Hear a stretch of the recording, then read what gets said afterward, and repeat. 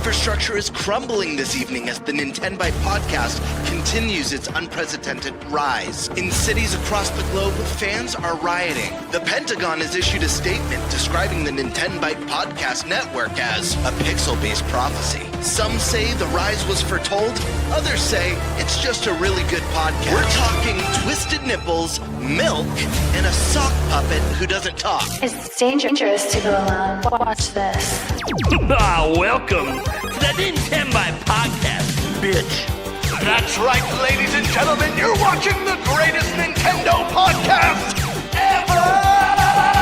Yeah! Is that a Joy-Con in your pants, or are you just happy to see us?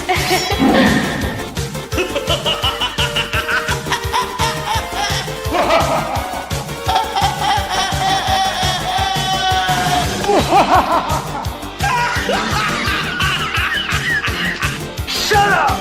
Now feel the power. Everyone, do you feel that? Oh my god, I feel it! I feel it too, GameBird. What is it? It's the power of our podcast. I feel it! This is rad, Nintenbyte. So rad. Power.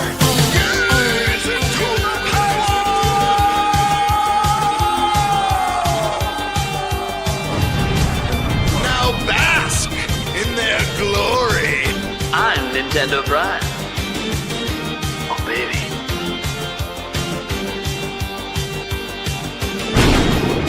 I'm ThunderStash.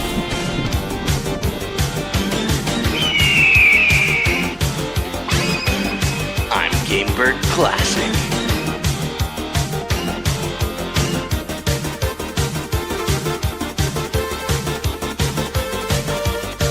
Nintenbyte rules.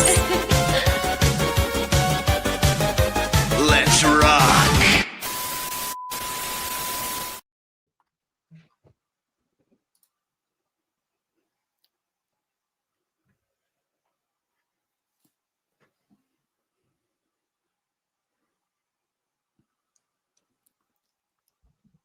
Nate, you're muted. Anyone? Nate, you're muted. I can't hear anything. Okay. All right. I thought Joycie was muted too. That's why I was like, I don't hear anyone now. Who muted me? One of you guys did it. That was a manual mute. GameBird, I'm looking at you. Dude, come on. I would never do that at the start of a show. I may be a goof, but I wouldn't go that far. I'm not so sure here. Okay. So this is wild right now. Welcome to the Nintenbyte Podcast, guys. Season 3, episode 26. I got to fix the thing on my end. I don't know why it's set incorrectly, but I will fix it. That said, we have a killer crew for you guys today. You see the Triforce of ladies below us. We're talking Zelda. And of course, for some reason, all of our friends that talk Zelda are women. So nothing wrong with that. So we got in. Plus Andres Restart. Although maybe he's a woman too. He's quite pretty. Quite pretty. All right. Don't start with that. I tease him all the time. He knows. All right, we got a lot to get into today, but let's go around and introduce everyone. We'll obviously start with our guests. We'll go with our first timer on here, Lilly Hyrule. How you doing? Hi, I'm doing great. Thank you for having me. Very excited and looking forward to talk about Zelda. Even though I have a Bowser Jr., but you probably already know why right now. But yeah, it has to do with the Super Mario movie. Yeah, but everything cool. But thank you very much for having me. I'm very excited. Yes. Sorry, we're excited to have you too. One of the people know like what you do since it's the first time here. They probably aren't familiar with you.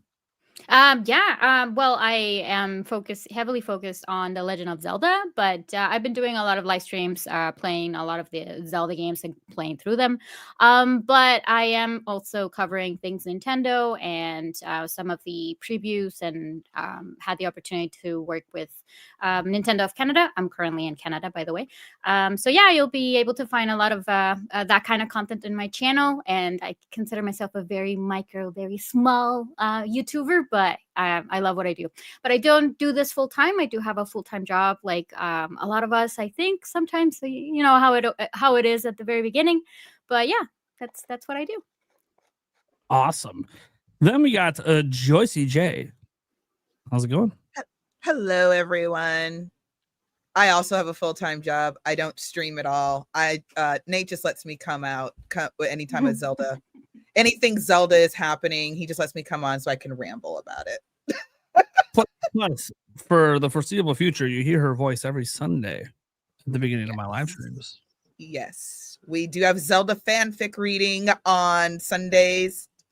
Nate's Q&A stream for about the first roughly 30 to 45 minutes, and stuff is getting real. So you definitely want to tune in this Sunday.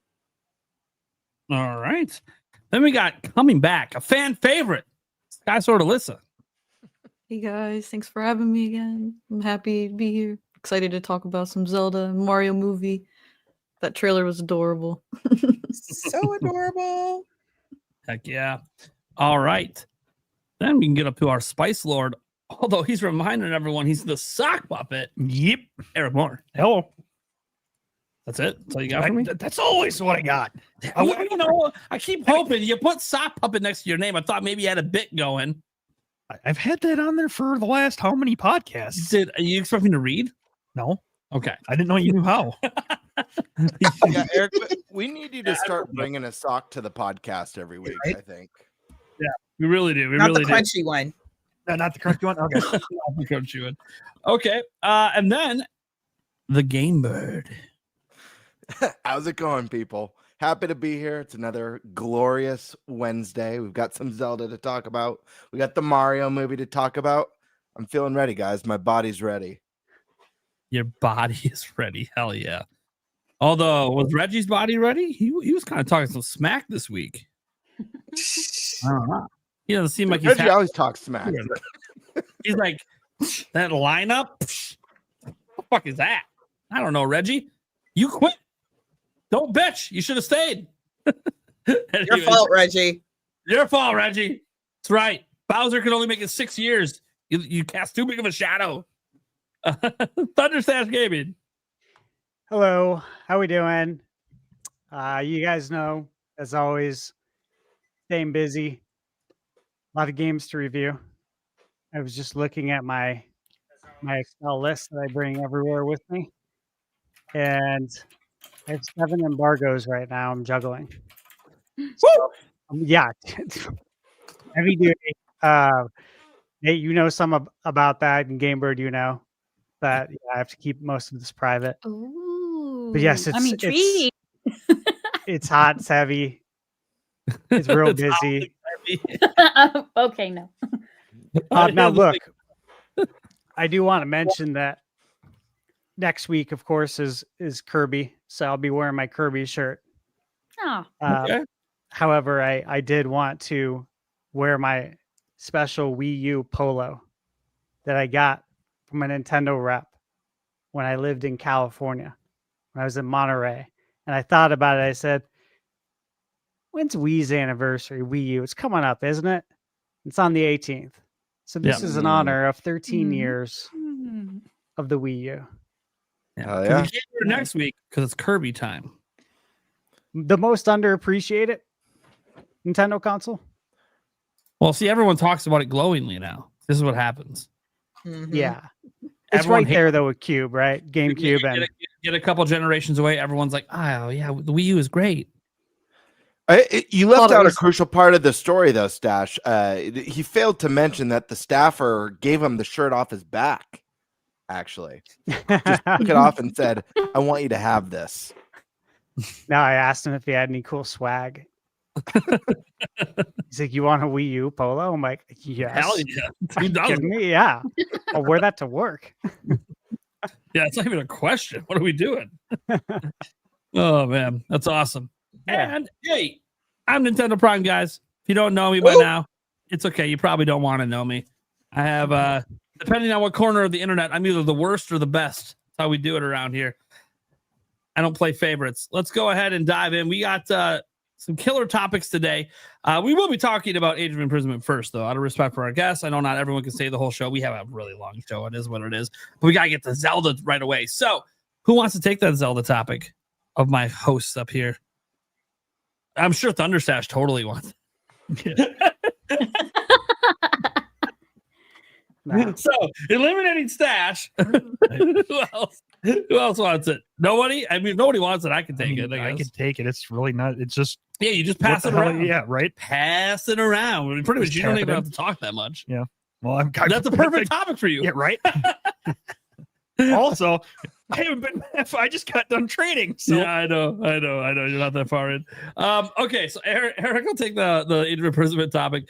GameBird, what topic do you want? I'll go with the Mario movie. Yeah. Okay, there we go. Which, by the way, guys, watching, we will not be playing the trailer. We prefer this stream to not get copyrighted. That would be great. It's so dumb. We can do still images, but we can't. Yeah, it sucks. I'm sorry, everyone. Every single video gets that. One could technically argue that all video is just a bunch of static images spliced together. Here we go.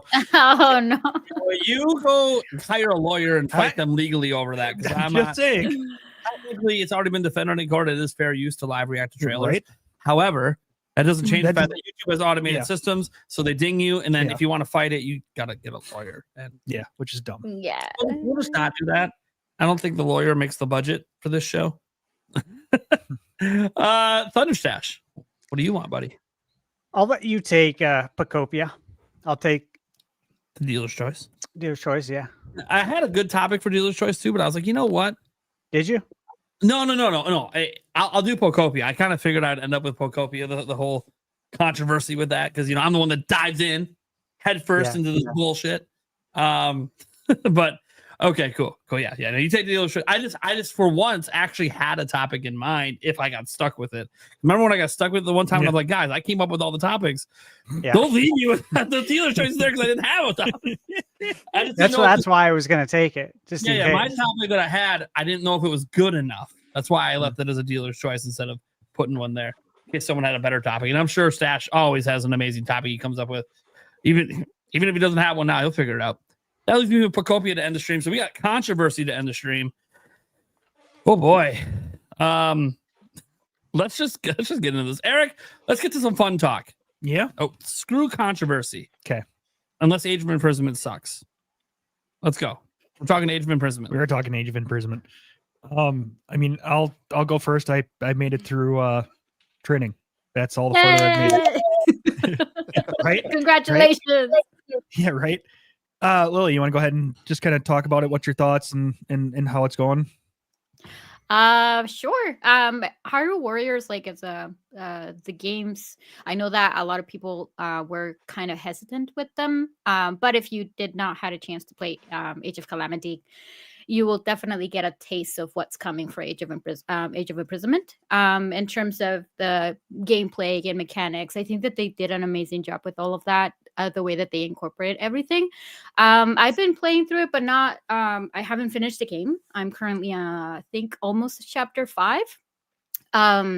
We will talk a little bit about the story, but I guess what I can say without sharing a lot, it's more like whatever you saw in Tears of the Kingdom, we do get to fill out the gaps of the story. So we're no longer assuming. So, I mean, as a Zelda fan, I really appreciate that because, it's always based on assumptions for a lot of the things, right? Especially because we have the timeline and all that kind of stuff.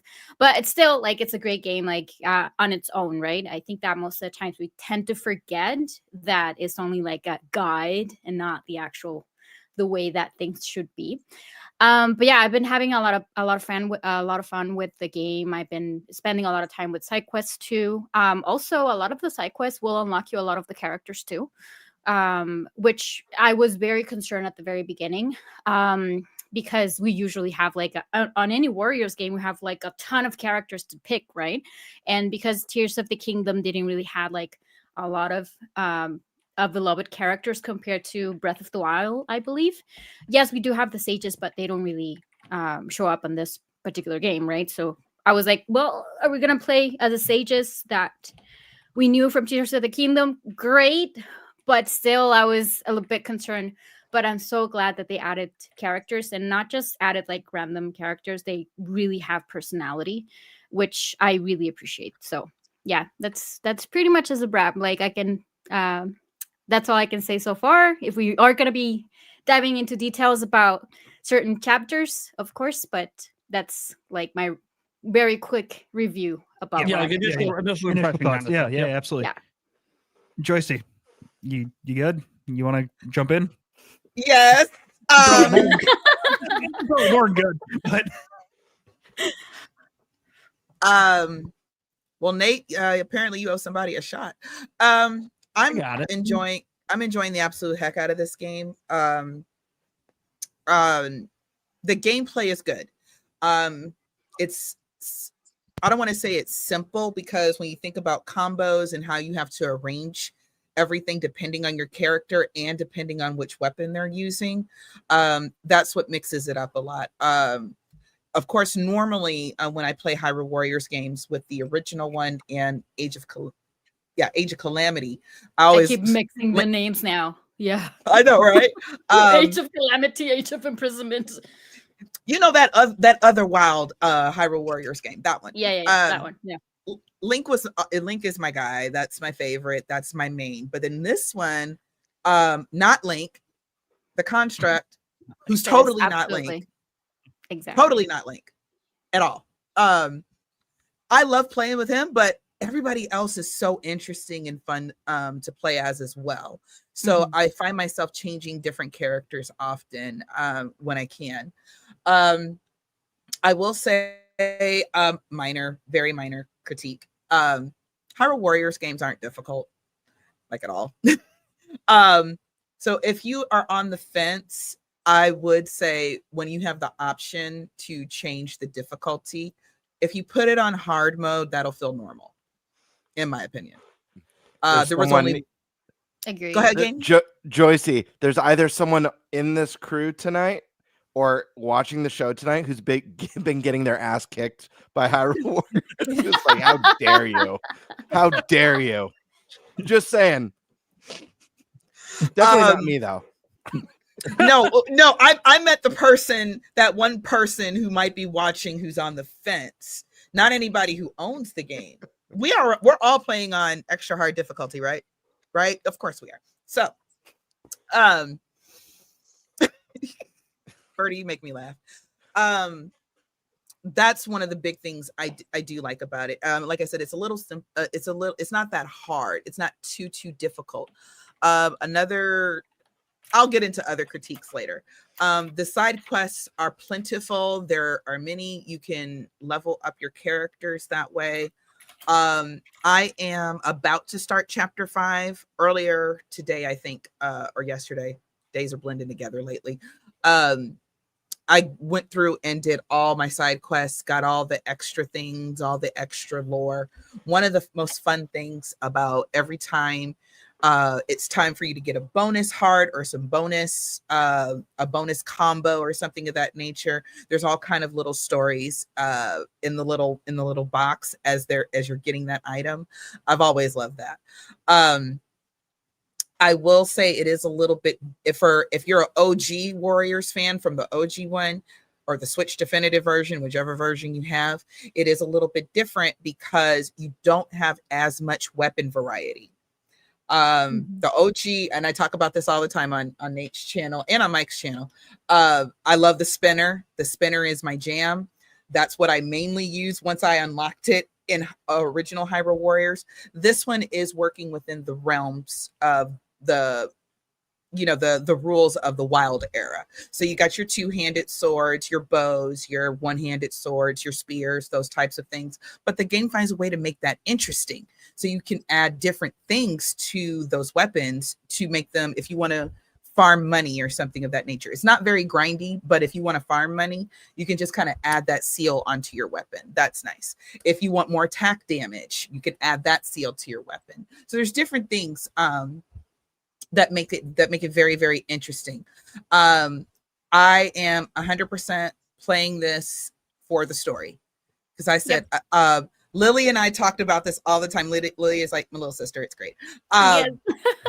We willed this game into existence because around when Tears of the Kingdom kind of came out and after we all played it, we said, okay, we need to know more about this imprisoning war. Oh yeah, they should make a Hyrule Warriors and call it the imprisoning wars. That's what we called it, I think. Yeah. We willed this into existence. Right. That's awesome. So before I keep rambling, let's let Alyssa please say something. Otherwise, I'll take over the whole podcast and we'll just talk about Zelda. I also wanted to mention, now that you mentioned the weapons and everything, you do get a bonus if you have your Age of Calamity save data as well as Tears of the Kingdom. So that's something that you guys should definitely take advantage of. The only critique that I have there is that I remember I got it I would say a little bit past the middle of the story, which I find it is a little bit too late. Yeah, that was a little weird. It was weird for me. But they didn't give it to you right away. Exactly. I thought it was a So little weird it was too. Because you got to level it up. It's like, yeah, that's the thing. So, but you can't get those 2 bonuses in terms of weaponry. And then there's still a lot of things, even though I'm up to I just ended chapter 4. I'm finding that there's still a lot of things I haven't discovered. There's a lot of empty slots, which makes me excited because I'm like, well, what else is there that I can fill these slots up with? And I'm like, ooh, what else happens? Interesting. Or did I miss a whole bunch of shit? It's one or the other. Probably the latter. Hush, Birdie. Hush. Could be Go both. sit in the corner. yeah, you and Birdie on the same show. This is going to be wild. Alyssa, thoughts? So I'm also really enjoying the game. I haven't had any frame dips or any like lag or anything. It runs, as GameBird likes to say, smooth as butter. Or creamy smooth, rather. Creamy. Yeah. Love cream. But What? I need more cream quick.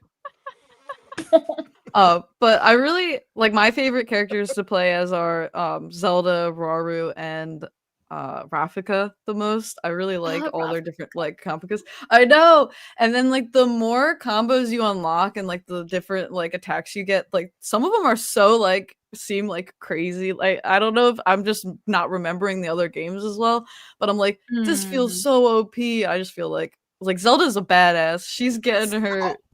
She is so awesome. Like I'm like, I like to play as like other characters too and try not to pick like the main ones, but I'm like, but the main ones are just so fun. And also you follow the storyline. Most of the times it's gonna be Princess Zelda, Rauru. Yeah. But I also tell myself we don't usually play as Zelda very often, so it's okay. Like, It is okay. Yeah. Also, like I like that one light spin move that she has. What is it, like Y XX or something like that? When she wields the swords and creates this kind of weird circle. where she just does like circles and she just goes like that one is really cool. That's the move, guys. It just goes like this. Yeah, like circular. One of my favorite streamers says, okay, this is like almost like Link's usual circular move. Except she just keeps going. Yeah, like I love how elegant she is. She does like little dances and like a little spinner. Yes, she is like a little spinner. But that's the shout out to the spinner. That's what it is. Like that, it is. That's what I'm gonna. That's my head canon. Yeah. Then you eventually start like unlocking recall for some of the moves, so then they get like another thing. So like there's like 4 swords, and then all of a sudden you like bring them back, and it's like get wrecked. Yeah. But the other thing that I think is hilarious, like you were talking about Rafika. I'm like, okay, I like Rafika specifically for the James Brown hair. Y'all yes, kind of I don't know if you remember James Brown. The voice actor's so good. So good. Him and Calamo's dynamic, I love so much. The way that they go back and forth with each other. Like, this is great. Calamo, I take everything back that I said about Koroks in the past. I take it all back. I'm gonna go back and replay Breath of the Wild and Tears of the Kingdom. I'm gonna go save all the Koroks.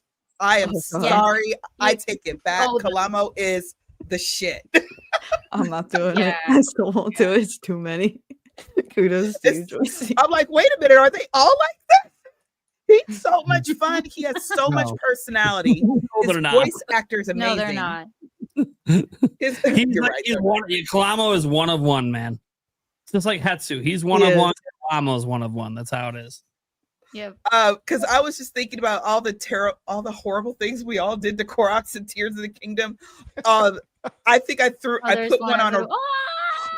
I want one. I put one on a rocket because his friend was like up on a cliff, and I was like, "Let's put him on a rocket." I did that all the time. I launched so many. But Kalamo's I didn't crucify any. Just launch. I saw them being crucified, burned to death. Somebody made a contraption and was literally just throwing them. Wow. Poor guys. I don't hate them that much. They're just mischievous little buggers. That's all. And that's why they collect our gaming data now. To identify those. What are you doing to our Korok? Red flag, yeah, okay. To be fair, Joycie J, yeah, okay. I plunged Korok into the depth. Like, say it again, Nate. Dude, I have sent a stupid amount of Koroks into the depths in Tears of the Kingdom. Like, yeah, you're like, go to hell. You're gonna find them in the depths, buddy. That's where you're going. To be fair, the first time it happened, it was an accident. I strapped a rocket to him. I hit it. I'm like, that's kind of going. Wait, that's not the right direction. Oh, well, you're down the hole. Oh, it's going. I guess that's for telling what I'm going to be doing for the rest of this game. Just like in Super Mario 64 with the penguin, right? Just, I mean, yeah, that's how cool it is. New age. Do it. People are down gonna the do it, right? depth hole. Yeah. Dude, I've seen people try to gather them all up and like put them in jail and then chuck them down. I'm like, yeah, this is great. the dedication to do that, it takes too much time. I don't have that kind of dedication. Holy crud.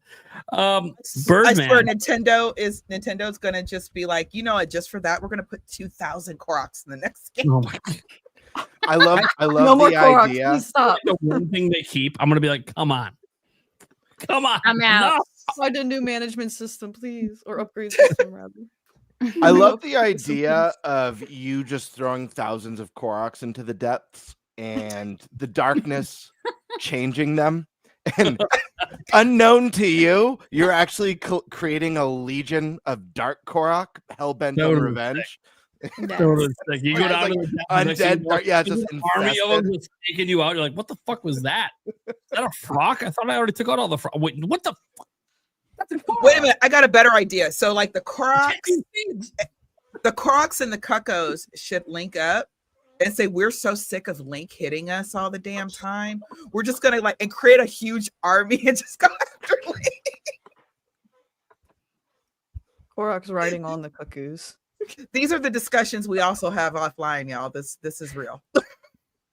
Yeah, Korok jousting. Are they Cuckos or Kukos, whatever they're called? H-Mon, I don't remember. I wouldn't know. Yeah, Pronunciation isn't my I don't strongest think suit. it's ever been said out loud in any of the games. No, until we had voice acting. Like Rafika, it's supposed to be pronounced Rafika, but I will say it Rafika because it is. In my mind, it's Rafika. That's how I thought it was. That's how I thought it was too. Especially Spanish being my my native language. I was Rafika instead of Rafika. But thank God we do have voice acting now. Now we're not going to be able to be we will follow the pronunciation. Yeah. The struggle. Chicken pronunciation. I have a feeling the first time we'll hear it's in the Zelda movie. Speaking of that is true. Speaking of not knowing how to pronounce Zelda names, it just triggered a weird memory that I had from when I was a kid. This is so stupid.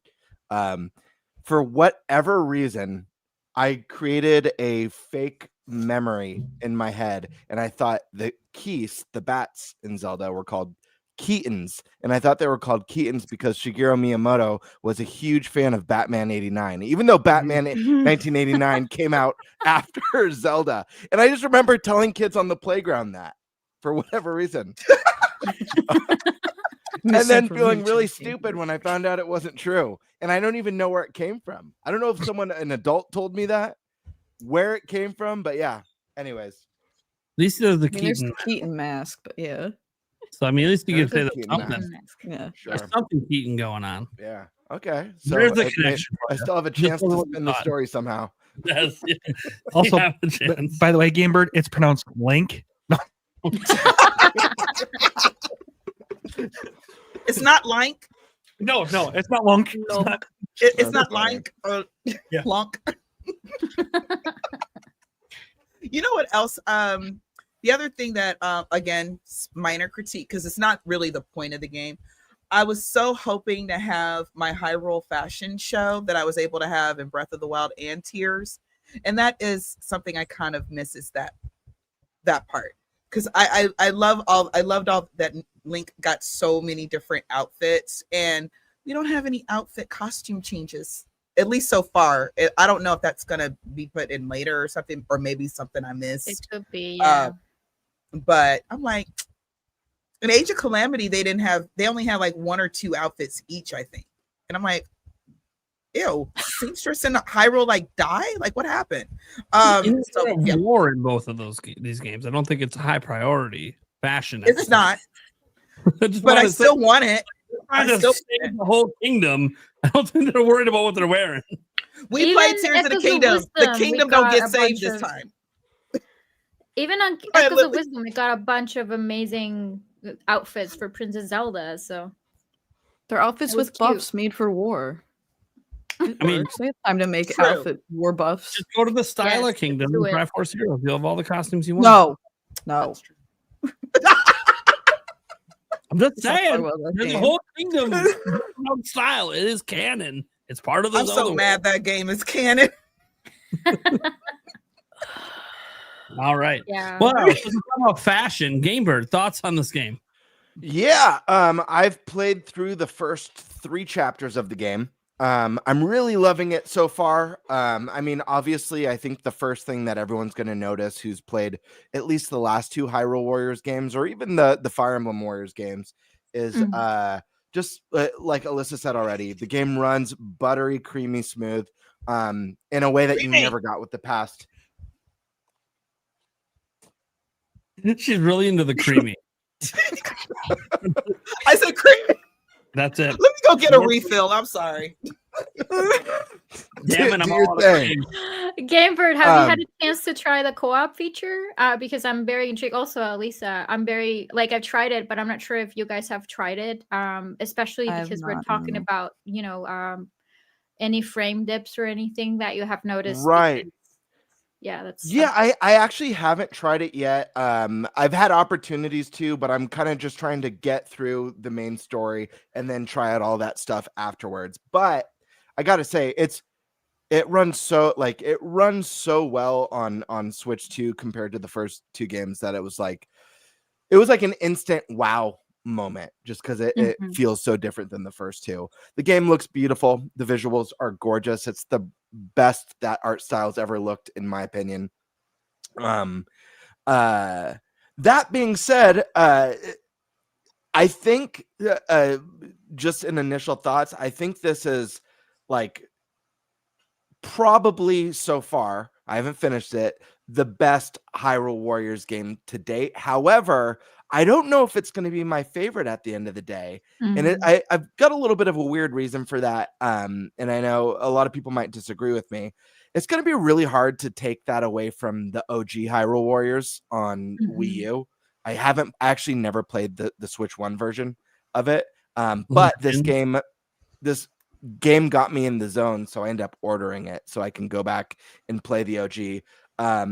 I love Breath of the Wild. I love Tears of the Kingdom, but there's something super special about the first game that's just a celebration of the entire franchise. And I know the story's super campy in it, but the fact that you get everything from Tetra to Ocarina of Time characters, Why are you lying? everything. It's about Sia and Lana. We know that's Dude, what's going on. Tingle. That's Sorry, for bro. you. Tingle. Tingle's my dude. Yeah, okay. Sure. But the game is just such a big celebration of the series, and I'm a Warriors fan in general. I've been playing Warriors games on and off since Dynasty Warriors 2, so for a long time, for better or for worse. You know, they're very repetitive in nature, And something about that OG, even though the missions are very samey, the fact that you're going to like Skyloft, the fact that you're going to like Zora's Domain and like all these weird areas throughout every game, just I don't know. There was something really special about that, despite all of its flaws.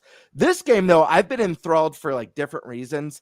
The character so far that I'm obsessed with is playing as is Minoru right now. That's who I have the most fun with. And I also have a weird bias towards characters in fantasy games or MMOs that are like engineers or tinkerers or inventor type characters are just so fun. So having all those gadgets and weird Zonai tech that she throws out is really rad. I have so much fun with it. Kalamo is another one that's a star that shines. And like Lily said, it's really nice to kind of get some of those blanks filled out in the story from Tears of the Kingdom in a way we haven't gotten in at least the Switch and Switch 2 era of Zelda so far. But yeah, I mean, another point. I enjoyed Age of Calamity, but there was one part of that game that just killed it for me. I hate the Divine Beast missions. Every time I had to do one, and you do them so many times, and some of them they're just so slow and they're very monotonous. And it was one of the things I was like really, really excited about. Like, oh god, I can't wait to play a new Hyrule Warriors without Divine Beast stuff. Because every time I was in one of those beasts, I just wanted to be back in a character that I like to play as. This time around, yes, this time around, instead of that, you get what is essentially a Star Fox mission. Exactly. And I love it. I love it. I'm very excited when I saw it. It's fast paced. You know, you get to do like Star Fox style boss fights. Yeah. You know, your hidden Koroks in the missions as well. It's really cool, and it's fast paced and energetic enough and cinematic enough to where it's not I don't know. There was just something about being in like the mammoth, and it's like just slowly on rails walking, and you're just like eventually I'm gonna get there. Yeah, eventually. Later.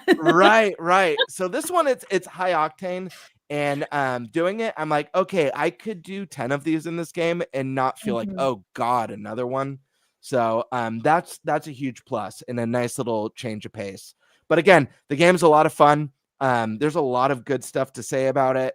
At the end of the day, you know, I think anyone who's on the fence, temper your expectations in that it's a Warriors game. If you hate Warriors games, this might not be the one that wins you over. But if you love Zelda and you're lukewarm, give it a try, because if you care about this age of Breath of the Wild and Tears of the Kingdom, there's a lot to love here. And again, you get to see this world the best it's ever looked, in my opinion. So really, really loving it, and excited to see where it takes me and kind of how it ends, you know. So I've seen people post online that the ending was fantastic. I don't know if that's just hype because they love the game, or if there's something special about the ending, but whatever it is, I'm looking forward to where the journey takes me. I gotta say this. I'm sorry, Nate. Go ahead. Oh, I was just gonna say, this is proof that, because some of the Nintendo staff helped write this story, right? It wasn't all Koei Tecmo. It was co-developed by Koei Tecmo, and Nintendo. So the thing is that this is proof that Nintendo knows how to write an actual sequel, prequel, or whatever. It's a sequel of the prequel, a prequel of the sequel. I don't know. Yeah, because this is always my biggest complaint, and Lily has heard me complain about this. Nate's heard me complain about this. Like, why is it? And I understand we want to make it accessible to new players, but I feel like, you know, stick to your guns and just make a big, consistent story. And this feels very seamless. Sure. I feel like if you play Tears of the Kingdom, which all of us should have played by now, you know, at the end, Zelda's like, oh, Link, I have so much to tell you. I feel like I'm playing the story that Zelda is telling Link. Yeah. You know what I mean? After she gets back. Yeah. And that's what I feel like I'm playing this story through her eyes. And I love that. I absolutely love that. I love the story so very, very much. So that's all I want to say. I wanted to add one more thing I forgot to mention. That was in my thoughts when I was playing. And it's like a kind of a critique, but again, it kind of goes back to like my love for the OG game. And I've only finished chapter 3, so I don't know all this game has to offer as far as playable characters. So I'm just going off of what I've seen so far. I would have loved to see a little bit more creative characters make their way into the game. And I think of characters that you see in the series like Beetle and stuff, I think would have been a really cool addition. But like another the very character, first beetle in history, like ancient, right? Ancient beetle. Ancient beetle. Exactly. But there's another character, one of my favorite characters from this era of Zelda. I like a lot of the weirdos. Like, I love Dampe, I love Tingle, I love a lot of those strange strange dudes, but oh my gosh, I just brain farted on. Oh yeah, there we go. Kilton, the guy who wants to be a monster and collects monster parts. Well, he does And he show looks up, like- but not as a character, like playable character. Okay, so he does show up. Okay, so I would have loved him as a playable character because I'm just trying to think of like what Kilton. wild type of moveset Kilton would have. How weird it would be incorporating the monster parts and stuff like that. I don't know. I love it, but yeah. What if we get it at the very end though? Could be a playable, unlockable character. Wild. Yeah, and I think it's a safe bet to assume that this game will get some sort of nice little DLC add-on. So we'll see what for sure. Yep. So we'll see what's in store for that. But very last thing, I hope this is a trend that continues. I'd love to see them even do an original one, kind of like that, like they started with, do an original one and, bleed that into Mario. Give us a Mushroom Kingdom Warriors. A lot of people want a Xenoblade Warriors game. I hope they keep up this trend. I think this is a fun way to bring your IP to new audiences, introduce like new gameplay elements that you wouldn't normally have in a mainline series, and I don't know, kind of experiment and let people have at it. So I hope it continues. And there's other wars that have happened in the Zelda series that I'm like, this is a perfect way to convey that, because there was the big war that happened right before the events of Ocarina of Time. Yeah, but it was a different imprisoning war. It wasn't this one. I know. But Stone. Demon King? Demon King shook a stone. Yeah, give us. Oh no, here we go again. Give us pre-flood Wind Waker Warriors. Yeah, do like a death march. The unflooded Hyrule, please. Yeah, death We march. want to It's see going to end with the big flood. Hyrule's getting wiped out, and you're seeing everything that led up to it. I would love that. GameBird, that you mentioned that you like very strange characters. Don't you think that Lenira? I keep forgetting her name. Lenalia? Lenalia. She looks like Dampe. She does. Like Dampe. Yes. When she was introduced at the beginning of the game, I was smiling from ear to ear. I was like, okay, cool. Yeah, I noticed. I love her. She's the BFF. Oh, dude. One of my favorite Zelda characters. I've been wanting this character to make a return to the series for so long now. Guru with his little, music box and stuff. Yeah. Pissed off about the kid. I love Guru. All right. But I gotta go Pippin, so I'll be right back. Sorry, folks. It's all right. Okay. So Age of Imprisonment, man. I just got past chapter 3, starting chapter 4. Ooh, you played a lot. Yeah, of course I have. What? I told you before. You never have time. Well, see, this is what happens when you don't put it on the hardest difficulty. Wait,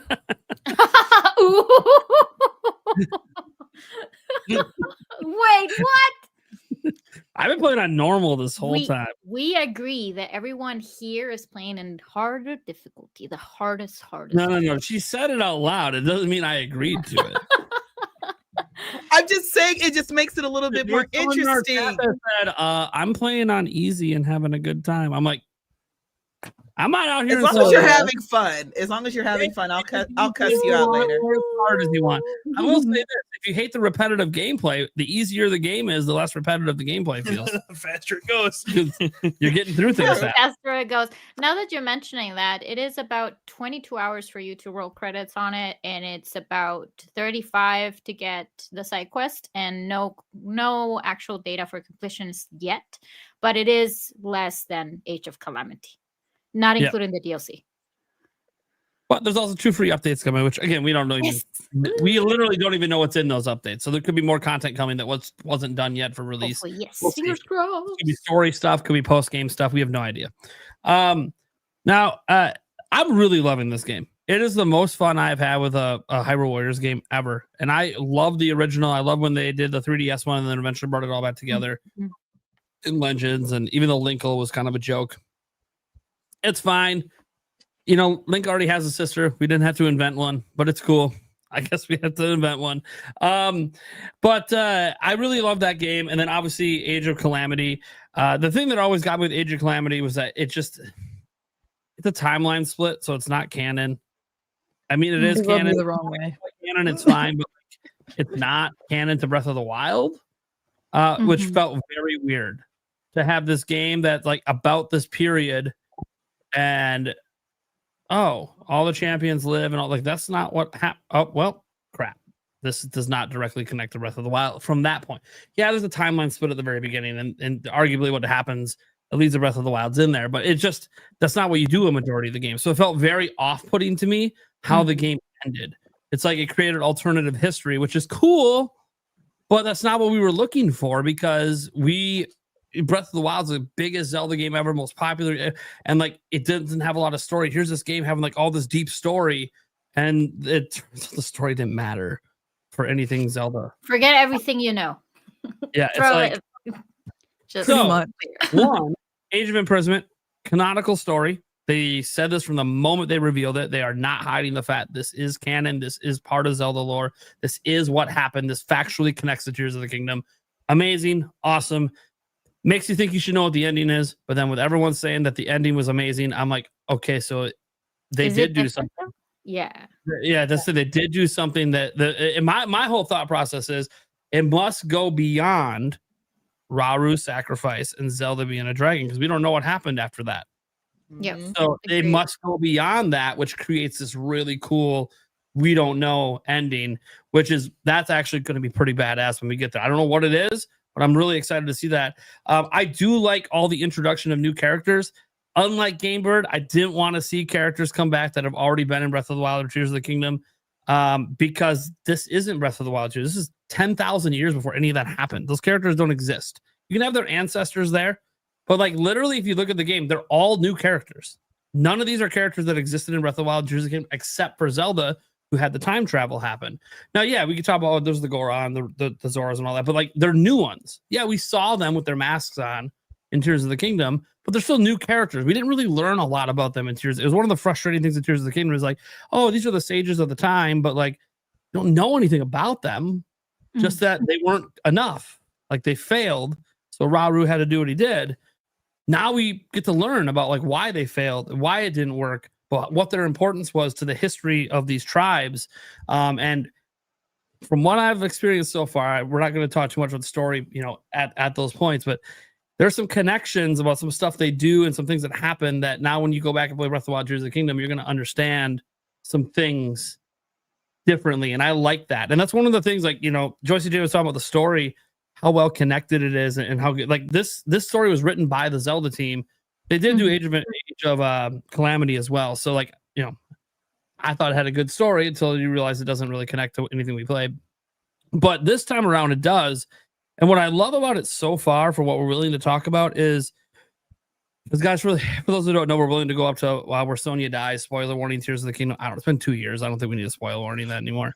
But what I really love about it is there's so much attention to detail that I didn't think the Zelda writers were, like, based on what they've done, like some of the plot holes and the stuff that just like isn't explained between Breath of the Wild and Tears of the Kingdom.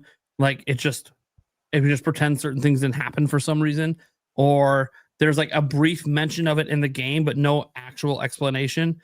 So a lot of that kind of stuff, you thought, okay, well, you know, you go back to those quotes about how they don't really care about the story. They build the gameplay, they tack the story on after. That's literally an interview with Aonuma and Fujibayashi. So you're like, okay, so they don't really care that much about the story.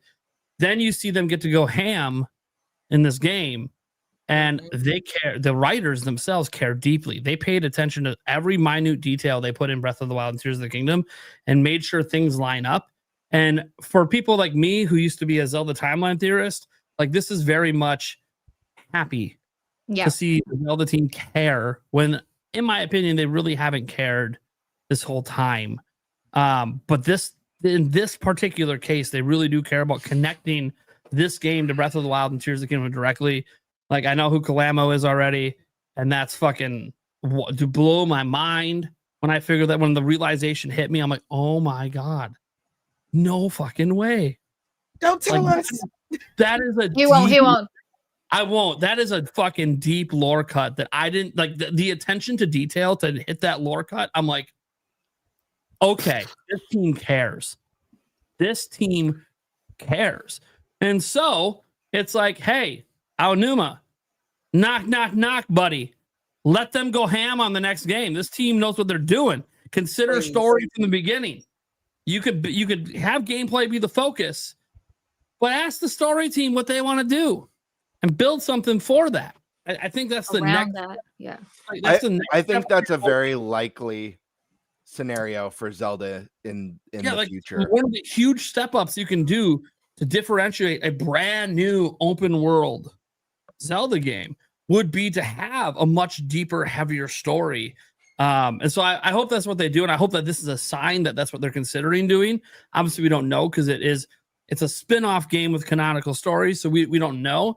But setting the story aside, because I could talk for days on it. I don't want to spoil too much of what happens. I do love all the new characters. I think they add their own personalities, which is great. New personalities, new voice acting. Loving seeing voice acting for like every playable character. That's great. Fantastic. Feels so much more in depth than Tears of the Kingdom and Breath of the Wild's voice acting. Still feels a little jarring at times when it cuts away and then they're just like, and then it's like, okay, can we just, you were just talking to me 5 seconds ago. Can we like, Why don't you just keep talking? That's it. Yeah. so like, I'm hoping that that's not a sign of things. Like, I hope they expand voice acting in the next Zelda game. But the big thing is the gameplay has me hooked in a way the other Warriors games didn't. There's just enough differences between the characters and how they play. Yeah, okay, we can talk about how easy it is. And I tested out the hardest difficulty. It's still kind of easy, to be honest. But I decided that I toned it back a bit because you guys don't know. My time to play games is limited, and I'm trying to get through this damn thing before Metroid Prime 4. So yep, same. So like I put it back down to normal because I'm like, you know what? It really wasn't that big of a step up challenge, but it was slowing me down a little bit, but it wasn't slowing me down and making it more fun. So I was like, okay, let's just tone it. So I'm not worried about the challenge. Maybe I'll crank it up for the final encounter or whatever happens. Just, just to say, oh, I beat the final encounter on the hardest mode. But and you'll be able to replay this forever. You could always change difficulties on the fly. But I'm really like all the moves, like they added so much variety. Like they did things I didn't expect. Obviously you have the combos where they come together and you hit the L and they do it like, and there's like each pairing has like their own unique one, which is so cool. Kalamo's attacks are just out there, wild and crazy, like you think a Korok would be, and it's so good. It's so good. It like matches his personality on top of it, so it's like a beautiful synergy. And that's kind of like what happens with all of their attacks. Almost everyone's attacks feel like it matches what the character is and who they are. Like, I go back to something Andres Restart, friend of the channel, said when he played the demo, is how powerful Rauru feels. He does feel powerful, and he should. He is the most powerful character that we're aware of in this universe besides Ganondorf. He should feel more powerful than everybody else. Not so much more powerful that you just play with him the whole time and ignore everyone else on your team, but to the point that you recognize he's the man. He's the man. He's the man. Everyone can tell he's the man. And yeah, that's the way it holds up even on the hardest difficulty. Like, he is the most powerful, and that is okay. That actually makes sense, and I like that it makes sense. Especially with what we know, at least from Tears of the Kingdom, he's going to be doing and what he's responsible for. So like he has to be that powerful. That said, I love how it just even the new characters that come in. One of my favorite ones was Typhon. Dude, that guy. That dude. That guy all will around die. nice guy. Dude, he'll die for me, man. He doesn't even care. If it just makes me smile, he'll die for me. That's what it's like. You feel like you from Typhon. He'll die for me. You don't even care as long as I smile. Isn't he the one that has the real badass move? Like when you push X and he just plows through a bunch of. Yes. I like him. I like him. Like one. Yes. So like the gameplay is really, really good, and I've always enjoyed Warriors gameplay. So just for context out there, it's gotten to the point that I'm having so much fun with this game that I'm starting to be like, man, do I actually like this more than some Zelda games? That's a great question. That's a loaded question, actually. Like not more. I don't like it more than my favorites, which are Breath of the Wild, Tears of the Kingdom, Zelda 2, Majora's Mask. Like, but I'm like, I definitely am enjoying this more than I did Phantom Hourglass. Well, that's all the way on the bottom of your list, so that's not hard to do. But being on the bottom of your list still doesn't mean it's a bad game. I have Then I'm major like, problems that's with true. Phantom Hourglass as I like think a I diehard enjoy it Zelda more fan. than the original Legend of Zelda. I think I'm having more fun with this than I did like even Oracle of Ages and Seasons. So I'm like, this You're is kind of comparing it to those games, though. well, okay, You're not on the same level at all. Well, on that note, I've known a lot of people that have never been into Zelda games, but they are into Hyrule Warriors games, and they like it more than the Legend of Zelda games. So that's a possibility. Like it can definitely work on its own. That's what I'm trying to say. I will say this also: if you really love story, this has one of the best stories, and it's like if that's what you play Zelda for, this could be a high-ranking game for you if you really love story in Zelda. Mhm. Because to this point, I think most people generally agree like Skyward Sword has the best story just in terms of start to finish, care and depth. But then you see this and you're like, wait a second. Okay, for a Zelda game, Skyward Sword still does, but for a Warriors game, I don't know. I don't know where the story's going right now. I mean, I know where some of the beats are from Tears of the Kingdom, but this is one of the best stories the Zelda team's ever written. And I don't even feel like ashamed saying that. Like, I don't know if it's better than Skyward Sword. I can't say that definitively till I beat the game, but it's up there. It's better than a hell of a lot of the games in the series so far. So, and if that's a huge thing you do and you love the gameplay, you can be like, yeah, okay, it doesn't do the dungeons, it doesn't have the items, but I just love the world and I love the combat and I love the story. I can see how you could rank this higher. So, like, I know I was bringing up like, oh yeah, these old top-down Zelda games. I'm like, dude, people are going to kill me. I might like it more than Ocarina of Time. And I just beat that game last year again. Yeah, especially since you don't remember the ending of it. Maybe he'll remember the ending of this one. Though. Dude, it's I got a it, hot chat. Wednesday. Before somebody had to super chat it in. I got y'all's back. I got y'all's back. But To I Nate's do want point- to ask. Oh, No, that's totally fine, Joycie. I was just wondering because I agree with everybody with everybody's opinions and thoughts on it. But if we separate ourselves as being, very, very deep into the lore and the story as a Zelda fans or have been following Zelda for a very long time, what about those others that they just want to get into the Legend of Zelda or Hyrule Warriors, and it's gonna be very nice for them to know the whole story, but if they're not really very invested in the story, then it wouldn't really matter. So for those out there that are not really involved with the whole lore, is it worth the price tag versus what you're? So if we kind of get into that question, because I know a lot of people have that question and they're still wondering if they're going to be investing on Hyrule Warriors Age of Imprisonment, because it's amazing for us, but I don't know for everybody else, right? So I guess it's just something that I would love to know your thoughts on, whether if you think it's worth the price tag for what you're getting or not. For this game? Yep. Yes. But if you weren't a Zelda fan, if you weren't really invested on the lore or anything like that has to do with Well, Zelda. yeah, 'cause it can stand on its own. You don't have to know the lore of Tears of the Kingdom or Breath of the Wild to enjoy this. Yeah. I am going to kind of disagree slightly with that. This game does work on the assumption that you played Tears of the King. Don't threaten me with a good time, boo. Yeah. Why'd you whip out a paddle? What do you even Because he's have? trying to What? threaten me with a good time. Oh, I grab didn't- you. You grab I Yulia. swear- I'll grab. God, I I'll thought- grab Vinny. We'll I go swear, for I it. thought that was a paddle. I was like, what the hell? No, I was gonna Why say that you. on deck already. No, you grab Yulia. I'll grab Vinny, and we will just all have a great time. But Yes. seriously, Yeah. Lily, you're innocent. Don't pay any attention to us. I'm okay.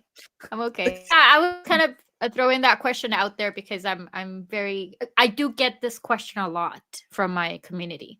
And when I say, yes, it's totally worth it. Yes, I love the story. Yes. Well, I'm a Zelda fan. So that's why it's always a yes. I do have my critiques, but I think I wanted to throw it out there for people to kind of consider it. I mean, I would love them to be part of join us. I mean, we love Zelda, right? But here's my thing. in reality, that's not the case Here's for one of the everybody. problems, though. I think it's also hard for us to talk about it. Like, even I know Joyce is going to say maybe it's not worth it.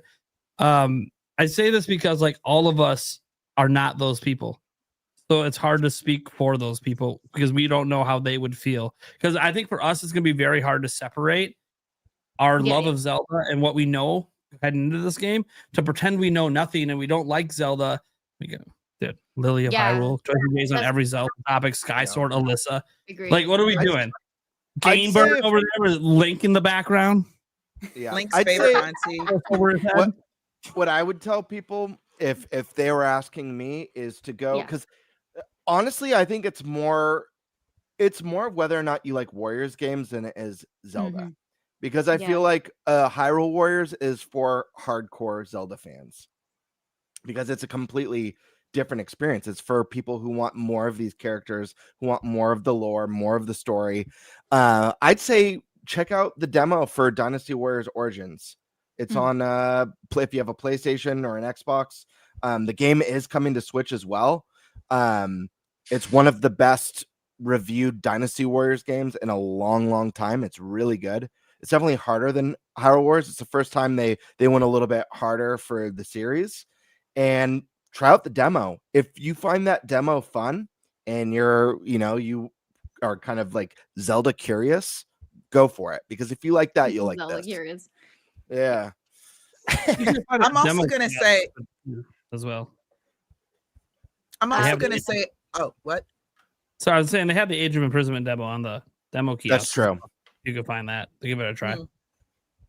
I'm also going to say I can't separate this in my mind. I'm not going to say that it's not worth it. I'm going to say, so I'm getting Kirby Air Riders. Anybody who knows me, have y'all ever sat around and heard me talk about Kirby? Well, to be fair, Not really. Venny might have sweet talked it into your ear. Yes, Vinny did sweet talk it into my ear. However, what am I getting out of it? And I did try the demo and everything. What am I getting out of that makes it worth it? More fun games to play with my Discord buddies. Nate knows we're always in there playing games together. I play with Tabby a lot. So even though it's not necessarily something I would pick up on my own, the experience that I'm going to get, and also broadening my gaming horizons, because I'll just play Zelda and Bayonetta all day if you let me. Broadening my gaming horizons, for that, I think it's worth it. But if it's not something that you're going to play with friends, that you think you're even going to enjoy, then no, I don't think it's worth it. And that goes for Hyrule Warriors as well. That goes for any Zelda game. If you really think that you are not going to enjoy it, wait for a sale, wait for GameStop to get a used copy, or whoever, borrow a copy from your friend. You know what I mean? But even if it was $60, I would say that. If it was $50, I would say that. So it really kind of depends on what kind of game you're looking for. I try to beat everybody's head in about Octopath Traveler, because that is a game everyone should play, because it is amazing. Oh, yeah. It is so amazing. Amen. And there's another one Preach. coming out in December. Preach. Thank you, Birdie. Thank you, Birdie. Amen. but it truly isn't for everybody, as much as that hurts my heart. It truly isn't for everybody. So I think you have to go with, do I want this because I want some kind of experience with friends, or I want to be in a discussion, or is it something I'm genuinely curious about? Those are the kind of things you have to look at. Now, as a Zelda fan, I didn't really enjoy Cadence of Hyrule. It wasn't my jam. It was more fun watching my favorite streamers play it on stream. Here we go again. There's the paddle. Okay, Vinny, honey, we're gonna have company on the 69th floor later. Okay, Nate and Yulia will be joining us. Okay, so I do own the building. You own the building. I just manage the building. But what about you, Alisa? I would love to know your thoughts too. Because generally, I'm very, I really want to give an answer to my audience sometimes, and I'm like, I do agree with Nate, exactly what he explained. Like, I cannot tell you otherwise because I'm gonna be very biased towards Zelda. But it's actually a good question for people that they're not really invested, or they're not sure if they want to invest on it. So. Yeah, it is really hard to separate, like, as a Zelda fan, like Nate had said. Yeah. But but also it is mostly like about the gameplay, because I played I can't remember how far I got into Xenoblade. I really tried to get into it. I just can't really get around it, but if they made like a Xenoblade Warriors game, I feel like I'd be willing to try that out. And it's not like, and learn about like the story through that way and that type of gameplay. So if people like that kind of fast-paced beat 'em up type of gameplay, I'd say, yeah, go for it. Go check it out. It runs great, and they're gonna have free updates, so we're gonna have even more stuff. And then maybe you'll get into Zelda. Like Lily said, come. One of us. Yes, exactly. Google gobble. That's a great point. I mean, at the end of the day, Dynasty Warriors games or Hyrule Warriors games, they're action games. They're about crazy combos, fighting thousands of enemies. And if you like games where you feel really powerful, this is going to be a game for you. I'm a big JRPG fan, and sometimes what I do enjoy is training up my party and over leveling them, and just like walking like a god amongst mortals like through late game and just wiping out stuff. And this game lets you do that from the get-go, which is really cool. So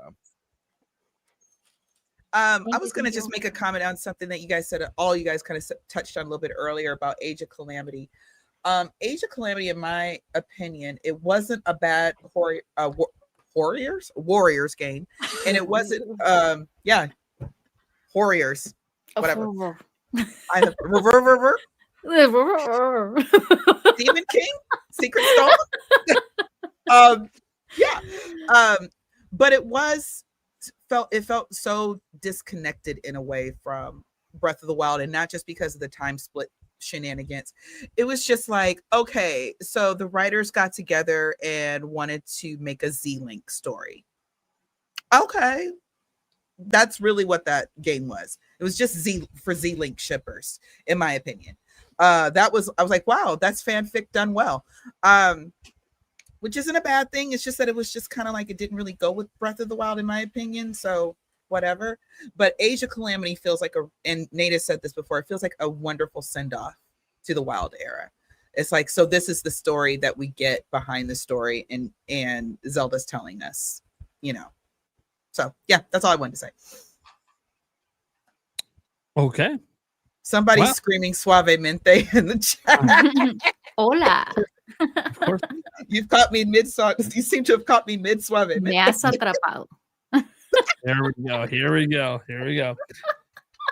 All right. I think anyone else have anything else they want to say on Age of Imprisonment before we get out of here? Like, I love this game. Like, I could talk for hours on it, but I know like I'm trying hard not to go like spoiler heavy, because story's like half the reason to play the game. It's a really good story, guys. It is. It's really good so far. And I feel the build up. I don't know if you guys are, since some of y'all are in chapter 3, I'm feeling the build up. The tension is rising, and that's a good thing for story. And you're getting closer to what's supposed to happen. So you can feel that.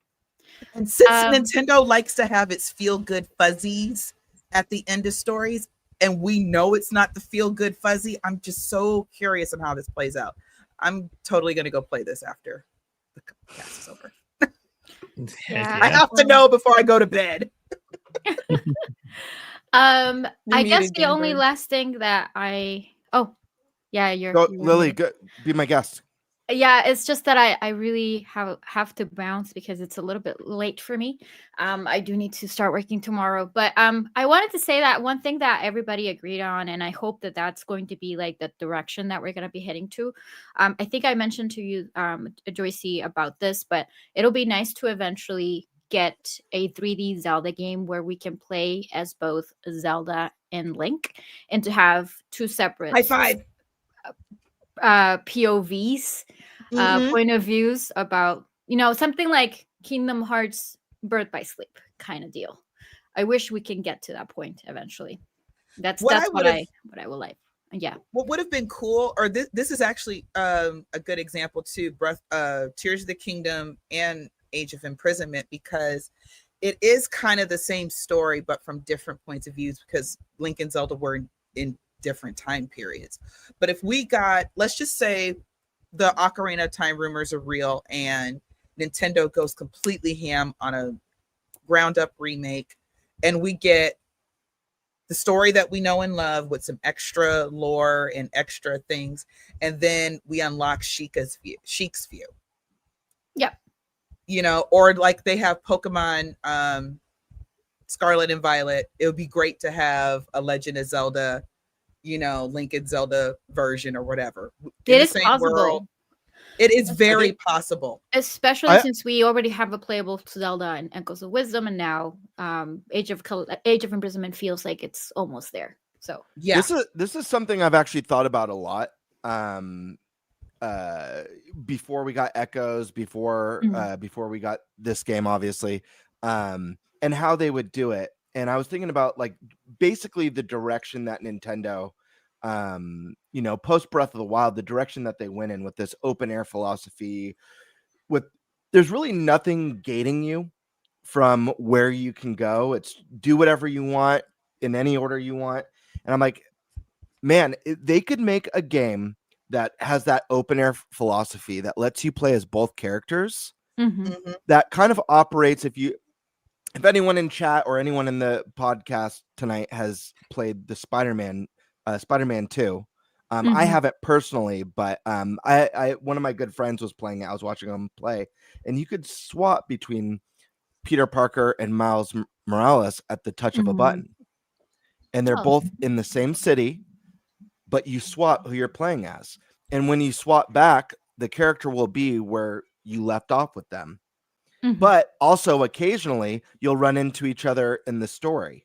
Yeah. So I could see them really taking that approach where they keep that open air philosophy, but you're playing as Link and you're like, oh yeah, I left off with Zelda outside that temple or that cave with that puzzle. I'm going to swap back to her and see if I can finish it now because I just stepped on this pressure plate with Link and something changed over there. You know what I mean? Yeah, and then the thought of like bringing them into like a dungeon together and doing, character swapping and puzzle solving, and they each have unique abilities, I think would be really cool. But I think it's definitely doable. I imagine the Zelda team isn't going to pump out another Breath of the Wild or Tears of the Kingdom, because I think if they do, they're going to see diminishing returns. I think part of what made Breath of the Wild so exciting was how it reinvented itself. And Tears of the Kingdom does mechanically reinvent itself, but I think they're going to want to do something more dramatic. I don't think they're going to want their next game to feel like a part 3, essentially, if that makes sense. That's why I think, this Hyrule map. Right. I don't think they do that, but like, even if it's just like a new map, but it really just plays like Breath or Tears, I think would be too samey. I think they need some wild innovation that or change, Tears of the Kingdom, in my opinion, is the game that the fans built, because Nintendo looked at feedback, and I don't know and I hope you guys do too. I get surveys from Nintendo all the time. I answer them. Please answer surveys, guys. And I gave this feedback during Tears of the Kingdom as well. we did get a better story. It may not have been the story we wanted or whatever, but we got a better story. We got way more to do. The shrines were better. The temples Except or whatever the treasures, they suck. Another Knight's Bow. I actually have a term for it, Joycie, what you're describing that I've said. And people have gotten mad at me for this, and this isn't a knock on Breath of the Wild, because I think Breath of the Wild is a very magical experience. And I think they created a sense of exploration that was so organic. It did not feel manufactured at all. It was so organic and the best tutorial ever in a game. But when I reflected on that game, I did feel certain areas really lacking. And when Tears came out, my thoughts on Breath of the Wild was like, this was a brilliant proof of concept. And Tears was taking that concept that worked and making a denser and more feature-rich experience. And I think there's some areas that Breath of the Wild does a little bit better, but I think there's a lot of areas that Tears does if better. Tears had come out and there was no Breath of the Wild, it would have broken every single record, if Tears had been first. Oh yeah, people would have been had their minds blown. You just think about the physics system in Breath of the Wild and how that should have broke the game constantly. And then you think about Tears of the Kingdom, which like all your powers are essentially designed to break a game, and it works and it doesn't break, and you play with no issues and no one's complaining. You know, I'm stuck in the ground. My game crashed out, corrupted save. Like it's wild, but yeah. And then I also feel, like I said, that's the game. Tears is the game the fans built. And then and I also, whether we like it or not, Anuma is getting older. You know, a lot of the team that we grew up with is getting older. They probably have their sights on something different. So as the newer youngins come in, I feel like they're probably going to introduce some of these things that we want to see. We want to see a more fleshed out story. And something not simplistic where you basically tell us what's going to happen in like the second chapter. Because I felt like we all figured out what was happening in Tears of the Kingdom extremely early before the game specifically told us or showed us what happened. And I didn't like that. I'm like, this shouldn't be this easy. So yeah. Love the hat. Well, I mean, my Bucks, they lost. It's time to change into winter clothes. The hero's clothes. All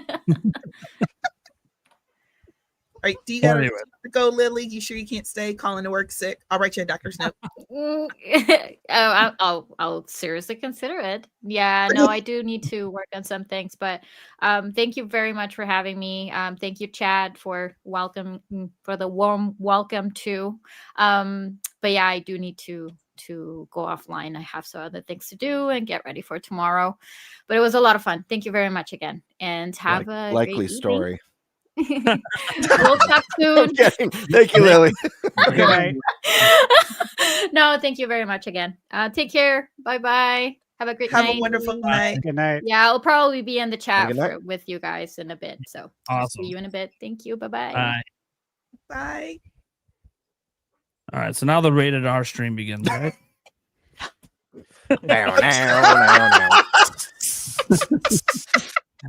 I mean, I warned her ahead of time. I have a baguette response. I will say, because whenever we have a new guest on like that, I do like reserve myself mightily because I'm like, how far can I push things? I'm not right.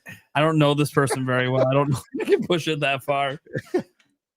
That said, if she comes on again, you're gonna get the full Nintendo Prime experience. I love the thought of you testing the waters awkwardly, like she's all talking all shit. That's really what I was gonna do next time. I warned her. I said we're a little bit more adult over here, and it gets raunchy. She's like, "Oh, it's fine." And I'm like, "Okay." Well, you know the conversation we were having before we went live. Right now, Nintendo Prime experience. It can get quite wild. It can get quite wild. See, especially if you end up on a night that I did an edible. You don't even want to. Yeah. I don't know. I gotta say, last podcast I did an edible on, I rewatched the whole show like the next day, and I was like, I don't know if I'm more fun or less fun. I can't tell. Dude, I'm pretty sure in one brief moment you fell asleep for like a split second. So You did. what happened was I listened. I don't watch, so I didn't notice that. That's hilarious. I was looking at my phone, and then my face was touching the microphone. I'm like, ooh, this feels nice. I literally passed out right on the mic. Yeah, there was a point too where I was like, let's go to you, Nate. Fantastic. And it was just silence for like 5 seconds. And then I popped yeah. into reality and started talking like nothing happened. I totally heard what you said. I was listening. I was like in my dreams. I don't even know what was happening. I was in reality. That's what happens sometimes when you're in the deep state on edibles. You know, that's what happens sometimes. You're still here, but you're not. You know, it's wild. Anyway, you're living the dream, dude. Dude, some of those streams, there's been like 3 episodes I think I've had to do on an edible. Thanks, by the way, chat. Conveniently hitting 420s on Tuesday nights. You're welcome. That said, I will say I've now watched all 3 episodes of me on the edible, and I'm like, I'm almost impressed at how composed I stay, because I know how hard I'm thinking during the show to keep my shit together, so I can keep the show flowing and know where we're going. I know we have co-hosts, and you guys will bring it home if I need you to, but I'm like, I don't want them to think I'm that gone. I am, but I don't want them to think it. Y'all, he be smelling colors and hearing the voices. So I'm pretty sure last time he did one, he looked at me and said, "I taste colors." Yes, I'm dead serious. Yes, He did I know. I know. I said that. The funny thing is like when that was happening, I don't know what's more euphoric for me: the feeling of being on it, or the fact that it eliminates my pain entirely, which I have not felt since I was like 5 years old. That's why you feel euphoric, because you're not in pain. Yeah, I think it's just the lack of pain. I don't even know if it's anything else. I'm like, so this is what this feels like. And remember, you have to do it for the both of us, because I quit. I mean, I'm sure Stash can relate. He probably doesn't remember the last time he wasn't feeling some sort of pain somewhere. Yep. Yeah. Every day. Yeah. You know, it's a euphoric feeling when you get to that moment. You know, if you ever get to go to the hospital and they put you on morphine or something, and you're like, dude, it ain't the morphine, it's the lack of pain. It's sick. I get why it's great after surgery. It is like the best. That's the only thing I'm looking forward to with my surgery next year is does it feel great when I wake up? Every time last year when I had I had a big abdominal surgery. The nurse came in and I was like, "I love you. You are so nice." By the way, guys, please get high responsibly. All right, let's move on. GameBird. GameBird. I was in the hospital under the direction of a doctor. Yeah. To be clear, I've only ever used morphine when they gave it to me when I didn't even know what was happening. Wait a second. I don't know if that's the right way to go about it either. I didn't know. Whoops. All right. GameBird, what's our next topic? All right. Guys, today was a special day. We got a little Nintendo Directorino today. Not focused on games, but instead focusing on the continued Mario 40th anniversary celebration, this time regarding the Super Mario Galaxy movie. We got the trailer. We got the announcement of a couple new characters joining the fray. I think one of them was kind of a no-brainer with Rosalina, but we also got Bowser Jr., which was really, really exciting. So, what were your guys' thoughts on this direct? What were your guys' thoughts on the cast announcement? And what did you think of the trailer? Let's start with Joycie.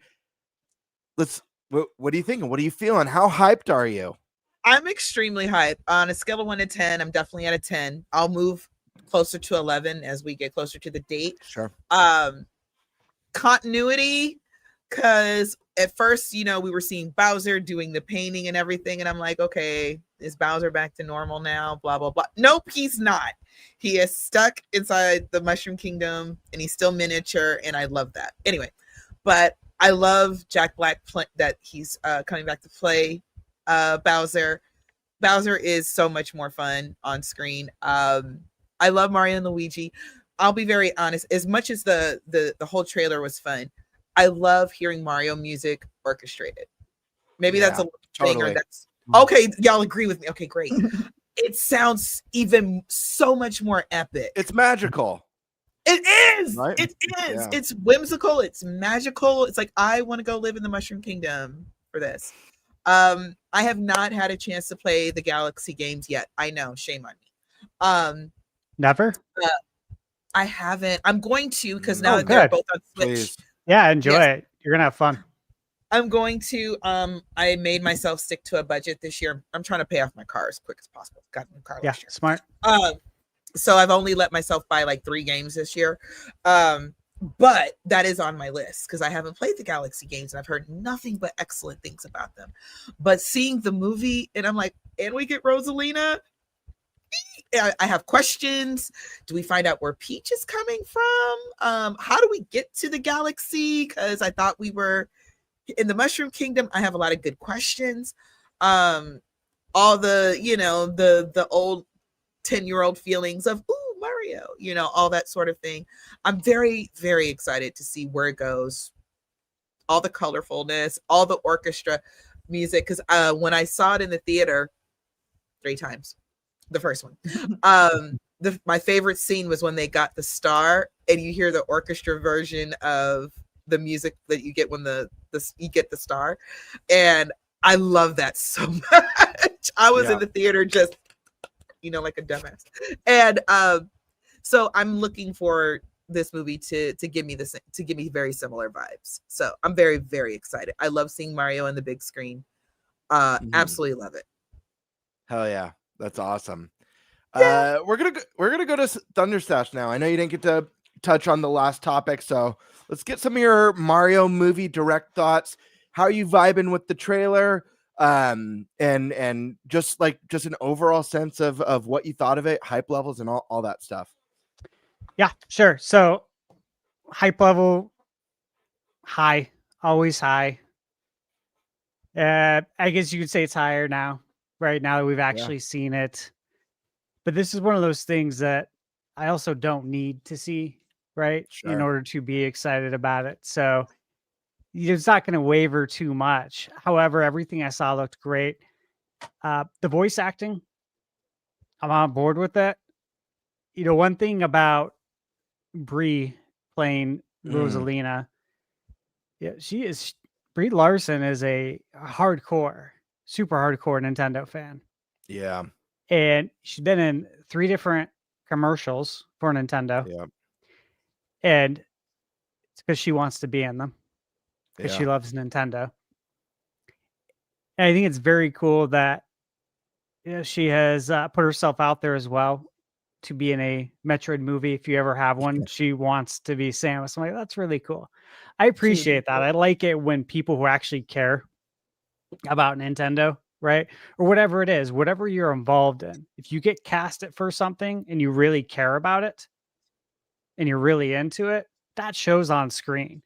And even though it's voice acting, it still shows, right? You can feel that. Yeah. And it's like, with Chris Pratt with Mario, he's a big Nintendo fan, not as big as Brie, but he grew up on this stuff. A lot of these people who are casted grew up on it. So it means more to them. Like even when Jack Black came on, he said, I told all my friends that, I'm going to be in the Mario Galaxy movie. Yeah, I don't know how much of that is PR BS, but I do know he games as well. And why wouldn't his friends say, yeah, that's badass that you're going to be in Mario Galaxy? Because the Mario Galaxy games are amazing. I've said it a million times. Said it in my review, right? They're 2 top 5 highest rated video games of all time. So again, pretty awesome that we're getting a movie now. So yeah, happy with Brie. I thought she sounded very good. Strong voice for Rosalina, which I think makes sense. Bowser Jr., very funny. And of course, it's the villain from the new Happy Gilmore movie. Which I was like, this is great, dude. This is so awesome. And he was really good in that movie. He was. I was not aware of him until that movie. Actually, I don't know about his other work. All I know is that he was really good in that movie. And so when I saw that, I'm like, oh, that's awesome. Okay. Very good castings. So let's see. Bowser Jr. Bowser Jr. is not in the Mario Galaxy games. Mm-mm. So that is cool. That's something different right out of the gate. You'll notice that Bowser Jr. is equipped with the magic paintbrush that is from Sunshine and Bowser's Fury. But then he uses like the splotchy goop to become the deadlier Wonder Bowser Jr. Yep. And, last year, talked about it on the podcast. In your video as well, but about Mario Wonder 2, I said that it was going to be on Switch 2. It's going to get a Switch 2 version that's going to come out alongside the movie.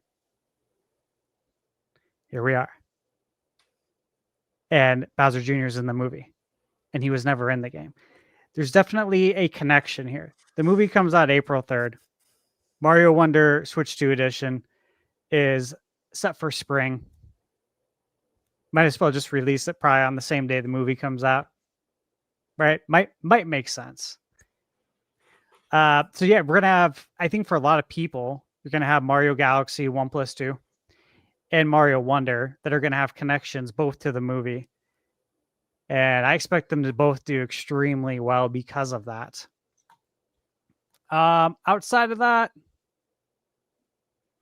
I really like the scene with the launch stars because that is such a cool part of the game. Yeah, like if you look at my Mario Galaxy review I did, or even my video reviewing my 130-inch projector screen, right?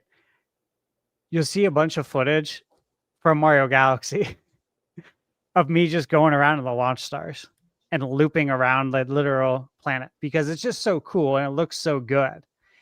And so I was interested to see how that was going to translate in the movie. And I mean, it looks even better than the game, which is hard to do because it looks so damn good, especially now on Switch 2 in 4K. It looks great. But yeah, love it. Love the art style. We didn't see Yoshi. And so you got to ask, right? Who's going to voice Yoshi? I'm interested. I feel like Yoshi was left out for a reason. Yeah. I presume that's going to be a bigger reveal. Unless they go like the cutesy route where it's like, like you've got like the Grogu in Star Wars and you've got the R2-D2. That's possible too, that it's just like cute noises and stuff. I could see them doing that as well, but it would be funny if they got like a huge star to make those cute noises. Yeah, it'd be interesting. I'd like to see Yoshi talk. I think that'd be fun. Like I think about Danny Shrek, DeVito. With Shrek. And if Yoshi could be like the donkey in that sense, like I think that. I think that'd be pretty fire. I think that'd be really funny. I like that. The scene with when they're on like the bikes, the motorcycles, the motorbikes. My first gut feeling, I don't know about you guys, I'm like, where's Wario? Because that's totally Wario. You know what I mean? Like with his motorcycle and with the goggles that you wear. Like, this looks like Wario should be in this scene, right? But he's not. So I wonder if he's in the movie.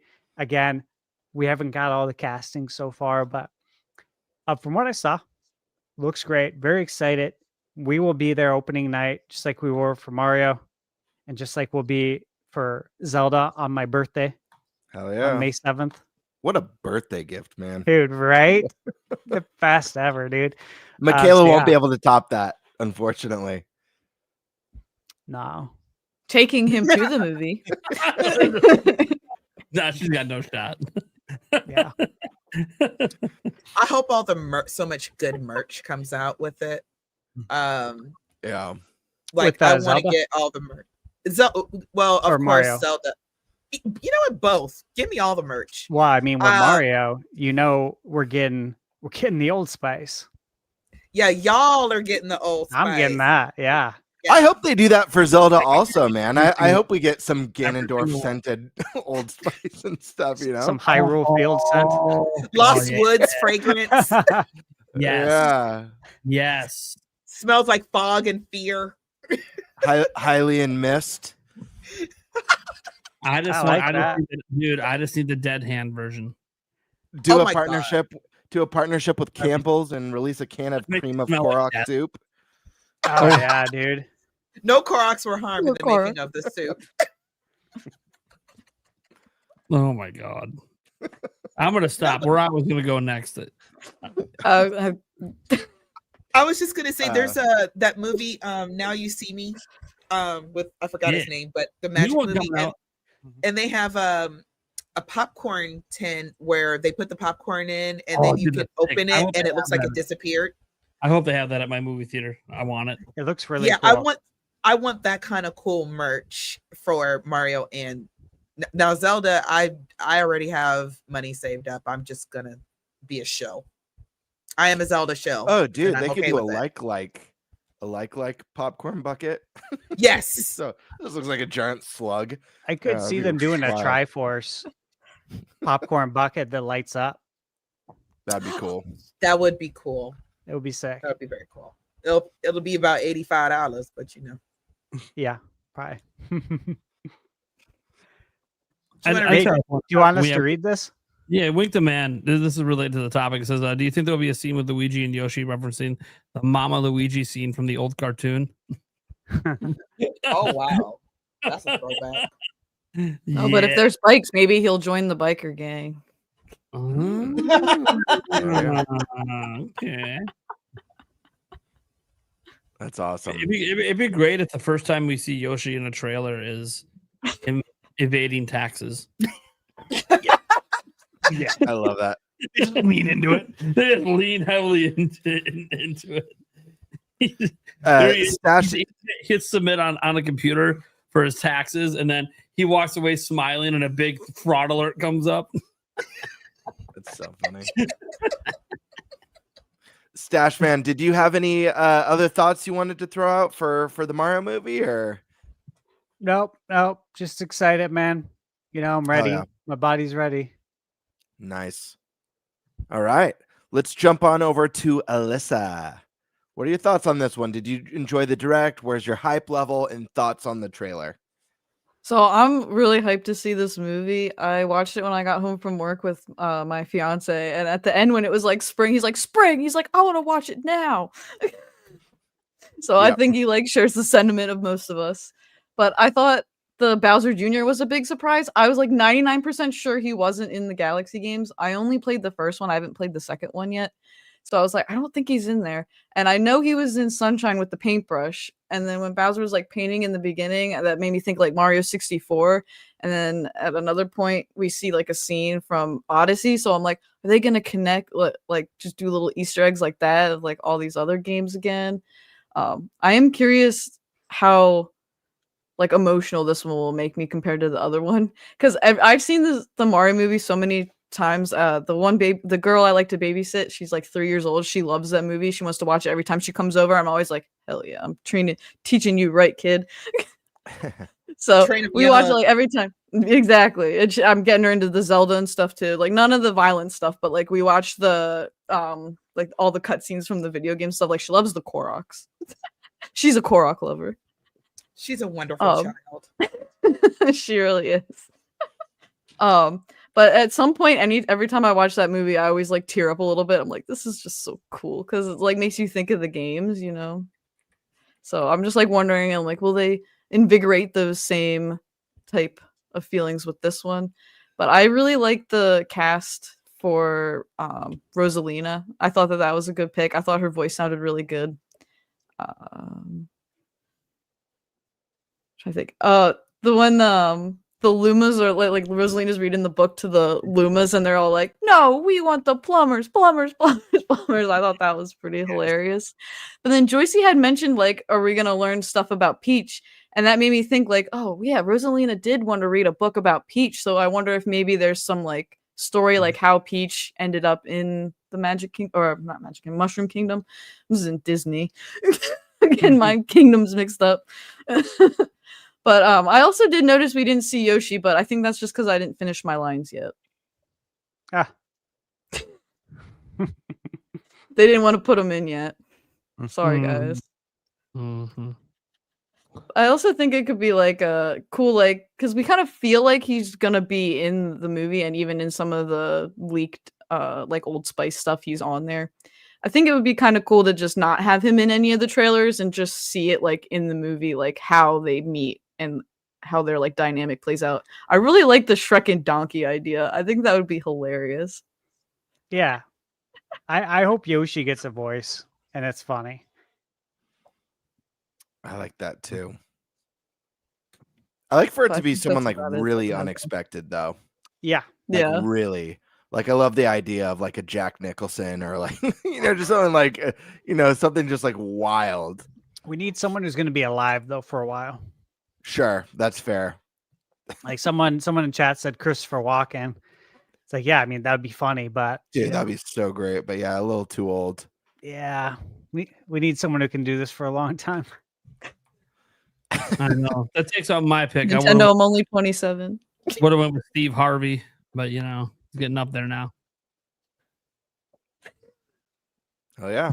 All right, let's go. Let's go over to Eric. Eric, have you watched the trailer? I know you're a big Mario fan. I know 64 is one of your all-time faves. What were your thoughts on Super Mario Galaxy movie so far? The trailer, vibes you're getting, hype level. My hype level is up in the galaxy. Hell yeah. Out of this world, dude. Out of this world. Yeah. I love Illumination movies. So, just like the first one, this one just hits right at home with my my sense of humor. So it's freaking great. As Alyssa said, my favorite part of the thing itself, the direct itself, was the Lumas, because freaking great to see them back, and great to see that they haven't really changed. They're so crazy. They're still crazy. So that definitely is looking cool. Stash, I'm kind of surprised you didn't bring up the water and how freaking amazing it looked. Yeah, the water looked great. Yeah, it did.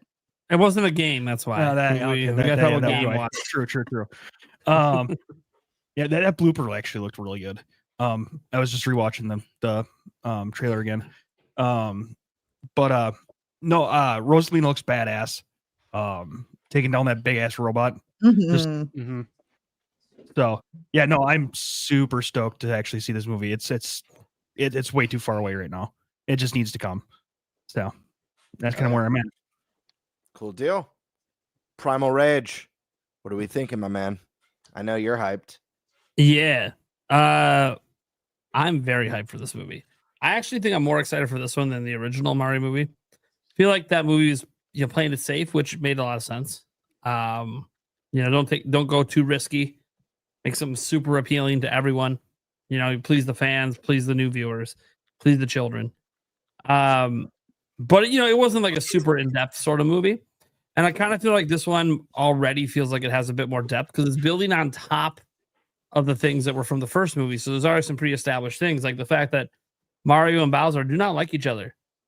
So that opening scene's hilarious. It's trash. It's trash. Never thought I would hear Mario say it's trash. Either. I actually think it actually goes with the character. Like That never mate me laugh. Like never in my life. that was I think another here's one. the words from Mario, and it actually makes sense that he would say it. Like just totally savage because, of course, insinuation is he wants to be with Peach, and so does Bowser. So like neither of them are technically with Peach. So it's a whole thing. I loved it. Obviously, Jack Black as Bowser, hilarious as always. It's kind of interesting because they sort of played off that like Bowser is trying to become better.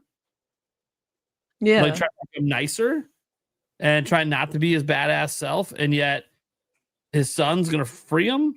Obviously that's like the story plot that the son's gonna free him. It's like, okay, but then he's trying to be better. So when he eventually gets freed, does he go back to being the Bowser we know and love, or does he do a flip turn. He's with the good guys. I don't know. We'll see what happens because the problem is Jack Black is such a likable fucking guy. Like when he introduced Bowser Jr., I was like, yes, man. This is, dude, everything about you. I literally think you're my idol. If you guys enjoy my energy on my show, just know I get it all from Jack Black. I watch clips of Jack Black before every live stream. Get pumped up. You know, watch him sing Peaches and roll around on stage. You know, I'm just saying.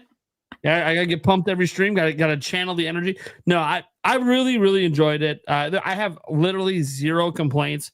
Even like the two voice actors that they ended up revealing, I think they fit. Obviously, for me, it's less about who they are. I said this going in. I don't really care who they are. I care that when I hear them in the movie, that it fits. And even though I could tell that it was Brie Larson as Rosalina, it fit. Like, just the voice itself kind of fit with what they showed, at least with the reading of the book. So happy they had the reading of the book in there with the Lumas. So it just fit. It didn't sound off or fake. And I like that because I know sometimes people think some of her acting can sometimes feel that way, but it didn't feel that way in this animation. So I didn't care who it was.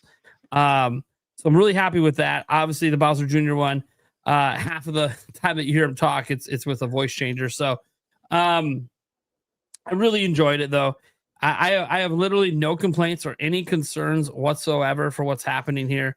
There's so much more to reveal for this. Like, they had like 4 or 5 different Mario games get crossed over into this already, like in this opening trailer, which is insane.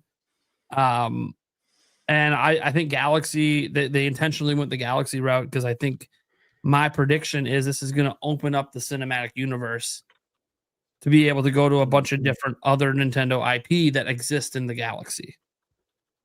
And so I think that's why they chose to go with this for the second one, because it might be a little bit till we get the third Mario movie. They might start to go to Donkey Kong and some other places where Mario could make some cameos, but it'll come back full circle like with another Mario movie later. Because I know some people are worried, oh my God, they're rushing through the Mario universe. It's like, no, they're getting ready to expand.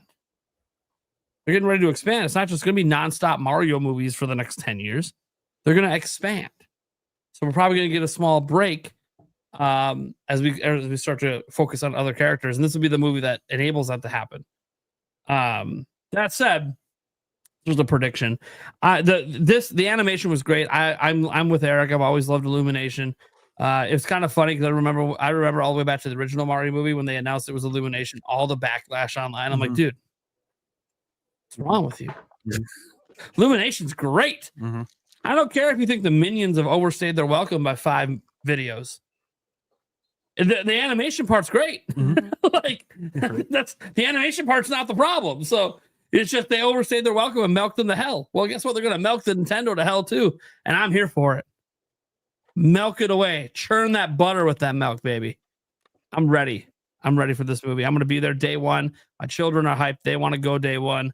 I said, guys, even if it's a midnight showing on a school night, Pops might convince the mama. Cool dad right there. Might be convincing it to let it. I might regret it, but I'm going to convince the mama that we're doing this. It's happening. So if I don't stream that night, guys, just know it's got the priorities. Hell yeah. Mario. You don't want me streaming either. You're all going to the Mario premiere too. I was just about to come on and say that. Like, we're gonna be at the we won't be here either. Yeah. Be like a mobile, like in the theater an hour before the movie starts. Yeah, pull up pre-stream. Yeah. We're pre-gaming. Like, oh, well, the $20 came in. Oh, God, how did you guys know I got the flask in? Great. No, Yulia has to carry a big purse and put all your snacks. First. Yeah, she what? We've done that. She did her bag. The ThunderStash GameBird. No, the bag's massive. You can fit her whole body in that fucking thing. Yes. Oh, Stash! In honor of you, I had to bring my candy. Oh yeah, nice. You gotta eat that. That's awesome.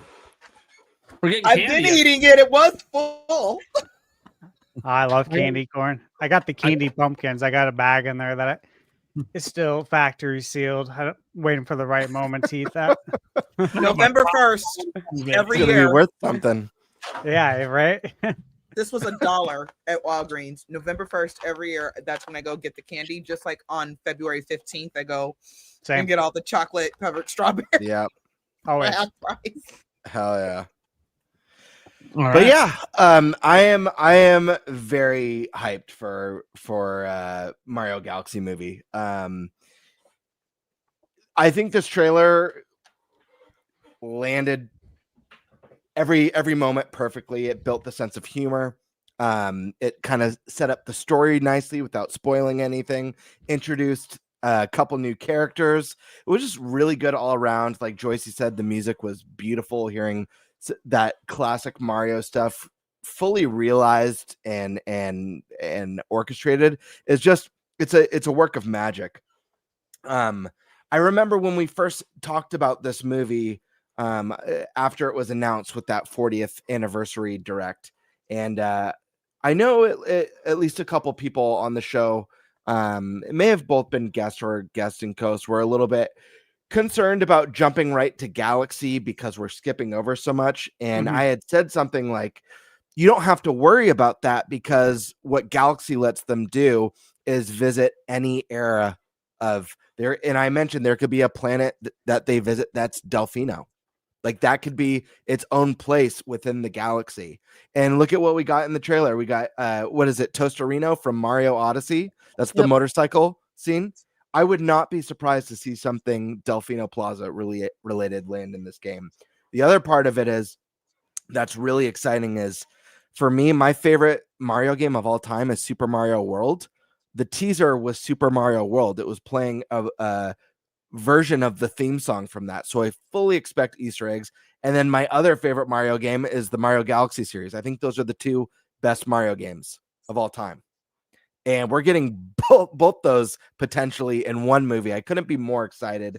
I hope we don't get, I think Stash made a really good point. I hadn't thought about the Wario with the motorcycle, but I actually hope we don't get Wario in this movie because I've been of the mindset that I want him for the third movie. I want the third Mario movie, the main villain, to be Wario and Waluigi. And whatever the story setup is, it's so bad that Mario has to do a deal with the devil storyline where Mario has to team up with Bowser to take down Wario and Waluigi. I want the third movie to be that kind of deal with the devil movie because they're a lot of fun. I loved the painting of ripped Bowser with the hair back and Peach, like admiring him was so great. It was such a great moment. Rosalina, she had the Smash Bros dash, like her iconic Smash Bros dash that she does. Yeah, it's just really, really exciting. And the fact that in the direct, I forget his name, Chris, whoever from Illumination, mentioned music to my ears when he said that you're going to see a lot of familiar characters and familiar scenes, but there's also a lot of deep cut stuff in this movie for like lifelong fans to appreciate. And honestly, for me, you know, I mentioned earlier tonight what I love about the OG Hyrule Warriors is it feels such a love letter to the history of the franchise. That's what I loved so much about the first Mario movie. That's what brought a smile. Every little Easter egg, and you can't catch them all. It's so jam packed. You can't even catch them all in one watch. So hearing that that's a trend that's going to stay here, I know I'm going to be in the theaters, like looking at every nook and cranny for all the little surprises, and I won't see all of them. I know I'll have to watch it again, and I know I'll have to watch it streaming or pick it up on 4K and watch all that stuff. But I'm just really excited. I think Galaxy was a really smart move. It's a game that's beloved by many, many Mario fans, and it just like the potential, even what Prime said, you know, opening up that link to other universes potentially is really cool. And that's something they could totally do with this. The thought of doing a really amazing Rainbow Road section in space, like Rainbow Road usually is a really, really exciting idea. And yeah, I'm just can't wait to see where it goes. I hope Birdo makes an appearance as the resident bird on the podcast. I'm a big Birdo fan. So Yeah, I don't know. And I hope we get, I can't recall. It's been a while since I watched the first one. It did have an after credit scene. It was the Yoshi tease, right? Yep. Cool. So I hope we get another after credits that kind of sets up the next one. But and the other point is too, it's like with the Galaxy thing, people are like, Galaxy feels like the end. Where do they go? Guys, it's Nintendo. Like Nintendo's supervising this. Like you could say that about the Galaxy games. Where they did the Galaxy? Where do they go after that? And they've made Odyssey and they've made incredible experiences. This is one of the most creative companies that does entertainment out there, period. So just because you can't think of it doesn't mean that they won't be able to. But yeah, I'm really excited for this movie. This is definitely a day one viewing, one that I'm going to want to take the whole family on, and one that I'm probably going to watch more than once. And when it comes to streaming, I'm going to be excited and watching it day one when it's on streaming as well. So, hey, Birdie.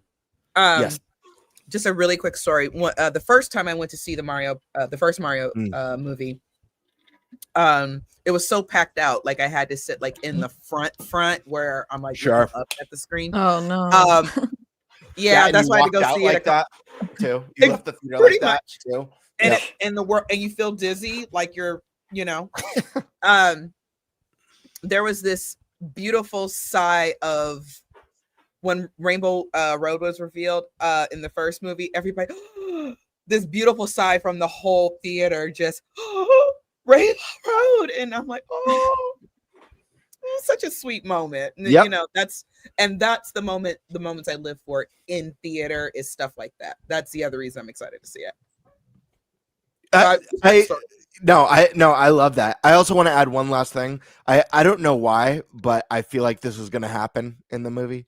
I have no idea why.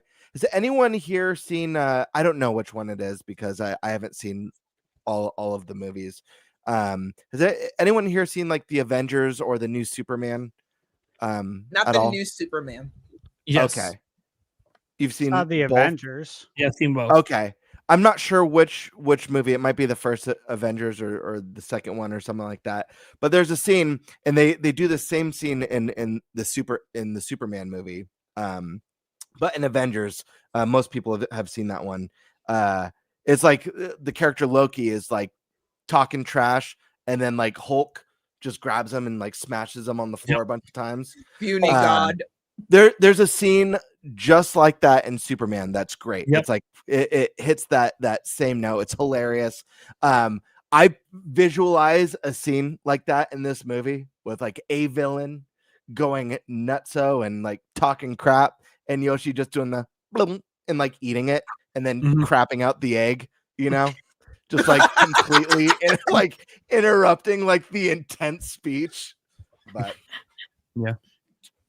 That's hilarious. I gotta throw this out into the universe because I want it to happen. I really want Yoshi to be voiced by Alan Tudyk. He's great. Make it happen, Nintendo. You're right. We know you want character somewhere in this universe. Him and Nathan That would Fillion. be hilarious. Actually, I had to look him up. Yeah, he's hilarious in Resident Alien. Him as Yoshi would be. Yes. I 1,000% support that idea. He's Eric. great in everything. First time I ever saw him was A Knight's Tale, and he's also oh my god, he was absolutely phenomenal voice actor. He does He's like great in everything. He does Hey Hey in Ho Ho or Hey Hey in Moana, the chicken. Oh, okay, it's all him. Yeah, that's hilarious. He was great. great. I totally see him doing that too. Yeah, that's he's That's great. He was in Superman also. He was great in it. As Yes, like he was. dry, emotionless robot. Dude, I know. And then the one was even better when I saw the behind the scenes where he was in all the mocap stuff. Oh yeah, I'm like, dude, this is even better. You should have left it like this without the robot. Like, this is great. I've seen that scene. It's so great. I'm like, dude, and like, there's all these deleted because, like, dude, the guy who plays Superman just couldn't fucking stop laughing at him because he's like so serious about his lines that are just absolutely fucking ridiculous. Great. Oh, guys, that guy's a talent. Mm-hmm. Hell yeah. Oh man. Okay. Are we good on this topic? Are we ready to move on? Yeah. Or Larry David as Yoshi. Larry David as Yoshi. Yeah. Well, He just complains the whole time. I think we're on the stats for the dealer's choice. Do we need to waste a little time? I know the Suns, they're wrapping up the dub here. I think they got it. Yeah. Are we doing the Pocopia last? Yeah, we'll do the drama last. Drama. Unless you want me to go right now. Yeah, go right now. He's like, I don't have my topic yet. That's what that means. Oh, No, it's a variety of things. It's good to end it with. Oh, okay. Okay, cool. And hey, the Suns won. Congratulations, buddy. Thank you. My Bucks did not get it done today. We have the same record. Woo! All right. So let's go ahead and get into Pocopia. There's a brand new trailer coming tomorrow. I guess that's like big news. Notice how I have not announced a live stream for said trailer. Huh. Funny. You guys know I like to cover all things Nintendo, even if I don't plan to buy it.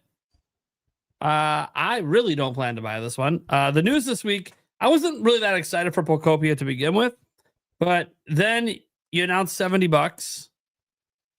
I don't see it. You're charging the same price as Legend ZA.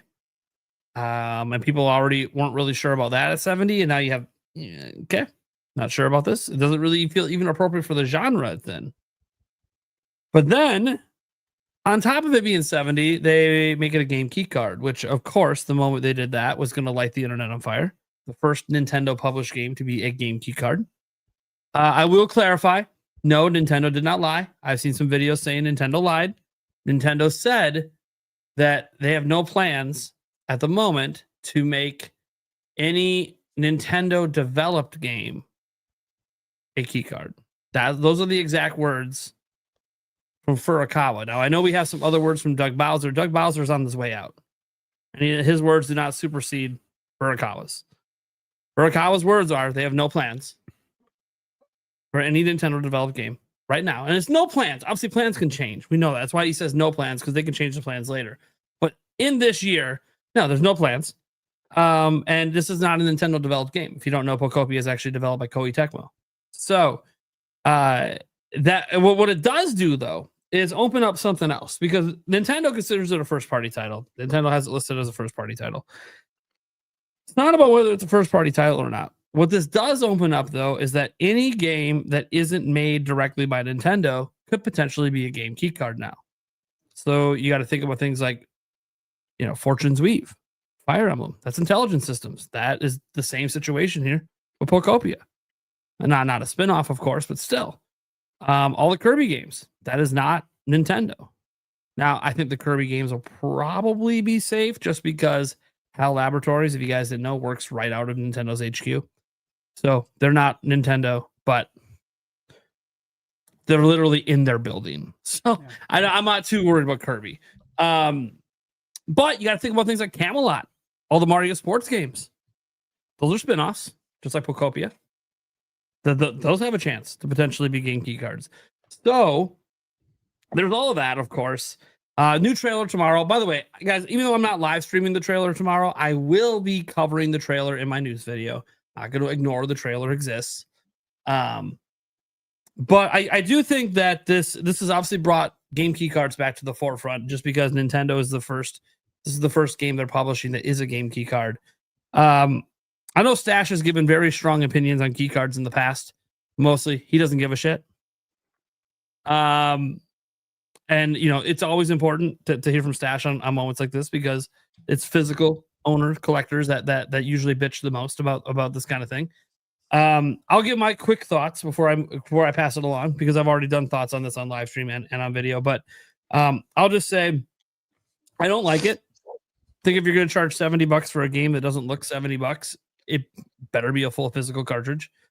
Because at least then people could justify saying, well, the cartridges are expensive. It's a 10 gigabyte game. Whatever, I'll stomach the 70 so I can get a full physical. But besides that, I'm not a fan of game key cards. Like, they're not a deal breaker to me. Like if I'm really excited for a game, like say it's the next Zelda game, a game key card is not gonna make me not buy a Zelda game, right? So like, it's not a deciding factor for games I'm already excited for. But for any game that I'm like really, really on the fence about, and I'm just not sure, and it's like $70. Honestly, physical can sometimes be a deciding factor for me to push me over. To just be like, you know what? I can grab it, I can keep it, I can get to this down the road. You know, it's nice to pop in, maybe if I want an airplane ride somewhere, don't have internet, just to give it a try. And if it's not physical, I'm probably not going to do that because I know that I'm never going to pop that game that I'm on the fence on just to download and install it when I don't know when I'm going to play it. That's the one thing about game key cards is like I have to have it installed to play it. And if I'm on the fence, that means it's a game I'm not prioritizing, which means I have to be in the situation to use it. And so I will probably just opt not to buy it at that point. And now maybe I decide to buy it down the road, but chances are if I opt not to buy it near launch, unless there's just an absolutely killer like holiday sale a year or two later, I'll probably forget about it, to be honest. There's so many games coming out all the time. We all know this. Games, I mean, dude, how crazy October was. This month's also crazy. December's got some nice releases. Dude, when we get to March next year, are you kidding me? In my video I did yesterday that was like 30 minutes long, dude, there was like 4 games in that video launching in March, and then I listed off like 5 more. Then I'm like, what are we doing? Like March, I need like 5 jobs to pay for the games I want to buy in March. It's insane. And that's before we even get to like Nintendo's like actual heavy hitting games, which we'll probably get at least one announced during Nintendo Direct in February. Bare minimum, we should see Gen 10 Pokemon in February. So I think maybe we won't. Maybe they'll save it for a Direct. I keep forgetting. Sometimes they reveal Pokemon in Directs now, so can't guarantee it's going to be Pokemon Day. I'm just not happy with this overall decision. I'm not like strongly angry either. They can decide whatever they want. I think a lot of the debate, ends up being around game ownership. I've read the fine print. I know that we technically don't own any of our games. I know they're also not probably going to come to your house and take them away. That's always been the counter argument. Well, they're not going to come to my house and take it away. I'm like, I mean, they did it once to someone, but I'm not going to bring that up because it wasn't in the United States, but they actually did do it one time. That said, no, they're likely not going to come to your house and take your games away. And that person was putting the games online. So that's they were committing a completely different crime.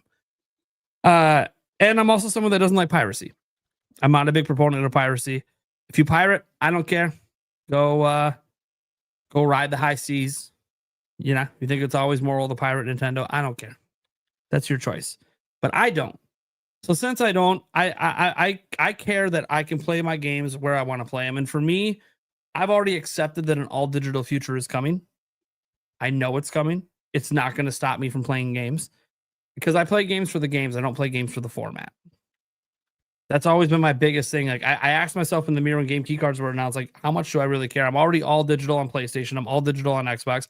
I'm all digital on PC.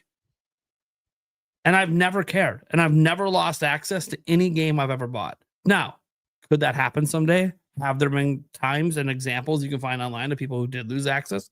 Absolutely. Sometimes those stories are tied to people modding their systems. Sometimes those stories are tied to people cheating. And sometimes it's just completely bad luck. Or, there was that one case, I forgot, there was some game that PlayStation literally just ripped off of their store. And that led to other people losing it. And it actually, the more well-known one was a movie. It was like a movie franchise. They ripped off the PlayStation store. And anyone who bought it couldn't play it anymore, even if you already bought and paid for it. And there was a huge kerfuffle with that. And they had to like hand out refunds. And it was wild. That's what people worry about with all digitals. Hey, you bought this, but they can still rip it from you, even if you didn't do anything wrong, just because they lost licensing rights. They can't license it to you to use anymore because it ran out. The contract ran out. And so that's a concern people have. The thing is, I've been all digital on PC forever. Haven't had a problem. Been all digital on PlayStation. Now multiple generations haven't had a problem. All my digital games on 3DS and Wii, I can still download to this day. I just tested it on the Wii upstairs just to make sure I can still download the 2 digital games I had on Wii. And absolutely still can download them. They didn't take down those servers. And that console came out in 2006. So my concern about losing access to my games in my lifetime is next to none. Now you can say, well, hand it down to your kids or your grandkids. Get a job. Buy your own shit. If you can't access my stuff, I'm not going to feel bad for you. I earned that. You can bury the consoles with me. I don't care. Like, I honestly, like, I'm not, I know that sounds petty and selfish, but dude, no one bought this shit for me. My parents didn't buy me any of this shit. They sold all the shit they bought me from under me. Eric knows. Pissed me off. No, they forced you to sell it. Well, no, that's after my mom gave half of it away. Oh, yeah. I That's right. stopped Yeah, that's her. right. Yeah, that's right. I said, what are you doing? Dude, I had some valuable video games. And I'm like, what are you doing? Oh, I just gave it to Goodwill. What are you doing? Why? If you're going to let me get rid of it, at least let me sell it for some good value. Yeah, right. Get it in the people's hands that care. Yeah. Not Goodwill. Mm-hmm. They might, dude, the cartridges might not even survive the warehouse. Right. What are we doing? Anyways. So bottom line is all the gaming stuff I have in my life, I earned and bought for myself. Or in the case of Age of Imprisonment, shout out to my community. You guys got me that game. So I don't really care if I can't hand them down. Doesn't matter to me. I don't collect things to create value for other people or even for myself. Like it is like, I'm not saying that Stash is ever going to be in this situation, but yeah, if Stash ever had shit really, really, really, really hit the fan, he's fucked. But, he's got a nice collection he could liquidate if he needed to kind of help stem the tide. Obviously, I don't think that's ever going to happen. It is a nice to know that you have a lot of value laying behind you. That it's like kind of like an investment. Yeah, shit hits the fan. I could fucking buy a car with this shit behind me if I really need to. Just selling all my shit. Whatever. I'm not saying that's a reason to sell it, but you know what I mean? Medical emergencies, whatever. It's a nice to know. And so, yeah, it does suck. Like with digital games, you don't really have that value, but I just don't care because it's not why I play games. That said, fuck Pokopia. I don't even think it's a good game, let alone worth $70 and it's a key card. I'm good. They're not getting my money. That said, if you enjoy the game and you're going to give it your money, that's your choice. It's not my kind of game. It's a cozy game. I do love some cozy games. This is just not one that looks like it's worth my money. That said, that's my opinion. I'm good. I got nothing else to say on this. And the internet's aflame. And a lot of people are mad. So let's toss it over to, how about Joycie J? Just got back. What are your thoughts on this Pokopia drama situation in the game? Forgive me, I just had like a huge coughing fit out of nowhere. Excuse me. And of course, you get picked on. Leave the room. Right. You need to get the fuck out. You're interrupting the show, buddy. Okay, go on. Who, me? No, it's talking about Venny, not you. You're good. Oh, Vinny's fine. He's fine. He's fine. He's in his Tingle outfit. He's happy. Okay, so y'all know, or those who talk to me know that Pokemon isn't really my thing, and so Pokopia isn't really my jam either. But here's my question. I've been screaming about digital for a very long time, before key cards, because in my mind, when digital games really started becoming more mainstream, especially on the consoles, it's like, I understand the convenience and everything else, but my whole thing is I don't trust any company enough for that. That's why I like to have physical. I don't trust that your servers won't ever go down. I don't trust that you may or for reasons that's outside of their control, like you don't have a license, or the music is there's a problem with the music, or there's a lawsuit happening and now you got to take it off the server and now I can't play it anymore. Versus if I own it, Nintendo's not coming to my house. They're just not. I'm not doing anything illegal, so they're not coming to my house. So my whole thing is, and also I personally feel that since you don't have anything physically in your hands, the digital game should not cost as much. That's just how I feel about it. So if it's $70 physical, just as an example, then it should be probably 50 or 60 digital. Because you didn't have to make anything, you just threw it on a server. Okay, so what are we doing here? So then there's that. So, but there's not a whole lot of outcry when it was just digital. Okay, so the argument is still the same. Where's my physical copy? Why is it only digital? Key card just makes you feel like you have something physical in your hand, that you can touch something. It still has a lot of the same, from what the way I understand it, it still has the same, it does the same thing that digital does. I am not all here for an all digital future. Yes, I know it's coming. Yes, I know I can't stop it, despite the fact that I've been screaming about it. But I'm glad that it does exist for people who don't care and they do want that convenience. Oh, I don't feel like going out to a midnight launch. I'm just going to download it. I'm glad that exists. I'm guilty of it. I bought Tears of the Kingdom and Breath of the Wild an ungodly amount of times. Tears of the Kingdom I own digitally, and I own like 5 copies physically. That's not reasonable behavior, guys. Don't do that. But that's just the way it worked out. So I want to understand, what is the outcry over key cards when nobody was outcrying for real over just digital? Explain it to me like I'm 5. What is the difference? There's no explanation. It's your turn. I'll get to that when it's my turn, but there is no explanation. The argument is ridiculous. The argument out there is, if key cards didn't exist, that especially for a full price $70 game, that it would be a physical copy instead. So that's an assumption. Exactly. It is an assumption, but it is one that's fair, because there's not a single full price Nintendo game on Switch that wasn't a physical cartridge. This is the first time. It's never happened before. Oh. So it's a everything. But our argument is still the same. Where's my physical option? You see what I mean? Where's my physical option? That's still the same argument.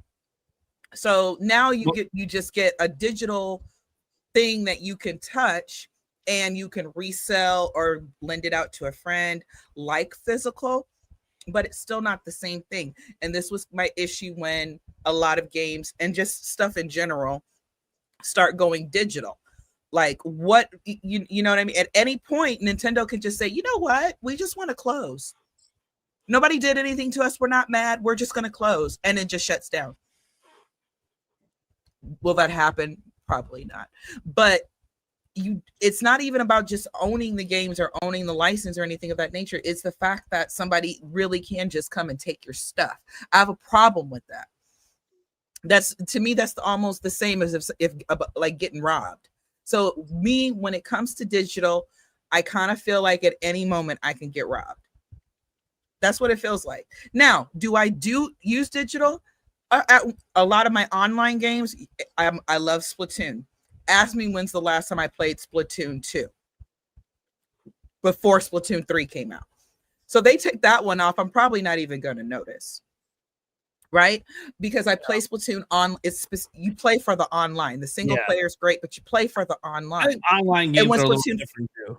Yeah, because exactly. So I'm not going to be as upset if when Splatoon 4 comes out, then they start shutting down the Splatoon 2 servers. That's not going to bother me very much. And that would happen the same way with physical. You know what I mean?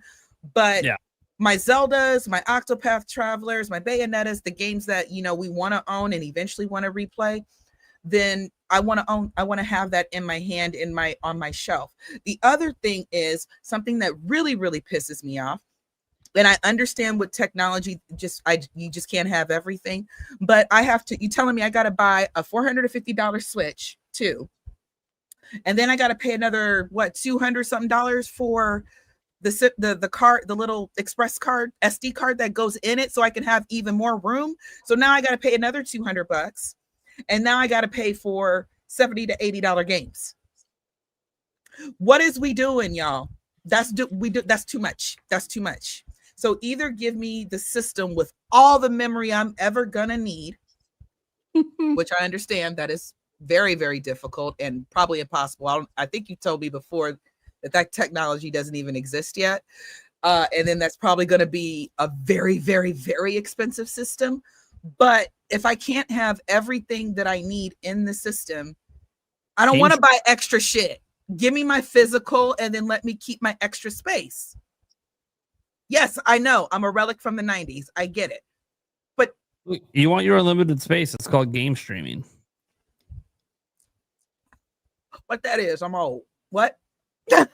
Game streaming, where you are, the game isn't located on your local system. You're streaming it from the internet to your system. Yeah, fuck that. I don't want that either.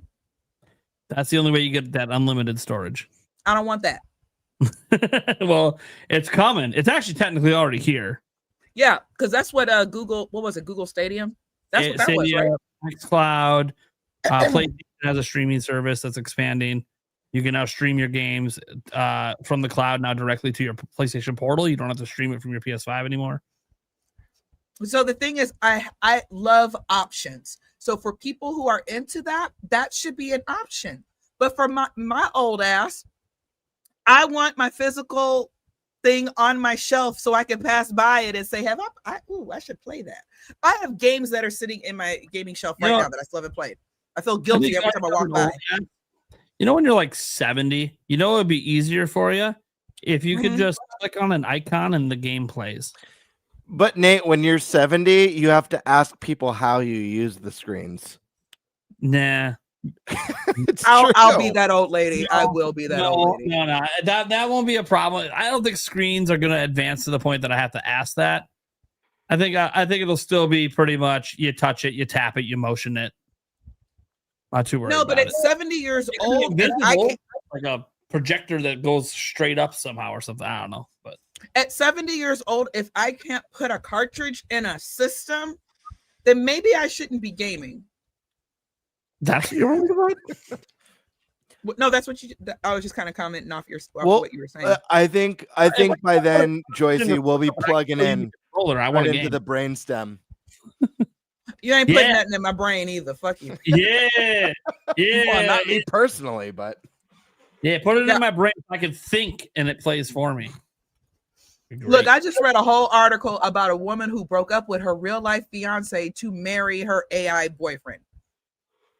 Yeah. And you know what? Rosalina, she kicked her boyfriend out of the fucking house for telling her to get off Mario Galaxy. At least he was real. That we think. We don't know. We weren't there. Stop, Nick. Look. So could have been a Galaxy for all we know. She fucking threw it out the window. Or a Furby begging for attention. Well, that'd be justified. That'd be justified. Dude, Furbies are so annoying. Mike, not Mike, you're Nate. Nate, did you pop up on me before the stream? Mike, what are you doing? My bad. I'm used to being on Mike's stream. I'm here every week. I'm on Mike's every week. But seriously, and I apologize. I feel like I kind of got us off track. Fuck. Remember what podcast you're on. Oh, that's right. I could drop F-bombs. Freakazoid. Okay. Great show. Seriously. And I apologize. I feel like I got us off track. But my whole point is, if we're going to scream about and cry about game key cards, we need to scream and cry about digital as a whole. Give us both options. Period. Okay? If the cartridge is too much, then maybe you need to be transparent with the audience and say, look, if you guys want us to put this on cartridge physical, there's going to be an extra charge for it. If that's the only way you can do it and make your profit and everything else, then you need to be transparent with the audience. I'm not going to cry over game key cards when I've been screaming for years about digital and all the dangers. I saw the Terminator movies. I know how this all ends up. So I'm not big on digital personally, except for games that I know I'm probably not going to play again. I can't tell you when I'm ever going to play Splatoon 2 again.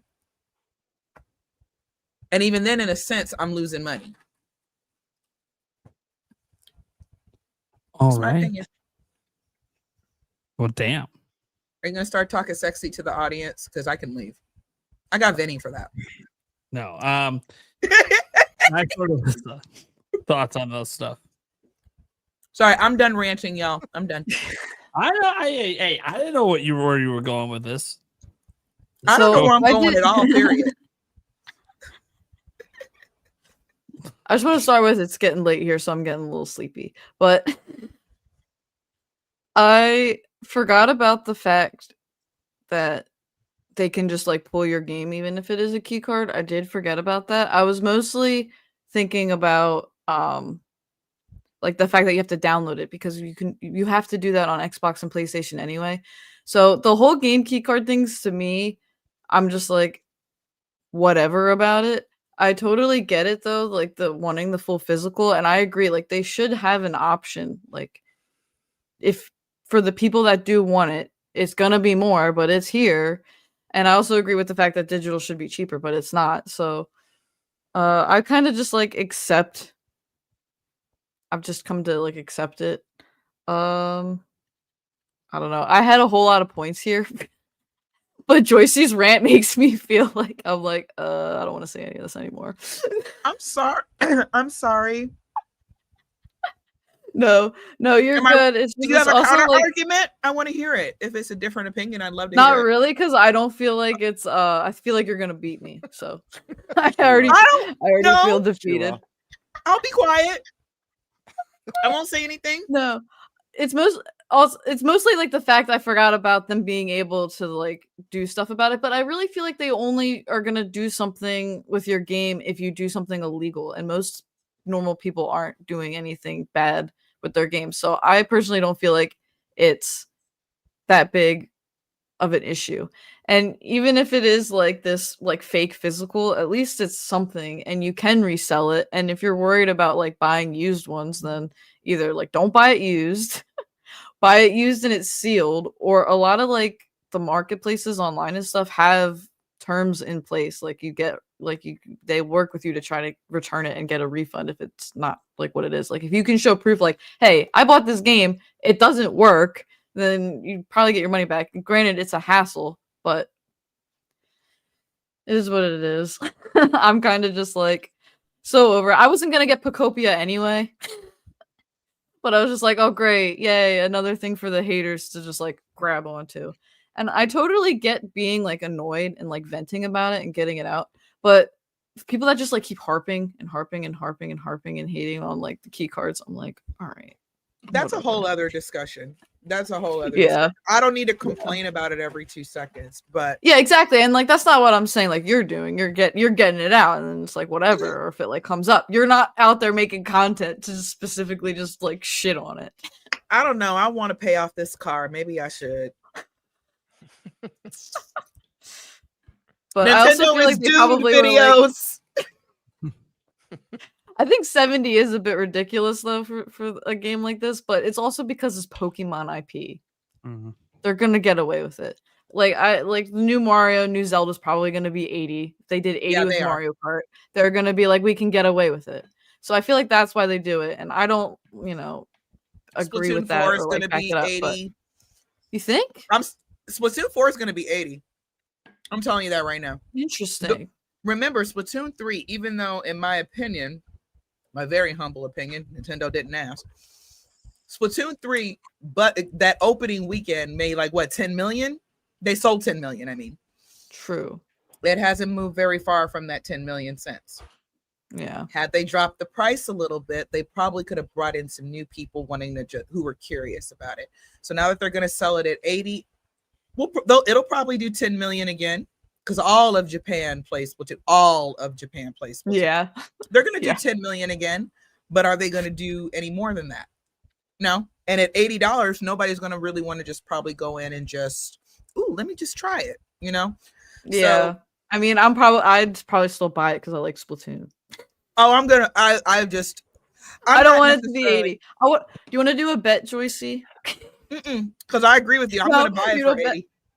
No. I don't think it will be 80. I think it'll be 70. I bet you some candy corn is totally going to be 80. Candy corn? All right, I don't like candy corn though. So then what do I get? What kind of candy do you like? Werther's? Yes. What? No. You don't even know Werther's. 27. So? Werther's are tiny. Candy is for everybody, honey. Yeah. What are we doing? Yeah, How what about are we doing? Those little strawberry things, whatever they're called. The grandma. Those are good. Nasty. What? Okay, what I'm the devil here now. Now I'm the villain. Wait. I'm stealing GameBird's role tonight. Candies, guys. I don't have a mustache to twist though. I gotta know, what's your favorite candy? Well, anything with peanut butter in it. So like I like Reese's. Reese's. Take Fives. I will send you some Reese's. Oh, You like Peanut You butter like cup. take fives? You No, don't you like like take fives? you like Reese's Pieces? Yeah, anything with what's wrong peanut Reese's butter? Ugh. Reese's Pieces is the bomb. I love Reese's Pieces. Game And by Bird the the way, corner bird. I'm What? just being villainous. I'm just being Oh. villainous. If GameBird hates Sorry peanut about butter. I was like, am I gonna have to change my I'm gonna opinion on reach- I'm gonna GameBird? reach He out doesn't to like you and peanut have a butter. break to Lather your pillow in peanut butter quick. Okay, Alyssa, here's the bet. All right, It's Splatoon 4. If Splatoon 4 comes out at 80, all right. I'm not gonna want candy corn because I only want it this time of the year. But you can send me some Airheads. All if right. it's not 80, I will send you Reese's peanut butter cups. All right. Sounds good. All right, bet. Clip it. And now somebody remind us because I'm gonna forget in 20 minutes what we just said. What? No, my audience never forgets. Right. If you Right. No, can't they tell. won't. They remind No. every single bet every single time. Yeah, Every especially single when you time. forget the There you ending go. of Zelda All right. games. We Okay, never that like was to not a forget about bet. that. It wasn't a bet. It doesn't have to be. I'm kind of curious if what the audience thinks. Can somebody do a poll? I'm not streaming. What for the price? Yeah, Splatoon 4, I did a- 70 or 80. Sure, I'll throw a poll up. Yay. Thanks, Nate. Yay! Thoughts on Pocopia, price, key cards, etc.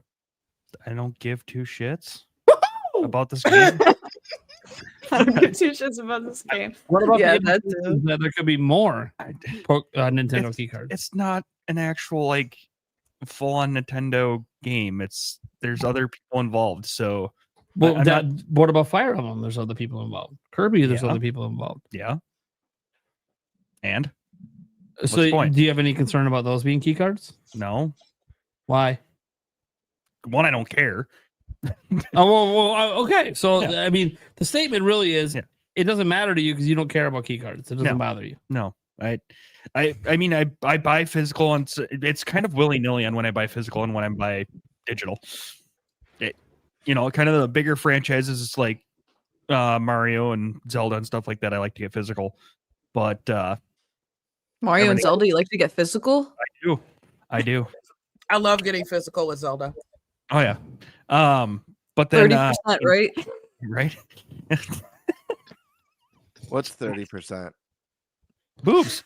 Don't worry about it. My 30%. Oh, we're talking about tits again? Yeah. I thought that was just a pre-show thing. Make a new It's poll. supposed to be like an inside thing. You guys throw inside stuff in there about the chats down. and stuff, and Dude, the audience All doesn't I heard know. was boobies, and I'm like, okay. This show's picking Now up. Nate's paying attention. Now, Whenever we we- need Nate to listen, we just have to say boobs. We're now getting What? close to midnight Eastern. It is time to let the boobies become part of the conversation. It is what it is. Who doesn't like a nice pair of melons? To be fair, it wasn't even me that brought it up, so don't get mad at me. I'm just going with the flow. All right. So yeah, no. For physical like games, I just like the big major franchises. Other than that, I am more on the digital side. It's kind of inevitable that this all digital future is coming, and I mean, it sucks to a certain extent, but I can't change anything. It's not my choice. Yeah, All right, so Eric doesn't care. I don't care. Cool. About any of it. Moving on. Boring topic for Eric. Hey. Banana Man. Why aren't you calling him a shill? He doesn't care. Ooh, shots fired. Oh, Part of it is also Nintendo's own fault because they've only offer one size cart. Maybe there would be some other of these games that were key cards that, if they were offered multiple different cart sizes. but in this case, Nintendo's the one publishing it, so that's not the excuse. It's not, but I'm saying for other ones. I don't think they. I'm going to be completely honest. For the AAA games, even if they offered like other card sizes, I don't think they'd use them anyways. I think they'd still go with key cards if it's an option. They like to maximize revenue hugely. I don't care. Much as Joycie J wants digital copies to be cheaper, they ain't doing it. They're not. It'll like never happen. No. Um. I think All they right. should be. Or I'm sorry. One more thing I wanted to say, and I'm sorry. I know Stash and Birdie haven't said anything this whole stream. I'm sorry, but I was going to say now the other thing that would make physical a little bit more appealing in the sense of it would be worth the full price is if we actually brought back game manuals. Game manuals were so lit back in the day.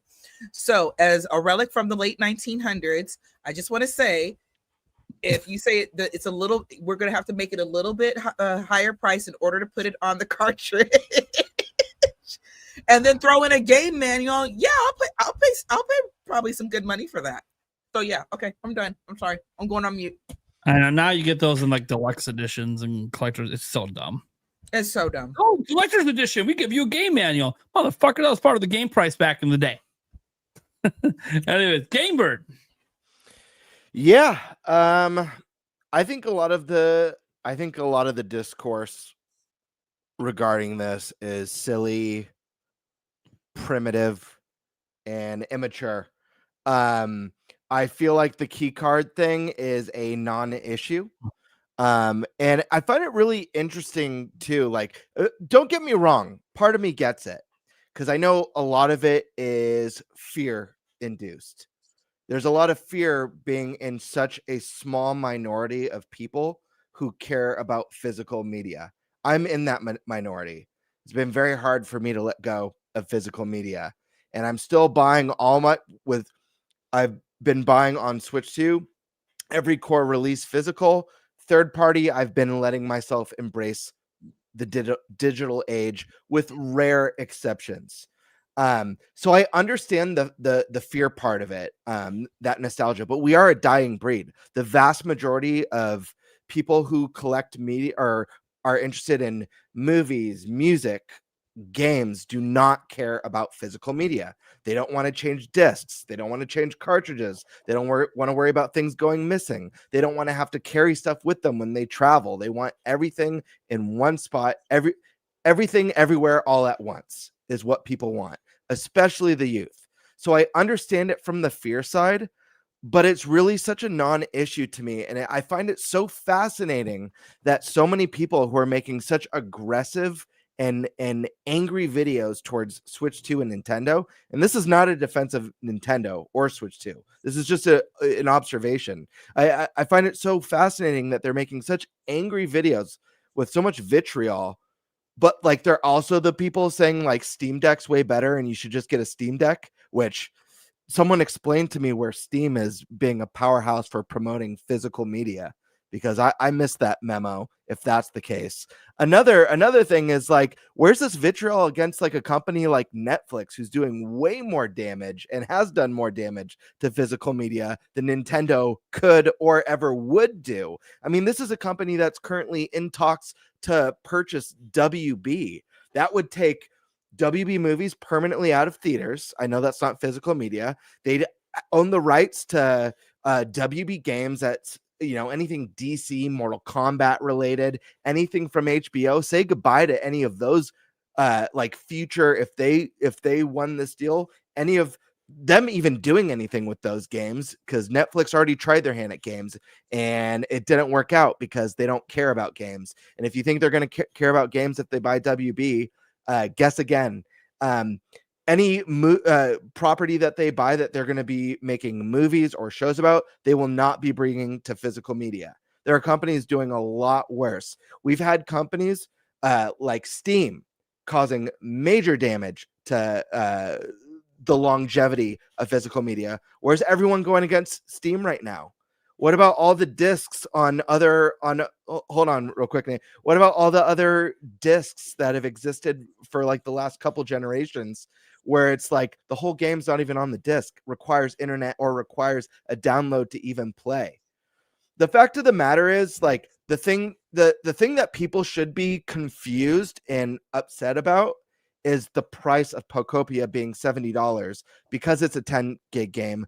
Granted, we don't really know what the game is other than it looks like a cozy Minecraft game. There could be hundreds of hours of fantastic content in this game, or it could just feel like a shovelware, something that should have ended up on an iPhone. We don't know. We'll find out as time comes. I have a hard time believing this is going to be one of those scenarios that's like, oh yeah, that's why it's $70. I mean, I think it's a never-ending game. Right, sure, but still, there's plenty of I mean, look at TCG Pocket or whatever it's called, the Pokemon card game on phone. Why don't they put that on Switch and charge $70? That's never ending, and then you get free packs every day. You know what I mean? So like, I don't. I think I make you spend sure, but then you've got Genshin Impact and Honkai Star Rail and stuff. So it's like, I think the price point is the one that makes sense to feel confused and a little bit upset about if you're excited. And maybe we'll have, I doubt it, but maybe we'll have our minds blown and be like, oh yeah, this is worth as much as, Tears of the Kingdom was.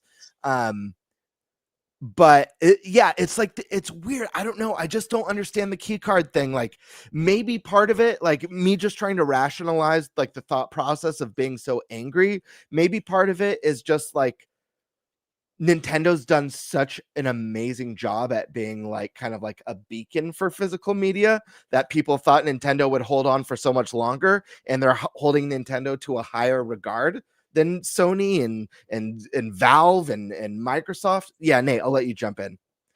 Yeah, I just wanted to bring this up because as the resident person here that pays attention close to the discourse, watches the videos, here's what people say. This is why people ever wonder, why do I interact? This is why I want to understand their arguments. Their arguments are basically this: Nintendo's a closed ecosystem. So the only way you can guarantee access to the game without Nintendo's permission is for it to be physical. On PC, you don't have to buy the game on Steam. You can buy it on Good Old Games. You actually own it there. They sell you the license. They cannot revoke your license. You get to keep it. Also on PC, this is brought up a lot. Piracy is rampant. Mm-hmm. If you bought a game and they rip your license key from you, there's already a hack out there to keep playing that game. So it's almost impossible for them to take that game away from you entirely on PC if you actually want to keep playing it. And like we talk about Steam and like the damage it did, Steam ain't the only digital place out there. That's the thing. It's not a closed ecosystem. It is even on the Steam Deck, you can install Windows and go access other stores. So Nintendo, the biggest reason they have. I don't want to cut you off, Nate, but I want just to help me understand, as someone who's very closely paying attention to this stuff. It sounds like it's more about fear of your game being taken away or not having a means to play it than it's actually about owning a cartridge or having something on a shelf. It's fear about. I'll just say this: because it's a closed ecosystem, it's a fear of you as a game purchaser have no control whether or not you can access your games. It's up to the company running the platform. Okay. And how often are companies taking away people's games? It does happen on PlayStation and Xbox. Right. I know it's happened. Hasn't happened to games that I play, but games that aren't games of service. Like that, games of service doesn't count because it's a server, but like a single player game. Someone brought up a good example: Concord. Concord is a games of service, but it lasted 2 weeks. Sure, but the games of service doesn't count because even if it was physical media, it's the server. If they shut down the server, the game's done. Doesn't matter if you have a physical. Guys, if you bought a physical version of Concord, you know what those are selling for right now? How much? Dude, the last I saw was like 500 or something. Well, I got one. I know you've been going on. You were talking about it at the time. Like, dude, this game's gonna flop so bad. Oh, it got yanked. Thanks for the increased value. Listen. This isn't me defending Nintendo. I haven't said anything about Nintendo other than I'm wondering if part of it was people have felt like they've been like the beacon of hope for physical media. No, it's I don't understand the key card panic. Again, this is because of the closed ecosystem, and this is the number one argument that I keep hearing, and I can't really refute this. PlayStation now brings their games to PC. Xbox has all their games on PC. Nintendo's the only one that you can only play their games on their system, and they control 100% of your access. And if you don't have a physical copy, you lose all control whether you have access to your games or not. That is not true on any other platform because you don't need their platform to play their games. Is there a history of Nintendo taking away games from people? Not yet. As we all know, their digital games have been available all the way back to when you bought it on nice sealed copy too. That's great. All the way back on Wii, as I mentioned earlier, you can still download all your digital games. They haven't done it yet, but it's the fact that we've seen servers get shut down. We've seen Sony attempted to, and then they stopped because they had so much backlash trying to shut down the PlayStation 3 servers. It's just that fear that it's going to happen someday, and they're probably not wrong. It probably will happen someday. Oh, I'm sure it will. I'm just curious, like, because like the vitriol is so gnarly against key cards that I like.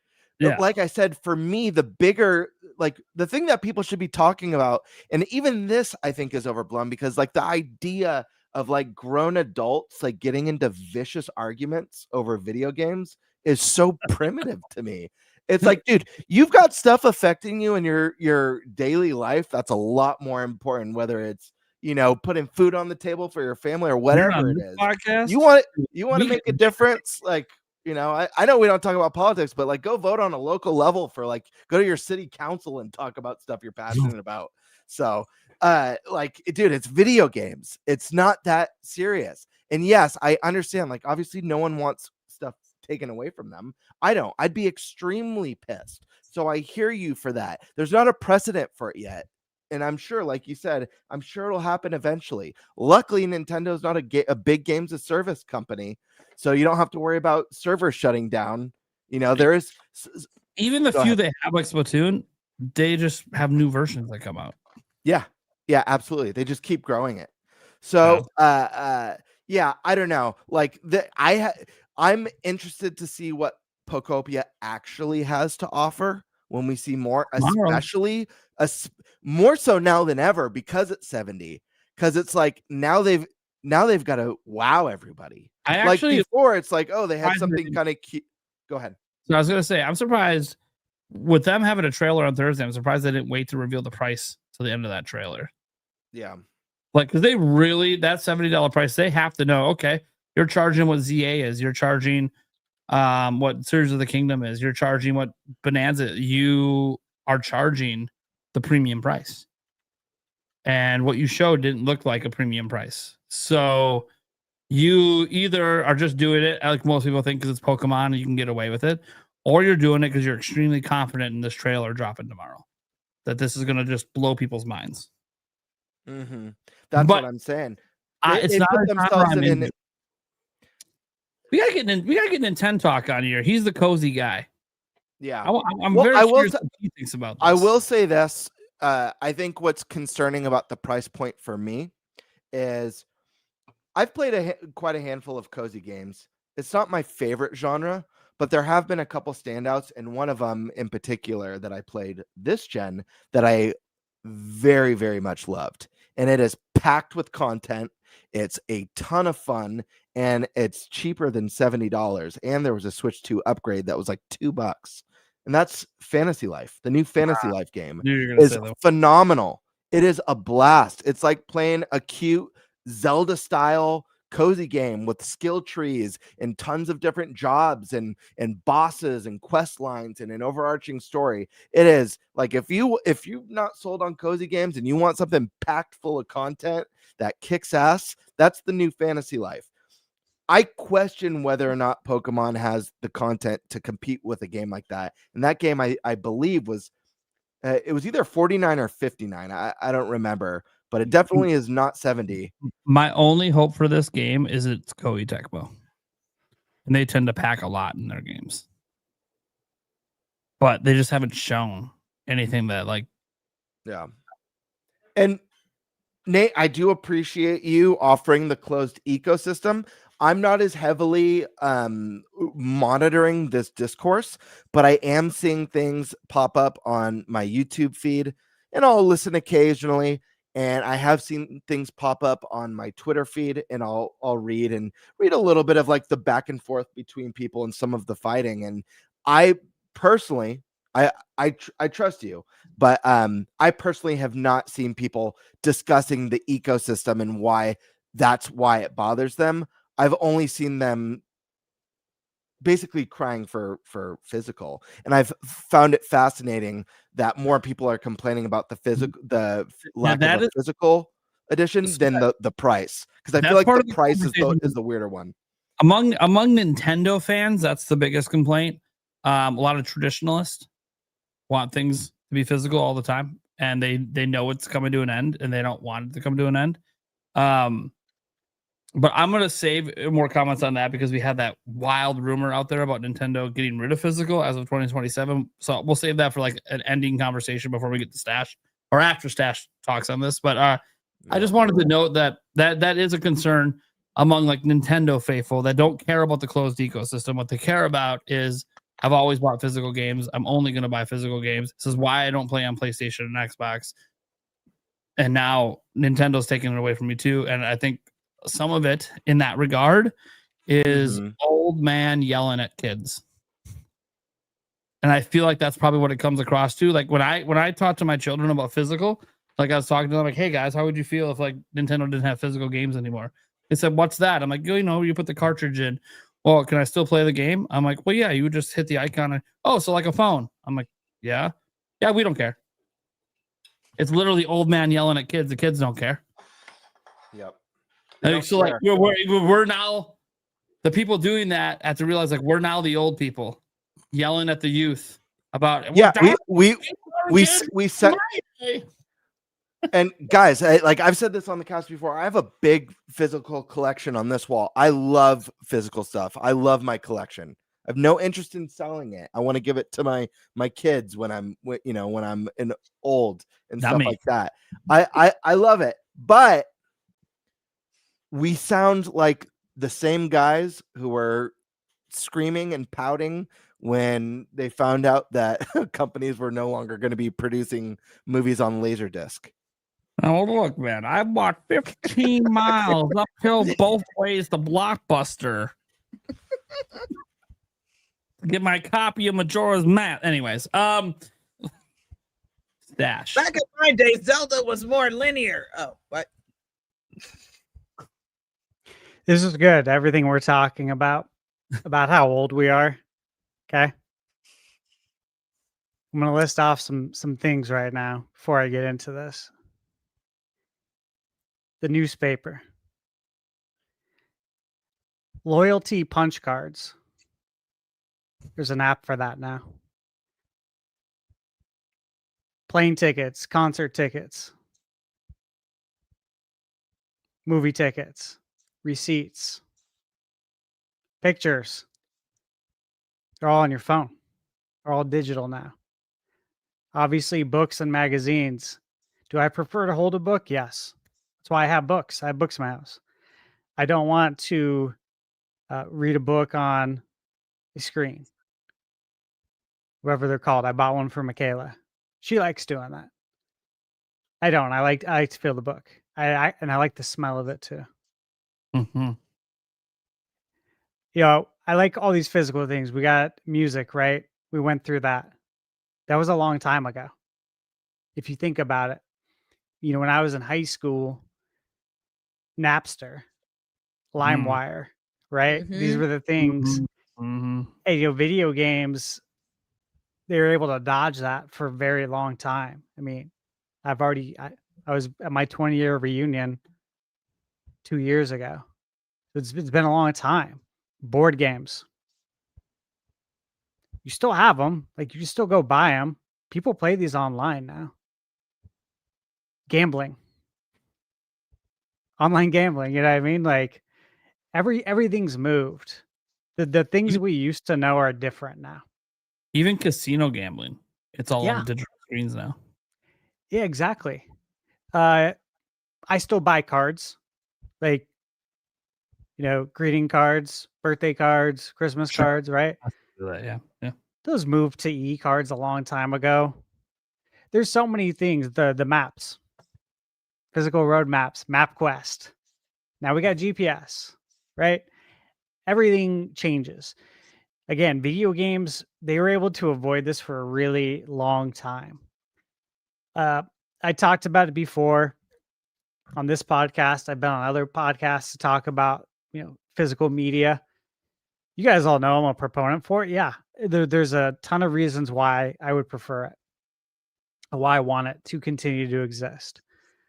But there's not many reasons why I think it will, right? And so again, like the writing to me is on the wall. There are companies out there that are still making physical media.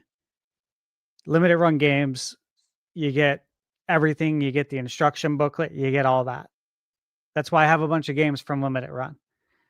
Now, the downside to that, the things that people complain about with that is that if you buy something from there, you don't get it for like a year. And that's true. I've been buying from them since they started with their first game in 2017. And I've consistently bought from them because they have all those things that I like as a physical owner. But, eventually these machines, the consoles aren't going to come with physical media. We already saw with the PS5 Pro. It's going to cost extra if you want to support physical. And with that costing extra, that means less people are going to have access to physical, which means these developers, what's the draw to producing all of these games physically and trying to get your physical and your digital date to line up? Because like, look at the Mortal Kombat collection. It came out digitally on what was it? October 30th, 31st. It's not coming out till December 12th physically, right? And so as a physical owner, like usually the people who are buying physical are the most hardcore, right? And they're the oldest ones too, the ones that have been doing this for a long time. I want to continue to support it. And now it's you're getting the short end of the stick. Not only are you paying more money because it costs more, it costs like $20 more to buy it physically, the Mortal Kombat collection, but you also have to wait like another, was it 6 weeks to get it physically? Like it does not look good for someone who likes physical and wants to support it. This doesn't look good. Now, again, I said in the past, I think we're playing with house money right now. I do. The fact that we're still getting physical feels like house money. It's great. I'm glad we still are, but we're in the end times, biblically, so to speak, of physical video games. This is the end times, man. Like, support it to the end. Like if that's what you want to do, like that's what I'm going to do. I'm going to support it to the end. As far as like when I'm on social media, of course, on Twitter, like I'm there for the news, right? All the video game announcements, all that good stuff. I'm there for all the news related reasons, not super the opinion reasons, because everyone's got one. And honestly, I don't value the mass opinion. And we all know what the mass opinions are. It's very poor complaints. And I just don't want to hear it, because look, the fact is like, this isn't uncontrollable. And I always talked about it for literally decades, since before I started managing. So I was in my late teens. Like, you have controllables and uncontrollables in life. This is an uncontrollable. We don't have control over this. I don't think any sort of campaign is going to change that. No sort of drop the price campaign is going to change this kind of thing.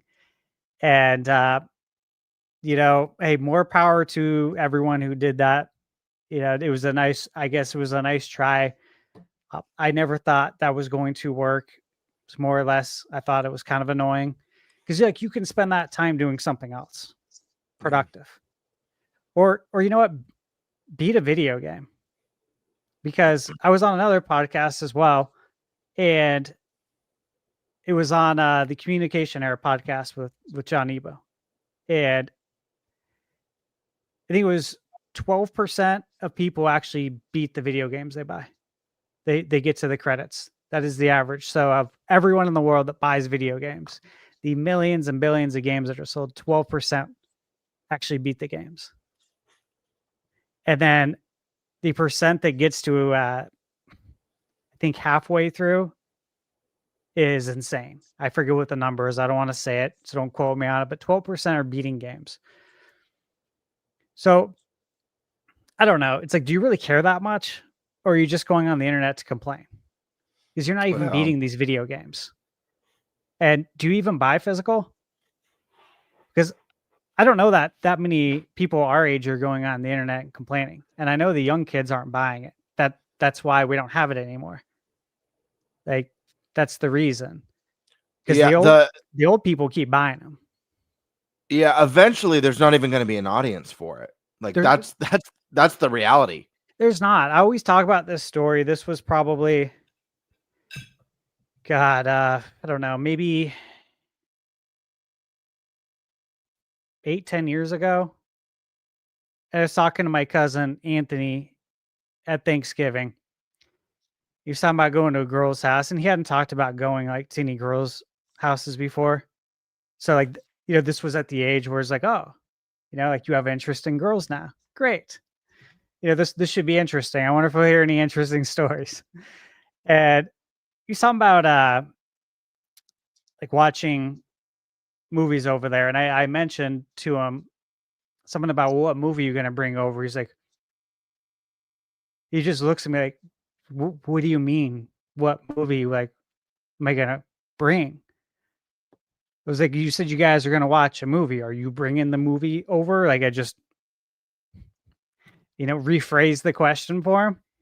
And he's like, hey, I don't have any movie to bring over, like in my hand or something. I'm like, what are you going to do? Like, cast something from your phone? Or like, you going to bring like your Xbox? You got movies on like your hard drive? Because he's an Xboxer. He's an Xbox gamer. He doesn't play PlayStation or Nintendo. He's a big Xbox. Because that's what all of his friends play. And he just seemed completely dumbfounded. And again, this is 8-10 years ago that I would even suggest doing that. And he's like, it's not like she has, like a Blu-ray player or something in her room. Like, how am I going to even do this? And I'm like, I don't know. I guess I didn't think about the fact that people don't have even a device to play this physical media on like a movie. Like, it's true. It's true. People legit don't have DVD players and Blu-ray players. Usually the only people who have those are people who have consoles that have disk drives. It's wild. Yeah. So I think it was interesting for me because I'm like, again, this was a while ago. And that kind of hit me like it died right here. Like it died with you for sure, with your age group. He's in college now. So that age group, right? It's over. They don't care about that. They don't want it. They don't want the extra stuff. They'd rather go the minimalist approach, a lot of them. Everything behind me doesn't mean shit to them. I'm curious, not to cut you off, Stash, but Alyssa, I believe you're the youngest person on the show tonight. Do you have like a DVD or Blu-ray player, or like people friends within your age range? Do they? Honestly, no. Other than console. I have a PS5, so play it on there. And my one friend also has a PS5, but like nobody really has DVD players. Discs. anymore. Yeah, like movies. Well, like some of my coworkers are like older though. They're like in their 60s. They have them. But none of like the people around my age, unless they have like a PlayStation or an Xbox, they don't have. It's crazy because, and I'm going to swing it back to you, Stash, but you make such an interest. I love that you shared that anecdote about your cousin, because even my parents, and they struggle with like new technology. Oh, can you help me get this set up? I can't. Been trying to figure it out for the last 3 days. I can't figure it out. But they don't have a DVD player or a Blu-ray player anymore. They got rid of it when they discovered like Netflix and Hulu and stuff. Like, oh, this is great. I have everything's right here. We don't need this anymore. So even them, which is wild. Yeah. It is wild. And like, look, again, I mentioned before about all these physical things that have turned digital. Obviously, there's lots more. And I like all of this stuff. Yeah, I picked up the newspaper every day in middle school. So this is in literally the late 90s. I was reading the sports page every morning in art class because I didn't care about what they were talking about. I just wanted to read about what happened with the Suns game and read about the editorials. I have my video game magazines. I just didn't care, right? But all that stuff is very much, it's going to be a thing of the past, just like we are going to be a thing of the past at some point.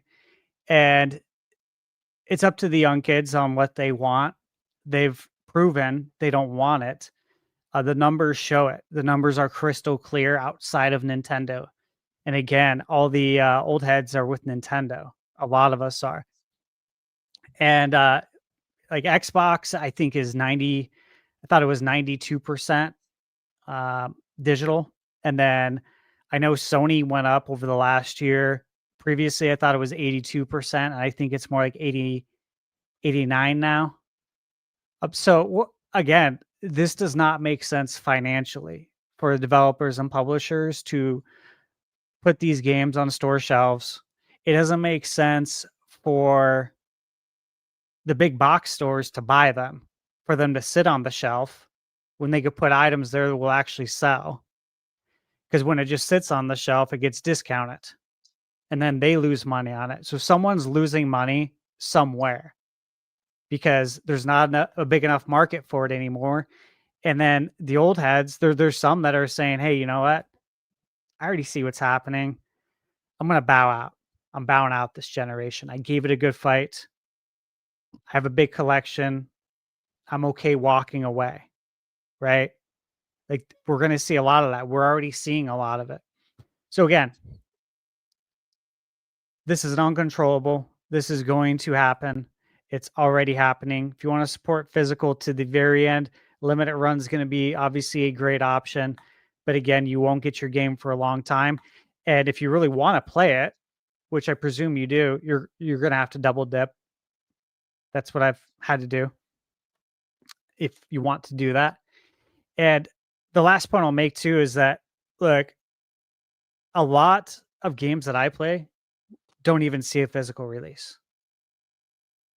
I play a lot of indie games. They don't even see a physical release. And what I find interesting is that a lot of the indie developers that I've talked to a lot of the actual creators of games. It is their like life goal, their dream to have a game released physically. That's a huge deal for me, especially with Nintendo. So many of the indie developers I talked to that released their games on Nintendo were like, yeah, dude, it's been my dream to have my very own video game sitting on a store shelf in a Nintendo box. And your game obviously has to do really well for that to even be a reality. So they would be the ones to really continue to push for that, but they don't have the funds, the marketing. That's not going to happen. So yeah, it's going away. Pocopia, look, I am not interested in this game. For Pocopia to be the straw that broke the camel's back is hilarious because it's complete bullshit. It's just people trying to capitalize on the algorithm as usual. Yeah, it's total, as Mario would say, it's complete trash. And it's so why, dude. Trash This making me so happy because I'm just like, dude, I do not understand what is happening right now with Pocopia. It's so wild. Yeah, the price is ridiculous, but it's just crazy. Like you said, this is the game that did it. You know, the people though making videos on this, you know, they might think that they're self-employed, but they're not. They work for the algorithm. That's who they report to every day. It's facts. That's who they report to. You don't get to make what you want. You make what the algorithm tells you to make. I will never do that. But I obviously we see it every day. And look, hey man, you know, whatever you gotta do, pay the bills. If that's how you want to roll, like that's up to you. Who am I to say? All I can say is I won't ever do that, and I know what game is being played. I ain't gonna be played by the game. Hey, thank you, Cartgun. Appreciate it. But yeah, I ain't gonna be played by this game because that's what's being played right now. And negativity sells. It's been frontline on the news for several decades now. They tell you all the negative stuff. Then they give you their best guess at what the weather is going to be like. They tell you if your sports team won or not, and they call it a day. Outside of that, you know what it is. It's all negative news. That's what people tune in for. Society's proven that this is what they want. Social media has made it hyperized. It's crystal clear now that that's what they want. Yes. This is what people want, man. Like, this is what they're signing up for, and it wouldn't be pushed if they didn't want it. Like, this is what they want. No one's clicking on the good news. They want the spice, they want the drama. It's sad, but your society's been going this way for a long time, and it's really hitting video games now. And it's really hitting, obviously, YouTube and the YouTube sect of gaming. But this has been everywhere for a long time, is my point. This is nothing new. And, what can you do about it except for do your best to ignore it? You play video games instead. You can very much be a part of the gaming community. You could be the biggest part of it and not even partake in this stuff because you're playing video games and you're not listening to all this bullshit. But I do understand, like, Nate, obviously, we've talked about this plenty of times, needing to know what's going on.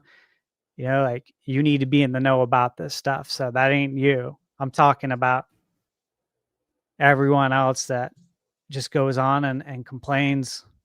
So, yeah, it's exhausting. And Pacopia, come on, man, get out of here. That's total bullshit. But I will say this: if you're gonna have a game, right?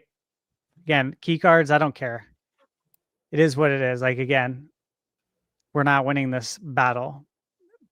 However, as a key card game for $70, yeah, I will agree that it seems a bit high. Yeah. I mean, obviously, at the very least, it makes me more interested in the game, in the sense, like, I got to see what this game has to offer. I really got to see the trailer. I'm more curious now, like, how the fuck are they justifying this at all? It's got to be IP. It's got to be name. It has to be name. That's what everyone assumes, and then there's just this, like, well, okay, new trailer tomorrow. Let's see them justify it. They just drop bombshells of bad news. Now they get to justify it tomorrow. Good fucking luck. I mean, yeah, I feel like anything Pokemon this gen is just going to be like, it's like a toxic brand this gen, just having the name Pokemon, You know what I feel bad for? The Pokemon fans that end up loving all of these games. They buy them all. It's a great value to them. They sink hundreds of hours in. Yeah, it brings them genuine joy. And they're just getting shit on by the whole fucking internet for enjoying their purchase. Because that's what's going to happen. By the way, I'm not going to shit on you guys. I might not want the game. I might not be buying the game. But if you're enjoying it, I ain't here to shit on your joy. Have fun. Absolutely not. I'm interested to hear how it's going to be. We're not shitting on fans. Just never. Just I guarantee you. Like, here's the thing, guys. The controversy around this means it doesn't sound like anyone on this show is probably picking this game up. We're going to have to ensure that we have someone on the week after it comes on to talk about the game, to try to tell us if it's good or not, because we're not going to play it. At least it doesn't seem like it, unless something crazy happens before. What about Pokemon fan? Pokemon fan on. I also don't know if we'll get it. Yeah. What? Yeah. I don't know if, like, there's a possibility we can have that, like, sent to us by Nintendo. I don't know, because it's like, it's with the Pokemon company. Probably after all of us said we don't give two flying shits. I can tell you. All of us are like, fuck Bacopia. Send us a copy. So Nintendo does send Pokemon games. So their PR company handles Not it. anymore. Not us. Well, I mean, I would obviously play it for if they review send- to try it out, and if it's if great, they I'll send tell me you. Pokopia, Right. Look, Nintendo, I know you watch this podcast. You're sending it to the wrong guy. I'm just gonna give it away. I'm gonna be completely honest with you. You send it to I'm just gonna give it away. Unless one of my kids really, really, really wants it, but they don't have a Switch too. So Well, I mean, look, I would play it for review. We do have Fatal Frame 2 coming out on the 12th, the same day, and then Yeah. Monster Hunter Stories 3 the next day, packed which time. that looks very good. Yeah, For it's the a- record, I will be purchasing Pokopia. I have a son who loves Pokemon, like loves it, and one of Did his you see the favorite trailer? games. Two of his favorite games are Minecraft and Animal Crossing. Did you Is it see the your- trailer and get excited? Yeah, he saw the trailer. He got unbelievably excited. You should get impressions from him Oh, Yeah. absolutely. and share it on the Absolutely. show. I'd be interested Yeah, to hear. just take some Yeah. notes. Get How his old thoughts. is your son? If you don't 8 mind my years old. asking. Oh Yeah. yeah. Oh, Yeah. totally Dude, good get the notes from it. impressions. Dude, get the notes from me. Oh. Like The last thing I'm gonna tell my 8-year-old son is like, no way, it's a key card. I don't support that. No, Not to you- mention the fact that it's $70, the same price as Tears of the Kingdom. Give me a break. And Right. you're wrong for enjoying it. you come on like look. Yeah, you come on the impression episode and you're just like, look, I watched my son play this game for like 20 hours. This game is fucking bullshit. I'm like, dude, or I'm like, dude, I gotta worst level with you. fucking video This, game I've ever this is the seen. best.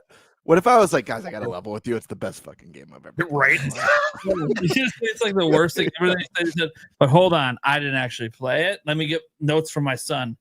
This is the greatest thing ever. Fuck. Yeah. This is a game Michaela would probably like as well. So I gotta show the trailer to Yulia, see if she's even digging it. I will say Yulia's been playing a lot of Age of Imprisonment lately. She's literally playing it right now. Quite Because she's literally. an amazing person. But she's also gotten into like Supermarket Simulator lately, and she's all over the place with her gaming right now. So it's That's great. awesome. Yeah, it's I great. thought you were So- a supermarket sweep. One and of the she best likes shows Animal ever. Crossing as well. You know, we stopped playing Animal Crossing because we only had the one copy. We were doing the whole game share thing with the Nintendo totally killed. So, yeah. So I'll show and see if she has any interest because Nintendo sends me a copy and she has interest. I guess I'll regrettably install it, but I'll make sure my profile never loads that fucking game. Yeah, I would totally play it for a review. I'm got like no honestly, idea. I'm a good person to play it because I don't have interest in these games. So if it's Watch them pull good, a fast it's one on good. Watch them pull a fast one on us. Like what they showed before is just like a mode, and then it's like Dragon Quest 11S. Exactly. Completely different mode. The game just looks visually, everything just fucking changes with a flip of a switch. mean, You never I know mean, with Nintendo. Here's the thing. What if the game, and I doubt it. Like, I gotta be honest, I doubt it. But what if this game was on the par with, let's say, Dragon Quest Builders 2, which I think was a great game for that style? Then is it worth the price of admission? They would have to do a lot of convincing for me to think it's that good. I mean, let's just say To be it's fair, I didn't open like critic. I didn't like Dragon Quest Builders. Okay, One of- fair enough. Fair enough. Let's say its open critic and Metacritic score was sitting between a 93 and a 96. What the fuck? Then is it worth $70? Okay. You know what? If Nintendo, you send me a free copy. If it's like a 96 on Metacritic, I, out of morbid curiosity, need to know how the fuck this became a GOTY contender. Because no fucking way. There's no fucking way. It's gonna be like a 70 or a 60. There's no fucking way. Could you imagine though? It just lands on a Everyone's just 96. bashing this fucking game and it wins GOTY next year. Beats out GTA. What the fuck is happening? Oh my god.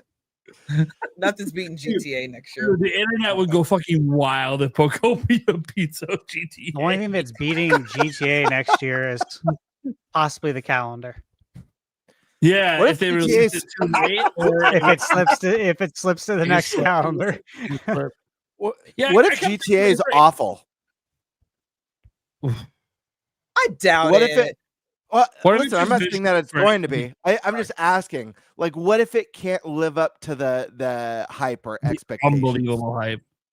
Because still the think hype it was is like the hype. It like think about what happened when Cyberpunk launched. Like the amount of like hype is like this is going to be the most next gen experience that you could ever possibly have, and then it was like PS1 visuals for like anyone on PS4 in a broken mess. It was like a disaster.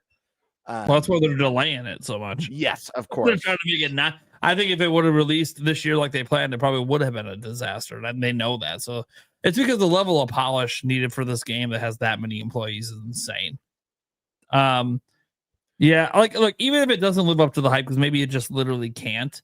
I still think it's going to be like a 90s rated game and be the front runner for Game of the Year. I don't even know if there's anything that can come out next year that would have a fighting chance. Maybe a 3D Mario that somehow hits 97 again could potentially make an argument.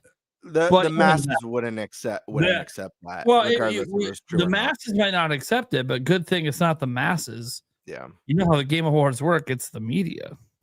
Yeah, and people get upset about that, and I actually think it's better that the media is voting GTA 5 over the GTA public. Would win the Players' Choice Award, like the fan What- voted one. Yeah, It would- keep players' choice as a category, but I think having fans vote for a Game Awards is a terrible idea. Yeah, it's just a popularity gun. It's not only is it a popularity contest, but think about, I mean, first off, Stash just pulled out a statistic tonight about only Thank you. 12% of gamers finishing their games. Secondly, Yeah. even taking away that statistic, what about like the percentage of games that come out a year compared to the number of games you play in a year? I got a question. If What do you 100 think- games come out in a year, every year, let's just say hypothetically, or I'll lowball. Let's say 40 games come out every single year, and that's it. How many people play all 40 games to completion, or play enough of all 40 games to have a valid argument as to who should get the nomination and who should win and why? 5 people. So keep your player's choice. That's good. But like people saying that it's like ridiculous and it should be the fans voting. Well, then you better step it up and start not only playing everything, but finishing everything every year. Well, It would be this is easier actually- if it was filled with people like Stash who can be unbiased, you know. But my concern is with the people that are voting, that they're not, you know, that they are biased. And it's like, that's oh, what- I don't care how good this Mario game is. Fuck it. You know, we're going to That's vote where for. the super chat comes in where it talks Yep. about it, the gaming media is more corrupt than the fans. That is a very popular take out there. I counter with X, Reddit, and every social media in existence.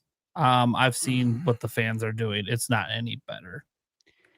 Well, yeah, Yeah, that's the problem. yeah. Is that you can't find people that you can honestly count on, rely on to like be honest and unbiased. If you look at it, I started reviewing games because I don't trust the gaming media, and I have a million reasons why I won't get into. But then Conversations you are have, different. you have fans though that go on, what is it, where they try to tank the review scores. That's What is true. that on Metacritic? What do they call that? Yeah. Open review Oh bombing. yeah, Review review bombing. bombing. Dude, Oh, that. it's like, yeah, you can't be They do it on trusted Steam as well. to give an They do it on- opinion. They do it You're- on Dude, You're, people you're put trying to cancel a game. What are you doing? people put zeros on titles. Like And people sometimes it putting has- zeros on Tears of the Kingdom.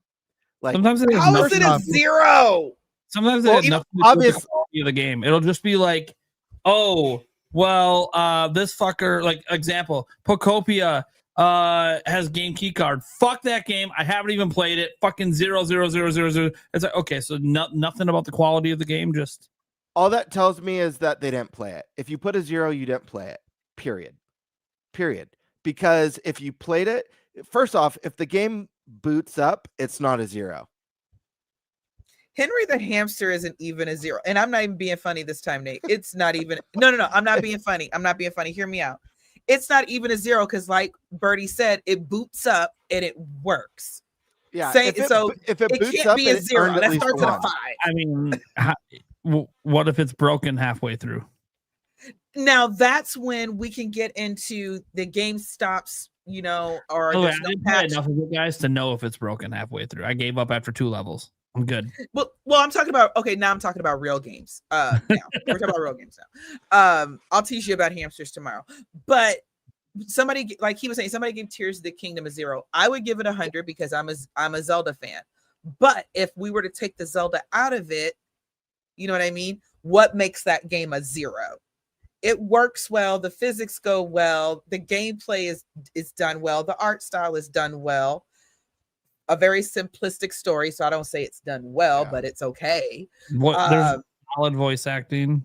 There is solid voice acting. And 0's an extreme, but I see people give games 5s. I'm like, clearly this person's never played a 5 before. Because believe Seriously. me, when you've played a 5 out of 10. Yeah. When you've played the most mid shit ever. Yeah. Yeah. It's just known.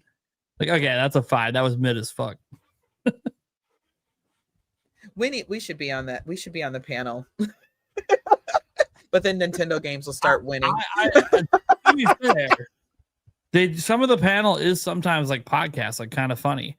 So I have been like, if we can get this show to be big enough, it is possible we could get on the voting panel. That's kind of one of my goals on this show, is to get this show qualified for the voting panel, so we can at least get a say in from our perspective.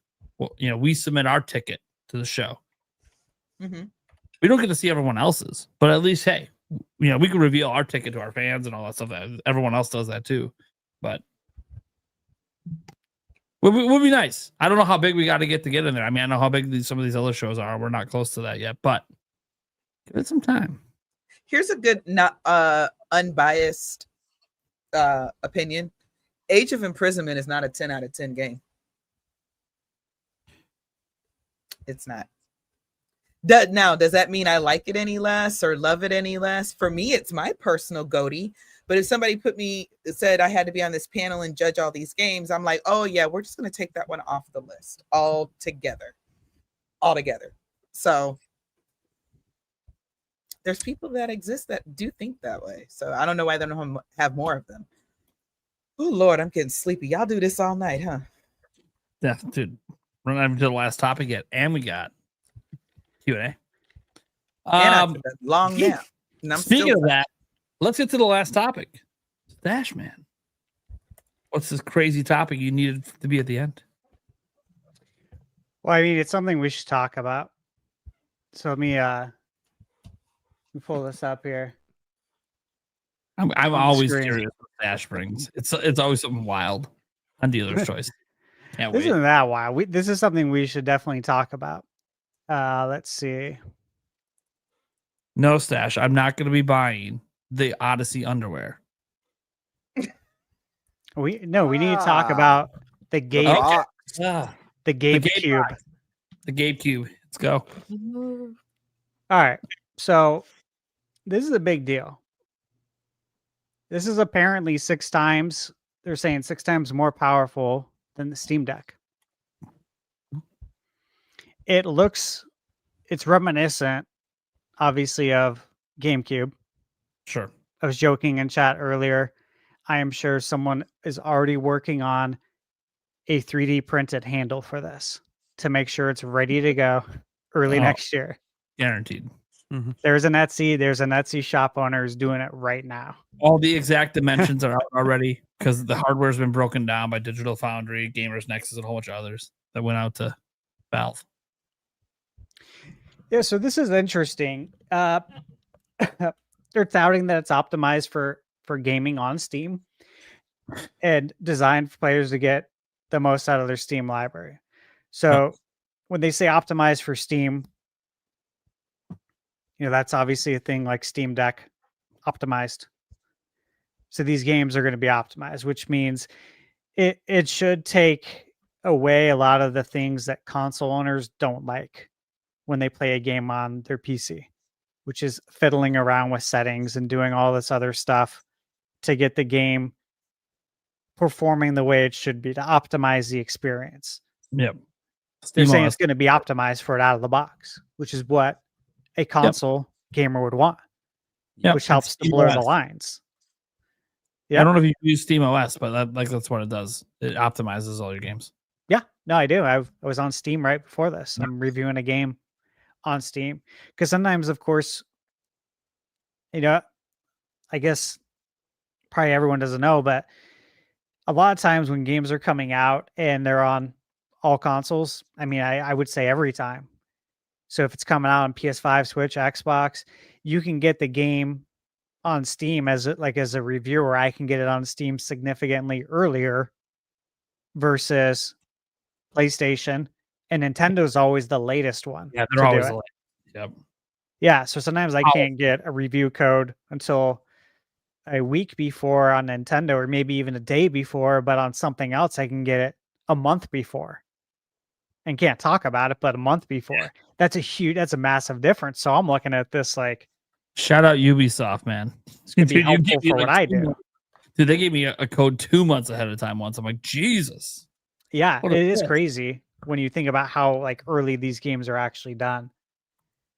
So the goal, they're saying, is to have it start shipping in early 2026. So of course it's the actual like three products were announced. Yeah. The actual Steam machine, a VR headset called the Steam Frame, and a new Steam controller, which can all be viewed right here.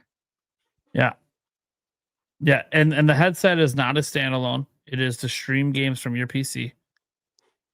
And then the controllers obviously is meant to work with the console, but you can use it with other stuff too.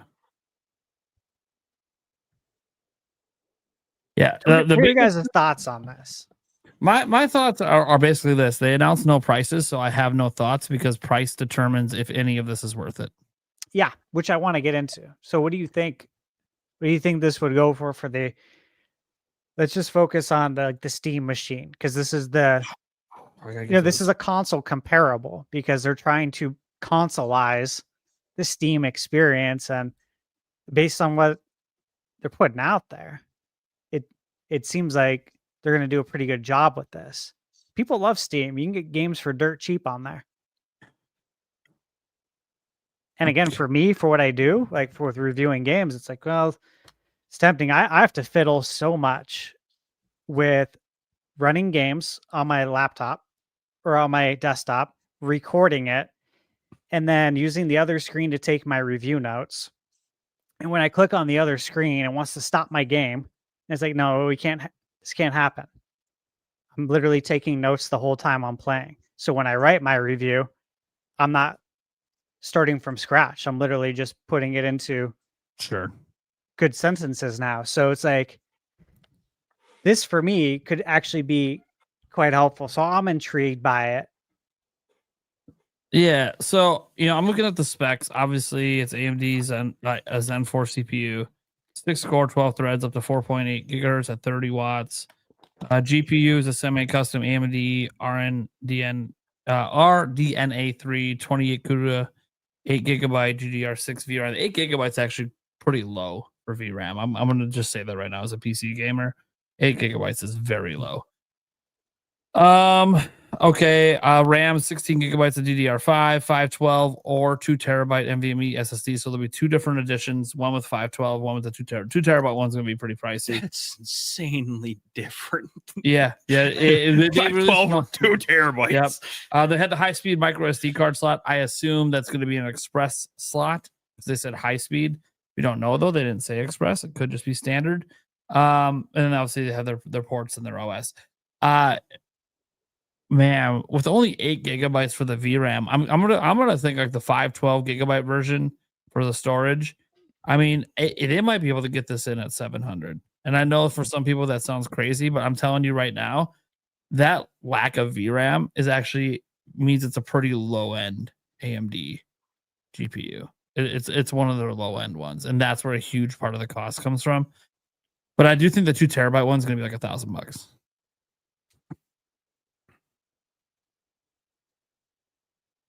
And here's the thing, that price range is going to fall right in range with like PlayStation 6 and the next Xbox.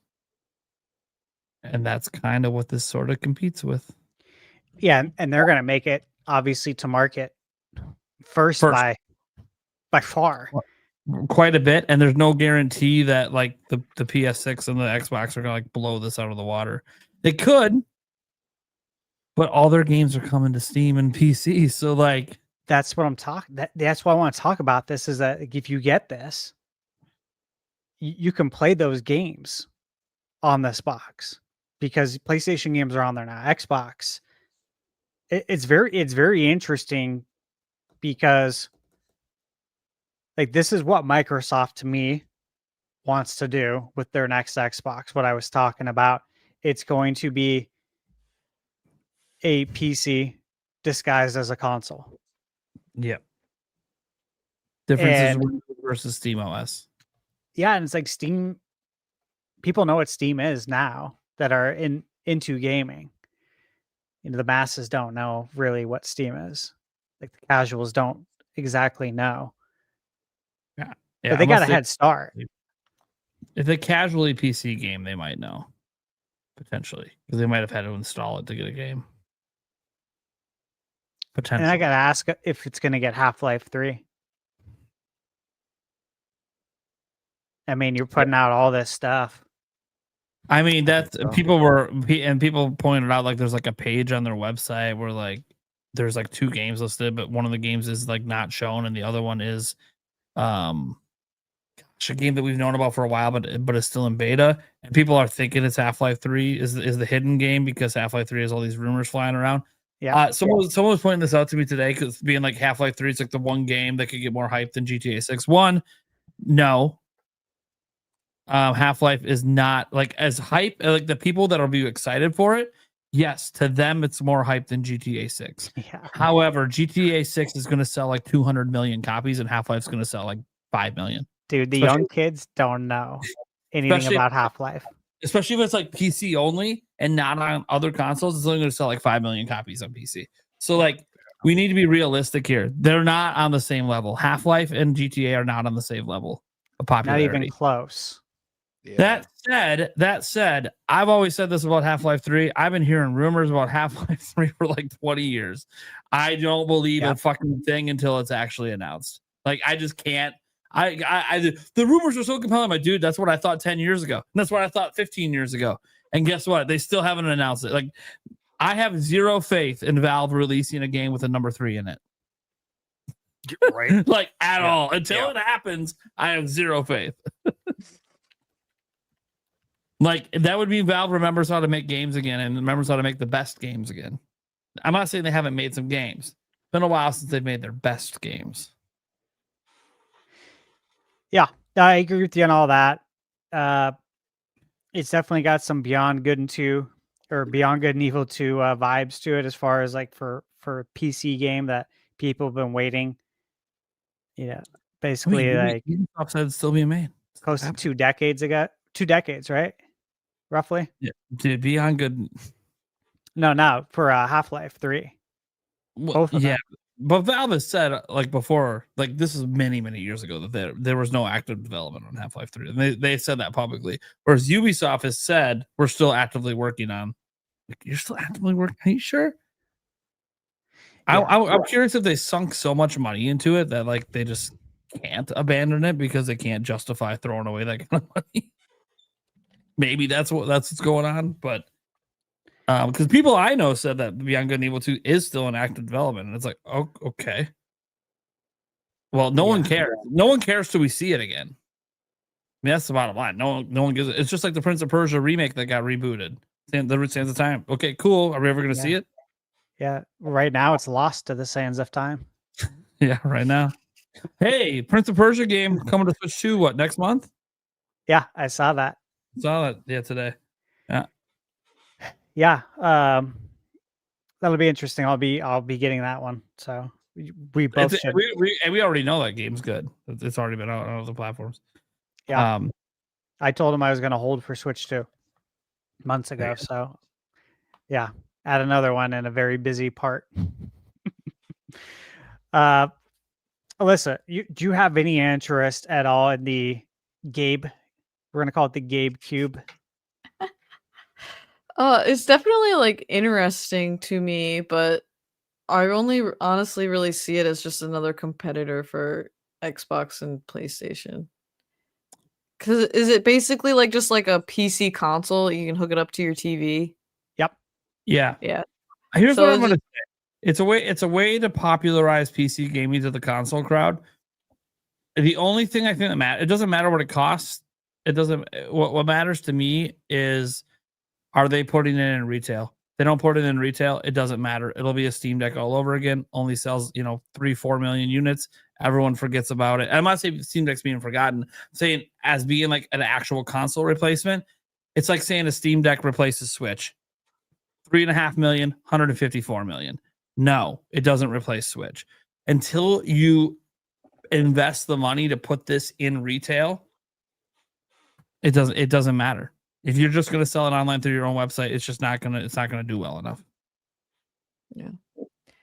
Although on PC you don't have to pay to play online, so I'm curious. Like I would assume then. I guess it is Steam though. Maybe Steam will have their own online service thing, which would end up I being swear, horrible. Be horrible. The But like backlash- that's a good competing point. Is like, hey, you don't have to pay to play online if you buy this, and you can No. sit in the comforts of your living room. PC gamers will leave Steam in mass if they do it, and they Yeah. know it. They'll say, "Fuck you. We'll go buy our games elsewhere. We're done." I'm not even joking. If they try to charge PC gamers to play online, the PC gamers Well, ain't putting up with there that you shit. go. That could be like a selling point for them then. Like you don't have to pay to play online. They don't have to buy their games on Steam. They can buy them elsewhere. Yeah. It's like they'll just say, "Fuck you, we're out." That's what prevents Steam from doing something like that, because they would lose their consumer base overnight. I'm not even kidding. It's not even a joke. I'm part of the PC gaming community. We don't fuck around. We ain't paying to play online. Not on PC. It's an open platform. It's not happening. So does anyone have any interest in this? GameBird, you got any interest? I am highly interested in this. This is very exciting to me. Listen, PC gamers are mentally deranged and belong in straitjackets. First off, Shit. First, you're gonna be buying my straight jacket because I've been a PC gamer since 1995, baby. Well, it was good knowing you Literally. guys. I'm This gonna might be the be end of the playing podcast. Anno 17 Pax Romana on PC tomorrow. So, like, Listen. you're gonna strap me up. Master race, baby. listen, yeah, no, you have to be mentally ill to be a PC gamer. So, but no, I'm kidding. But that being said, I hate playing games on PC. Like, I Right? hate For the it so reasons we much. just talked about. For reasons we talked about. No, it's really The desk. like my office desk. Yes. Like I work in 8 a.m. to 5 p.m. at my computer. I've got my work computer here. I've got my pleasure computer here, and I Pleasure. Wednesday- Whoa, hey. Whoa, I don't even know what you do on that computer. Hey, does the wife know about this computer? I didn't know Listen. there was in the house. Are we on the Listen. pleasure computer right now? the work machine and the pleasure machine, and That was listen, some shit. I'm getting when hot bothered over here. What's happening? Wednesdays, I mean, dude, I spend I'm spending like 14 hours in this chair every Wednesday, from work to the podcast, and it's just like when I want to like enjoy video games, I don't want to be in this place that I associate with work and like grinding all day.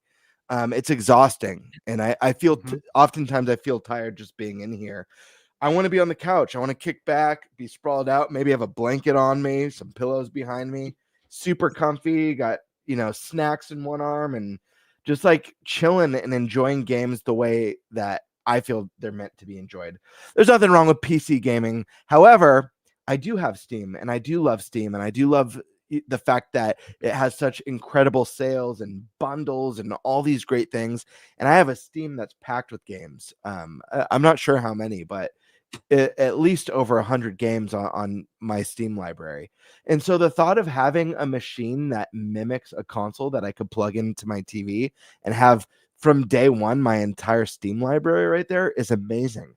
They didn't sell me on the Steam Deck. I wasn't interested. I don't like the way it feels. It's bulky and uncomfortable, and I don't know. I just didn't see value in it. Having my Switch as my hybrid and like loving it and primarily gaming on there. But if I could have a nice, like on my, I've got an 80-inch TV in the living room that's beautiful, 4K TV, like having my Steam library on that. Yes, please. I am very interested. I also think the branding is fantastic, and it's remarkable that a company that's putting out their first like home console, essentially, it has branded it better than Xbox has in multiple generations. Is wild to me. Steam Machine is a great name. It's catchy. It's as well thought out to me as the Nintendo Switch, where the name just like clicks instantly. I really like the form factor of the cube. Obviously, we joke about GameCube, but it legitimately does bring back that kind of nostalgia. And I love the idea of like some of the experimentation that maybe some third parties can do with like custom plates or covers for it. That The plates I think look cool. Did you see those? I did. It looked really, really cool. And I don't know. I like the look of it. I feel like this thing would look sick on my entertainment center. I feel like having this next to my Switch 2 in the dock is kind of like a rad setup. And like, I was never an Xbox person. I bought I never owned the original Xbox because I just didn't get it growing up. I was like, oh, American game company, this is weird, called the Xbox. It just didn't resonate with me.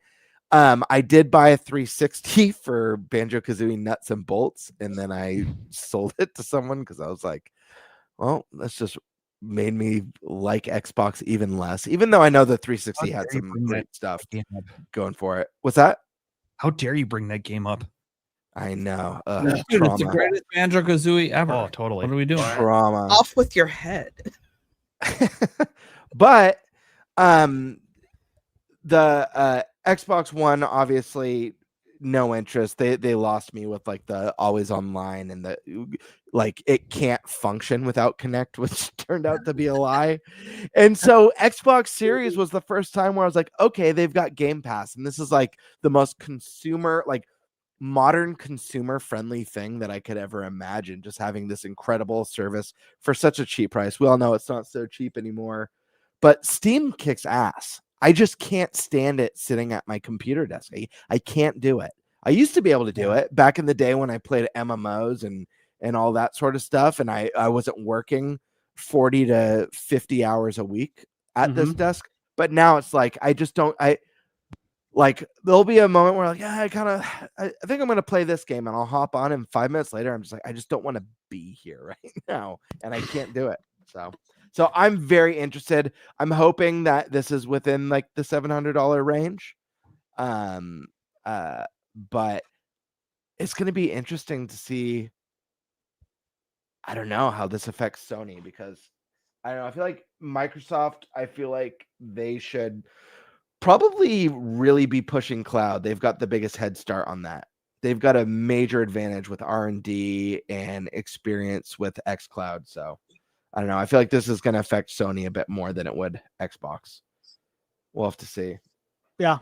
Good take, man. Yeah, I agree. Like, this is going to be really interesting to see how it plays out for the gaming community, because Xbox and PlayStation, yeah, it's like your games are on PC.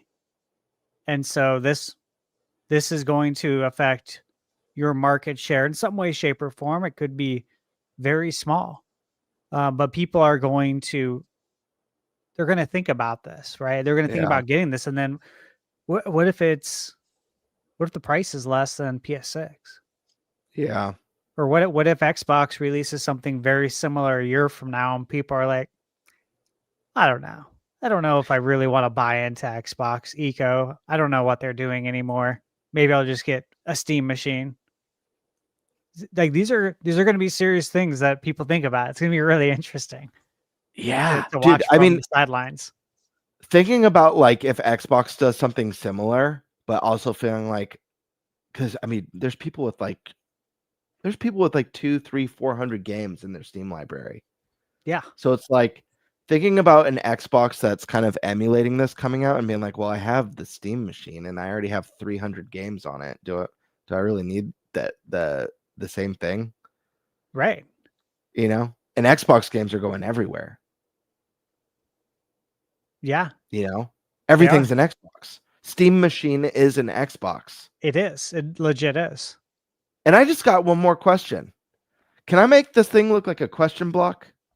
A Mario question block? Probably. Because if I can, Oh, that's a day one customization. purchase, baby. Customization. Paint it however you want.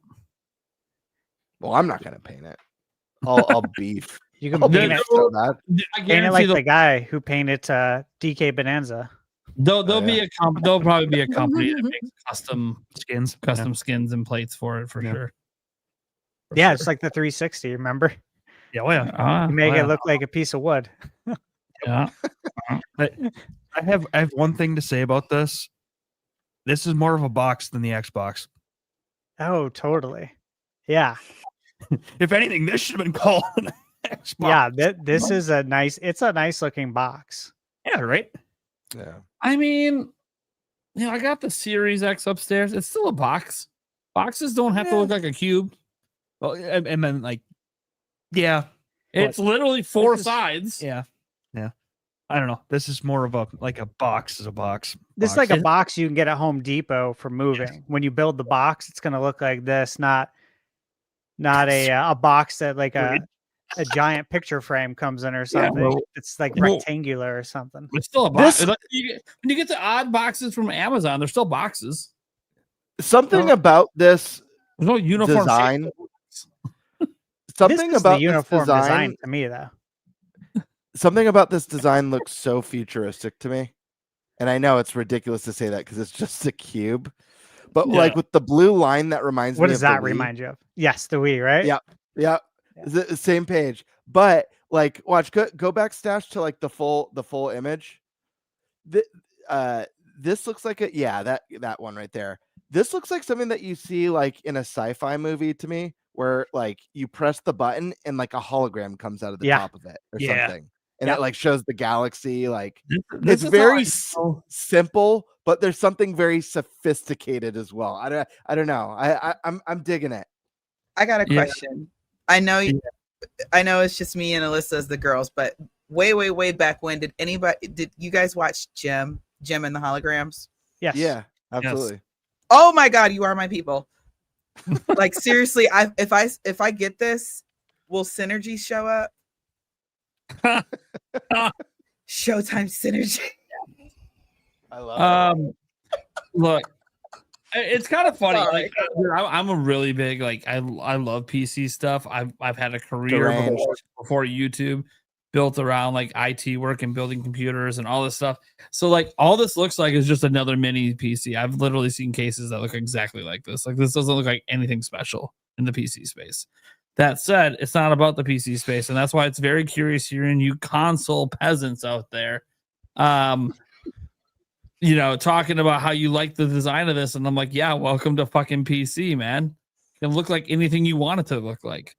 That's the beauty of PC. I have a question, and forgive me, I'm kind of fading a little bit. I'm actually more tired than I should be. All of those items, I guess in the previous picture, not this one, but the one that had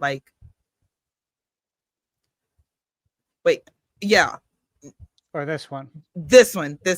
Does all of this come together, or is it Nope. the main box, the main No, system, and these are separate. accessories? All separate. It's Those all are all I think Well- there's a bundle for the box and the controller, I believe. those okay. are all different consoles, except for the controller, obviously. But literally, those are all different consoles. No, the headset is not a standalone thing. It's not like MetaQuest. You have to Oh, it's stream it not. to PC. Yeah. You Oh, have so to it's stream it to PC. It's so it's wireless, more like a PlayStation VR, PSVR, except more like wireless. that, but Except wireless. Yeah. That's the Thank key you. difference. Is it's wireless, which does actually probably make it more viable.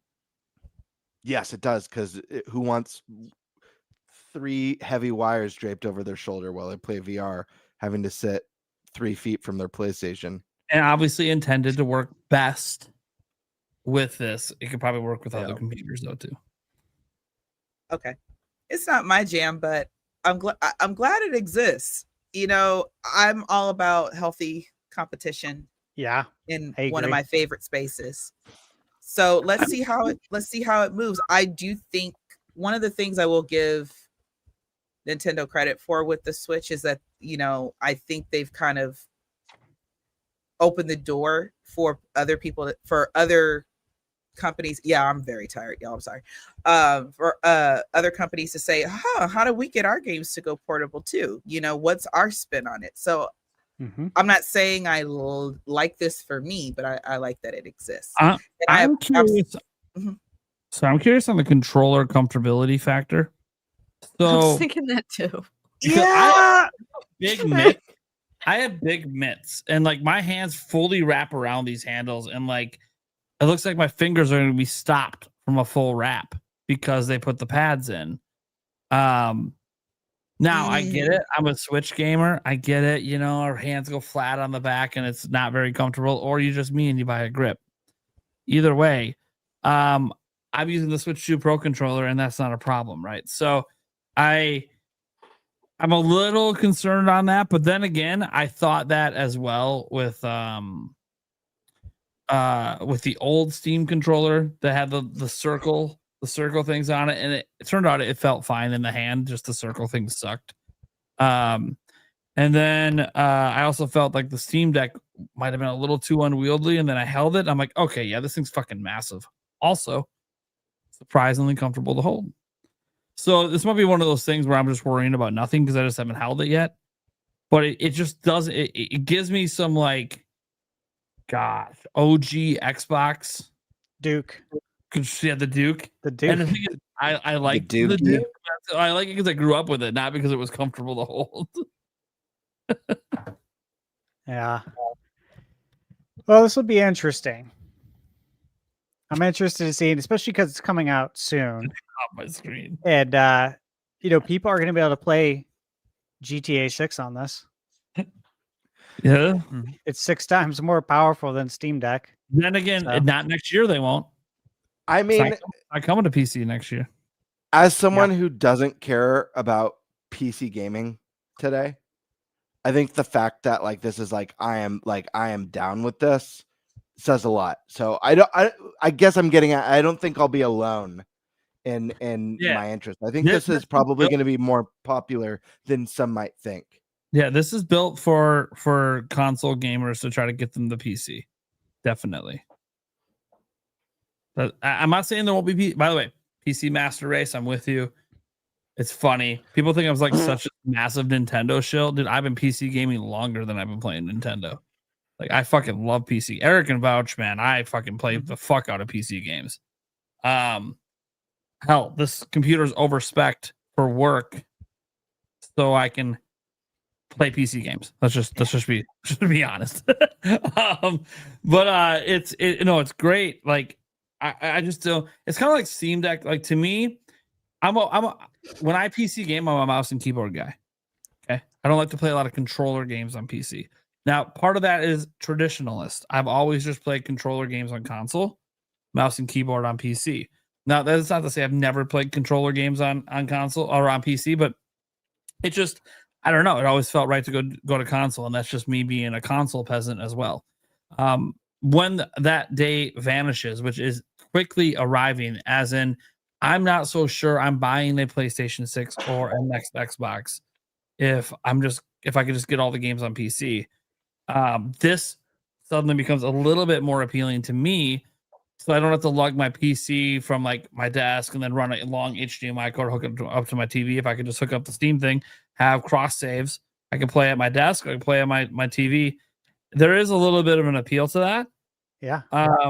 But we'll see. But here's the bottom line. They just announced that products exist, didn't show products being used, didn't give prices. They didn't give any of the pertinent information we need to know if it's even worth buying. If this was here, okay, look, I always have like Nintendo and PlayStation. Xbox it's an afterthought for me, right? and I do own a Series S, but I also got it for $120 brand new when they went on sale.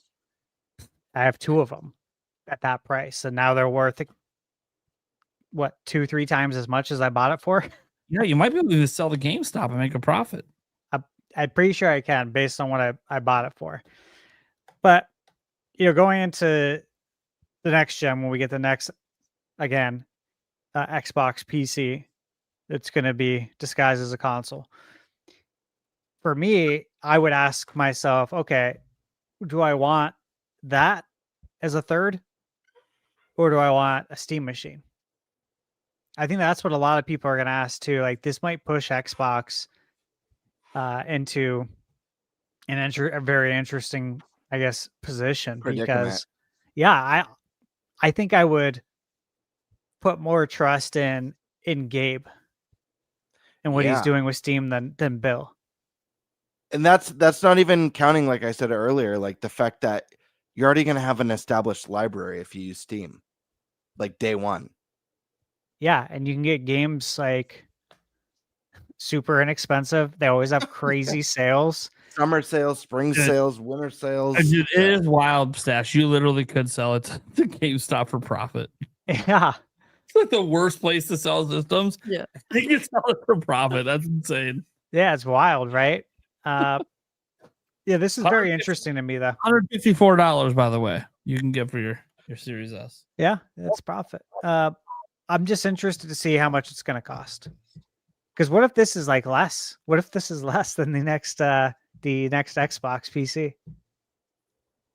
I think it's going to be. That's why I bring it up. I do think it's going to be less than less, Xbox. but based on the specs in it, I think it's also going to perform worse with games. That's going to be the key. Is like, yeah, Xbox will be more expensive, but it's going to be more performant.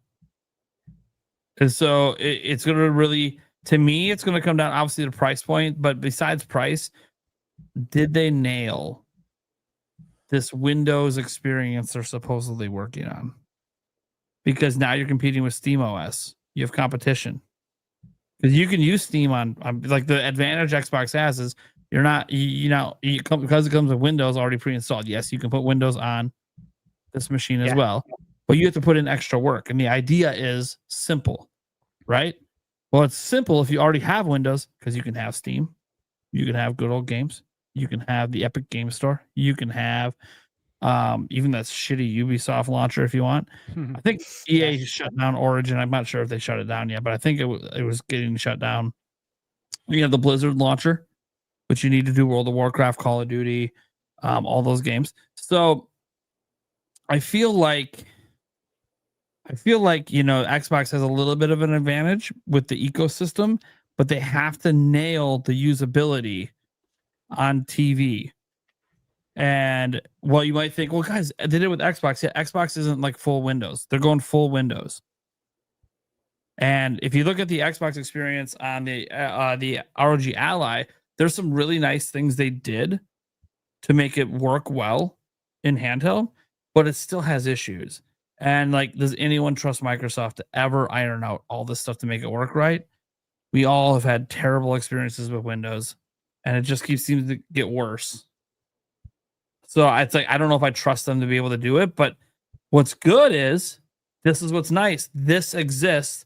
This is Linux based. This is SteamOS, and it's now coming for Microsoft's throat. Okay. Yeah.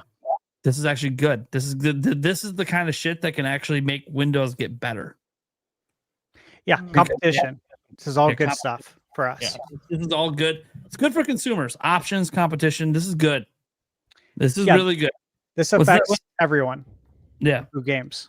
Yeah. And that's the thing. Like, for all you haters out there, Switch 2, well, you want that PlayStation 6 handheld to be viable. Oh, yeah. You want that to be viable big time. I'm telling you this right now. I'm a Switch 2 guy. I want that thing to be viable so bad, because that competition just is going to make Nintendo even better. We need that. It's good. Yeah. It's good for the market. It's good for everyone to have competition. The fact that Nintendo went a whole generation essentially with no competition, well, if you don't like what they're doing with Switch 2, this is the result. They still don't really have competition. Steam Deck was it. Steam Deck They never viewed that as competition. That was nothing to them. It was a big nothing burger. They sold more in a month than Steam Deck sold in 5 years. They don't care about that. But PlayStation, if they make a viable hybrid that gets all of the PlayStation 6 games, they don't have to worry about support. So we'll see. I just feel bad for the Steam machine because I mean, just wait when it launches. Man, the discourse online is going to be brutal regarding the lack of physical media coming to the machine. It's going to be brutal, dude. Like, look how bad it is with Switch 2, and we get physical media on it, dude. It's going to be insane. It's going to be the apocalypse. I think my words. Outrage is only for Nintendo. Oh my we'll god! See. The apocalypse. I have a feeling someone dogs and cats living together, right. Total mayhem. You know what? You know what I find interesting about all that backlash against Nintendo with the keycard thing. Where was this significant backlash when all digital platforms got introduced? Like that's a much bigger shift to all digital than what Nintendo's doing. That's what I was saying earlier. Like what? Now we got key cards. Yeah, like I don't get it. Like why? If you are all about you rah rah, and I get it. Again, this is why I brought up it's the ecosystem thing. It's less about the system; it's more about the ecosystem. Ever since PlayStation brought their games to PC, now people just don't get mad at them anymore for this stuff. But whatever, we talked about it already. Old men yelling at children. We gotta get to the Q&A so we can get the fuck out of here. I got 99 now. Yeah, we still got super chats rolling, and it's great. J Views. Nintendo is pulling what Marvel did 10 years ago with the Avengers, and I'm here for it. There you go. That's what We're I want. in the early days, baby. We're in the early days. Let's go. Let's see, we had a member stake a member on someone's channel. I don't know who, it doesn't tell me. He also became a member on another channel. So you know what? These are not my channels. So this would be Stash and GameBird to become a member on both your channels. Awesome. And you use the member chat, say, let's go! GameBird. Milk. Or is that cream in there? We'll never know. I think it's cream. We'll never know. Cream. Never know. Bird cream.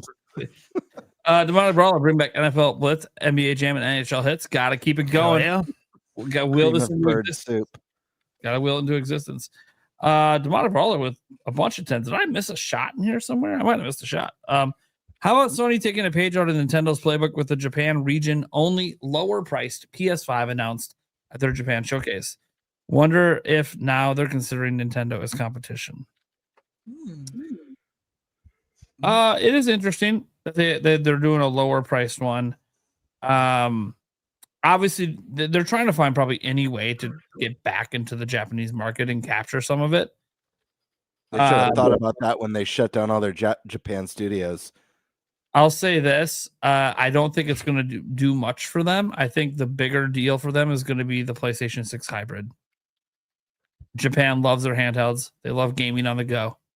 That's going to be the thing that potentially could drive some sales in Japan.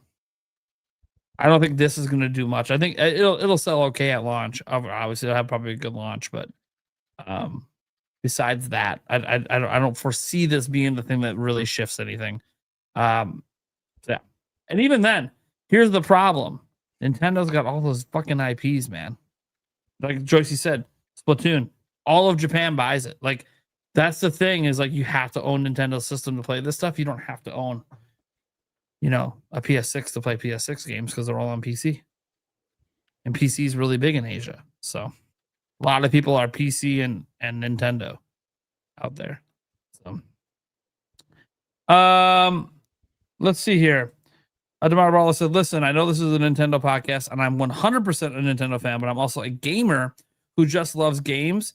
With that being said, what are y'all's opinion on the just announced Steam machine? We just went over all that. So that was great. That was a great comment there.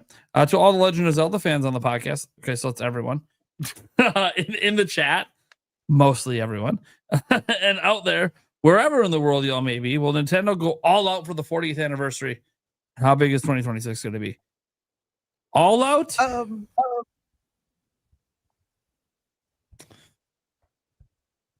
What's all out? I think he's probably thinking. Oh, I'm sorry. No. They're Okay, going to count sorry. the Zelda movie as part of it. I guarantee they're going to count it. I think when he says all out, here's the Hyrule area at Nintendo World. Here's a teaser for the new movie. Oh, and here's a still for the next 3D game that's coming out in 2028. I'm Team Zelda, new Zelda 2030. Here's a remake, and then we're gonna do more stuff down the line in this year. I think that's what he means by all out. Well, After what I say it one more time. I said, if that's the case, then yes. I think That would be amazing. That would be amazing. I don't think any of that's happening because I saw what they did to Mario this year. It's different. And how is it? May I ask how it's different? Launching a new system, and the Mario team was working on Donkey Kong. And on top of that, they just blew their load with a brand new Mario Party last year. Things just didn't really line up.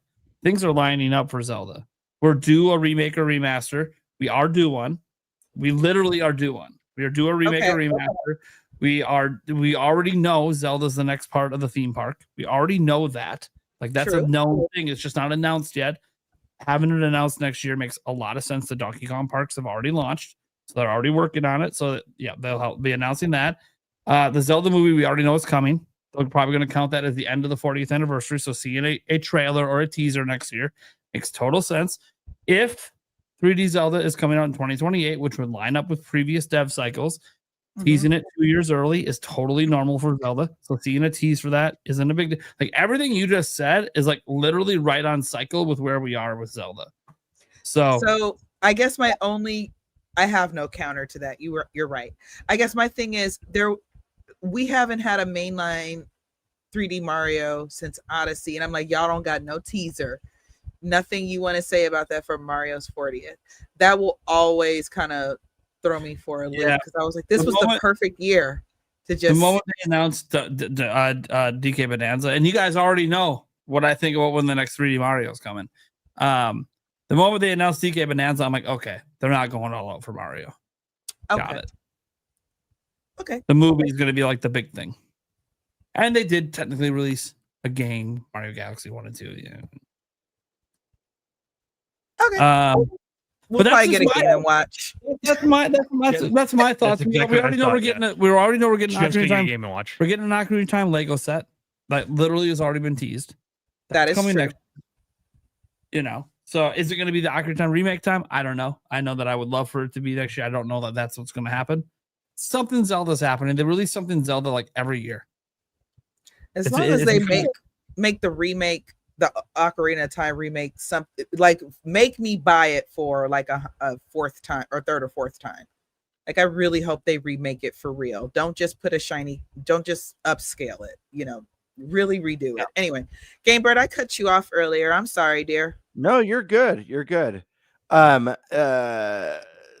mean, I think Nate made a really good point. I think timing lines up, but even if we didn't get all those things, I think that it's inevitable that this is going to feel like the biggest or most memorable Zelda anniversary that we've gotten. And a huge part of that is just the fact that we're getting a live action Zelda movie. Like, this is such a huge deal. Mm-hmm. A trailer is going to drop next year for this movie. Or the end of the year for sure. Yeah, before the end of the year. And seeing that, like, think about the way you felt when you saw, obviously we all experienced the hype of the new Mario movie, but seeing that teaser for the first time for the first movie was like, kind of felt like a childhood dream come to life, but it was still animated. It's still like a prettier version of what we see when we boot up our Nintendo. This is going to be like bringing what we've all grown up with, what we all adore and love so much, to real life. It's going to be and I know it's a much bigger risk than the animated route, but I think just like seeing, even if we get like a 1-2 minute, just like Lord of the Rings style epic trailer with this symphonic orchestrated Zelda medley thrown in there and seeing iconic characters brought to life, I think that alone is like goosebump inducing, emotion tear inducing, and that alone is enough to make it big. Stack on potential. I don't like I think some sort of theme park. I don't necessarily know that we'll see what the theme park's gonna look like for Zelda, but at least an announcement that there's plans I could see. Definitely some sort of Zelda game, whether it's a remake or a tease for the next main line, I think is inevitable. So we already have like a triforce of epicness for the 40th, and then who knows? I mean, they might decide to do another tour of the symphony, bring the symphony back. So I hope think so. Yeah, I love the Symphony of the Goddesses. I even took my mom, who is staunchly against video games, and she had a blast. She was like, "Oh, they're fantastic." I went twice. The very first, I went to the very first tour that they did, and it was so cool. I forget what theater it was in LA. I was living in Los Angeles at the time. Skyward Sword wasn't out yet, but they had demo kiosks of Skyward Sword, so I got to play the first dungeon for like 16 minutes or whatever at the concert before the concert started, which was really cool. But I could see them doing that. And then the last thing that I'm not so sure that they'll do, but I really hope they do, because they've like Nintendo's like, it's weird as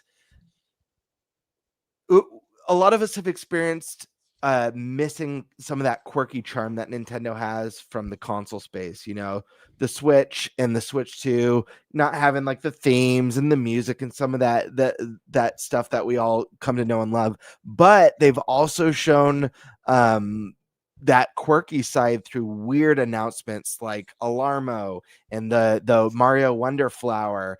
And I'm kind of hoping that they make some sort of a product announcement like the Wonder Flower pulled from like the Zelda world, but you know, like I don't know, like a little talking Korok or some like it's gonna be a Purapad that tells the time.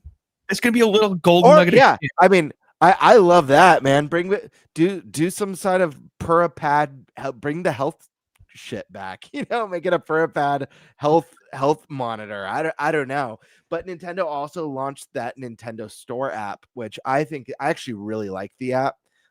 Just being able to like being at work and be like, oh, this game's out, you know, I want to download it to my buy it and download it to my console, and seeing like merch and stuff. So I hope they start dropping some of that cool Zelda merch and Mario merch in the app, because I don't know, it's a good place to celebrate. Be like, oh, here's the anniversary tab, you know, and here's all the cool new stuff coming. But I think it's going to be a good one. I think it's going to be more memorable than the 35th and the 30th. But a big part of that's the movie. I think that, yeah. I mean, how do you top that other than a new game? I think it's also the fact that like they basically didn't do anything for the last one. Sure. Like that's a huge thing, is like they kind of just did the Game & Watch last time. So it's like, okay. So, you know, they didn't do as much last time. They're going to go all out this time, especially because they know the Zelda movie's coming. That's like a whole thing that didn't even exist back then. So I got it. It's going to be even better than that. What they're going to do is they're going to release a t-shirt that says it's Zelda 40th, and all I got was this lousy t-shirt. Here we go. I swear, if that's like my birthday present next year, I'm just going to jump off a cliff. Damn straight. You can't do that. We have to all go to the movie, so you can't prematurely jump off a cliff. Well, I didn't say I was gonna die. I mean, we have but ain't nobody carrying your ass. I mean, there's plenty of 10-foot cliffs around here that lead into nice deep water. Oh, okay. Yeah, and I'm fat. I float. Oh my god. All right, we're not done with the Zelda yet. Demonic Brawler says, if y'all could only pick one to celebrate the 40th, what's your choice? Ocarina of Time remake, Oracle Games remake, Twilight Princess 4K remaster, an all new Zelda game. For me, it's D. New over old every time. I already have old. I need new every time. So D. Give A me all the day. give me the big D. All the D. If we're I'm always going to want something new too, but if we're going to, I preach this all day every day. Twilight Princess remade the right way from the ground up using the 2011 Wii U tech demo. Nintendo, stop fucking with me. Oh Okay, yeah, let's go. I don't see that on the list. I see 4K remaster.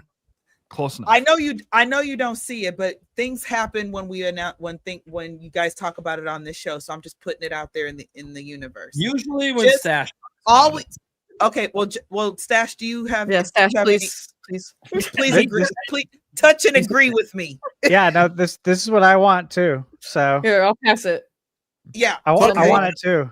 There you go. But he said A. There. So Ocarina of Time remake happens. Just know it was obviously Stash. Not any of the rest of us have been talking about it for years. It was all Stash. The point is, I want it remade the right way because I don't care what anybody says. The HD version was, and I apologize to the people who worked on it, but it was just not that great. It still looks grainy and it still looks weird. And the 4K update, one of my favorite streamers, he has emulating it and it's all patched up and pretty, and I'm still unimpressed. Yeah, I've seen that. Yeah. Familiar. So I'm with you too. Still not what I want. Just remake it the right way. I want what's her name? The big spider, that one. I want it chasing me all around the temple. Yeah. Okay. Just do it right, Nintendo. I'm done. Okay. I need SkySwordAlisa's opinion on this. I always A, B, C, or D. Opinion. Oh, I was going C. I was all with Joycie. I love Twilight Princess. That's my favorite. To be fair, new would be good, but it would feel a little rushed. It would feel a little rushed if it was next year for the new one. So I'm like, I'll wait. Let them cook. Make the good story. Next year, give me the. But I'm still happy with Ocarina of Time, of course. I have a counter. This is my favorite. So by the way, I don't think. By the way, this is a hypothetical. Okay, it's what we could pick. So I have a counter for all new Zelda game and pulling that off. Twilight Princess existing at all. It came 2 years after Wind Waker. I'm just throwing it out there that like it ain't that far fetched. Yeah, but now they're open world and they're doing all this crazy shit and voice acting. Maybe they're good at this. Maybe they reinvent the wheel and they make it extrememely linear. The next one, maybe, and level based. Maybe we do like a Mario 3 style map or 2. Come on, except now we're getting a remake. We're getting a remake. By the way, this is about what I like a hypothetical. What I want. I don't realistically think we're getting a new Zelda game next year. Obviously, we just had a top down last year. Year before we had a 3D. I think it's going to be a bit before we get a brand new one. I personally think on this list, I think Ocarina of Time is the most likely. Yeah, I agree. But yeah, I if I could just have whatever the fuck I want a brand new Zelda game and I want it now. I gotta say, I gotta say, this is a really hard one.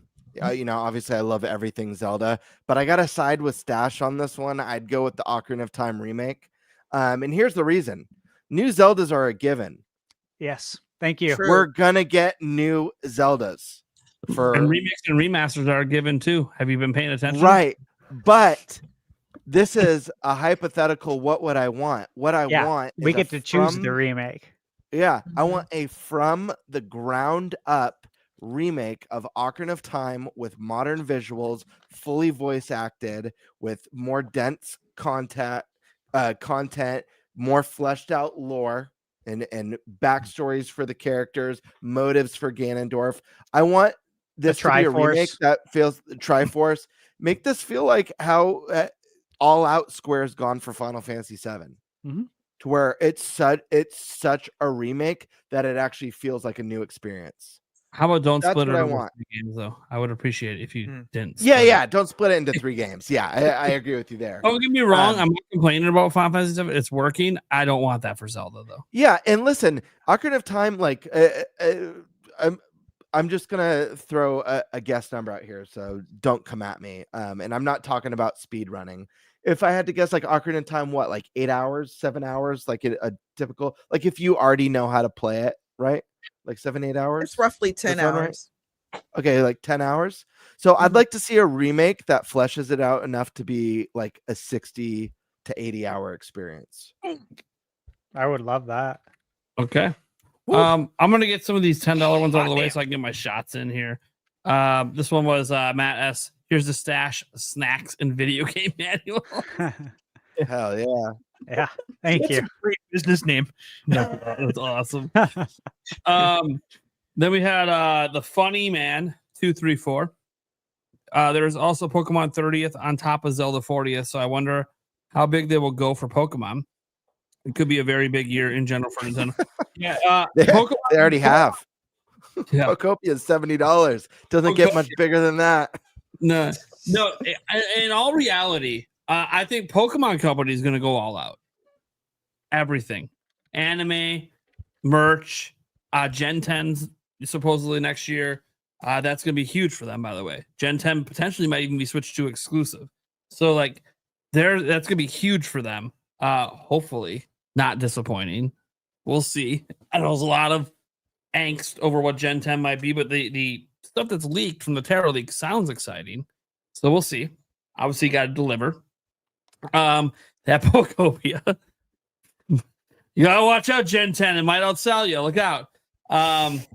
Watch that thing blow up and be like 100 million seller. And I'm like, what the fuck is happening? You know what they should do with Pokopia? They should make it like the 3D All-Stars release, where they said it's only available for like 6 months. I'm gonna say it. The little bit we see the Pokopia makes me feel like it should be a free-to-play game. So I don't really know what's happening, but we'll see. We'll see. Tomorrow, you just trailer don't know, time. dude. And well, look, I gotta be honest. Tomorrow's big trailer time. You drop this big news, the $70 price. This trailer tomorrow better be a prover. I better regret not live streaming the trailer. That's all I'm gonna say. It's gonna sell like hotcakes. Oh yeah, dude. That game's gonna print money. It's gonna be successful regardless of what interests us. I mean, but shouldn't we be? But here's the thing: like, shouldn't the attitude, like, obviously the announcement today is very jarring, but shouldn't the mindset be like, I really hope they prove me wrong and surprise me? Shouldn't that be the outset? Like, I hope what they show is better than I could have imagined, or should it be, I hope it looks like shit? You know, like, yeah. I don't want the game to be shit. I never want games to be shit. Ever. I don't want that to be the case. This game has zero chance to appeal to me because I just don't even like the concept of the game. It's just not the kind of games I enjoy. So there's nothing they can really do to make me want to buy this game for $70. The only way I consider it is if it was like 20 to 40 and there was a physical. Without that, I just don't really have an interest at all in this game. I don't really have much interest anyways. I said this when it was revealed. I didn't have that much interest in it. It doesn't even seem like a game that should have a physical, though. When I saw it, I was like, it looks like an eShop title. Right? Well, that's the thing, but they're not. They're charging it like it's a mainline Pokemon. It's fucking good wild for them. It's wild. Like, I don't get it. That's just their confidence in how groundbreaking it's going to be tomorrow. Dude, we're gonna be blown away. It's gonna be like a Tears of the Kingdom moment. Do you think it'll tie into the other Pokemon games, and you can transfer your Pokemon to this game? Oh wow, it works like a Pokebank. My thing is, yeah, it's where like you can train them and shit. I think they think this is going to be Pokemon's Animal Crossing moment. Yeah, or Minecraft. Yeah, they think that this could be bigger than any Pokemon game long haul, and it'll be like supported with updates for years. What if this? What if the Game Boy games are playable within this game? Just like Animal Crossing had NES games. I'm going to tell you right now, this is Game Freak. They ain't happening. They'll be playable and they'll charge you $20 for the pleasure. But dude, if they have the feature that Animal Crossing has, where like friends who also have the game can like come to your Poke Farm or whatever, like that's going to be huge. We'll see. Again, yeah. Might be a discussion for next week after the trailer drop tomorrow. Blows our fucking minds. Watch us all Or if come they back. add, next week, like- and our lead topic is they did it. We're all buying. We're all buying this game day one. That we did Or it. if they add like really sexy Pokemon in it or something. Oh fucking god. Dude, what is up with you tonight, man? First off, you got your pleasure computer. Yeah. You got The pleasure cream. PC. And No, the pleasure machine. his wife is in the intro, guys. He's got a fucking hot ass wife, and he's over here talking about all these pleasure machines. I don't know what's happening. This is like, you guys are into some kinky shit. And now you want sexy Pokemon involved in the bedroom. I don't know what's happening. We got to get to the next thing because there is a big game coming that I think we're all excited for. Maybe some of us are. Metroid Prime 4. Yes. Well, to add to that, last one, it's also Metroid's 40th next year. It is, yeah. Oh, dang. Yeah, I know. For a moment, I was like, oh, Big. if Metroid Prime 4 ever got delayed, it would make sense. It's the 40th. I don't think they're going to do anything. It gets overlooked every time. Yeah. Every time. Dude, do a controller, guys. Come on, Nintendo. Something. Give us a sick on. controller. Like something. Something. Yeah. They won't though. They gets overlooked, and they've never done anything for it. They always overlook it. The only hope would be maybe a 2 and 3 collection. Yeah, dude. Drop. But even then, I'm not really so sure they're gonna do that. Maybe a Switch 2. A Switch 2 update. Wait, hold on. Metro Prime Remastered. Does it have a free Switch 2 update? If not, they might do a Switch 2 edition for that. Not yet. They will. 4K it. Yeah. They But will. like, With they mouse won't mode. say, but they won't say it's a celebration. They're just gonna do it. They never, because they're gonna. Nintendo's very like when they do their anniversary stuff. It's literally just they only do like one at a time. And the I'll only tell you reason what we're we're gonna get. the only reason we're gonna get 2 next year is because Pokemon Company does their own shit for Pokemon. So you're gonna get the 30th and 40th for Zelda the same year.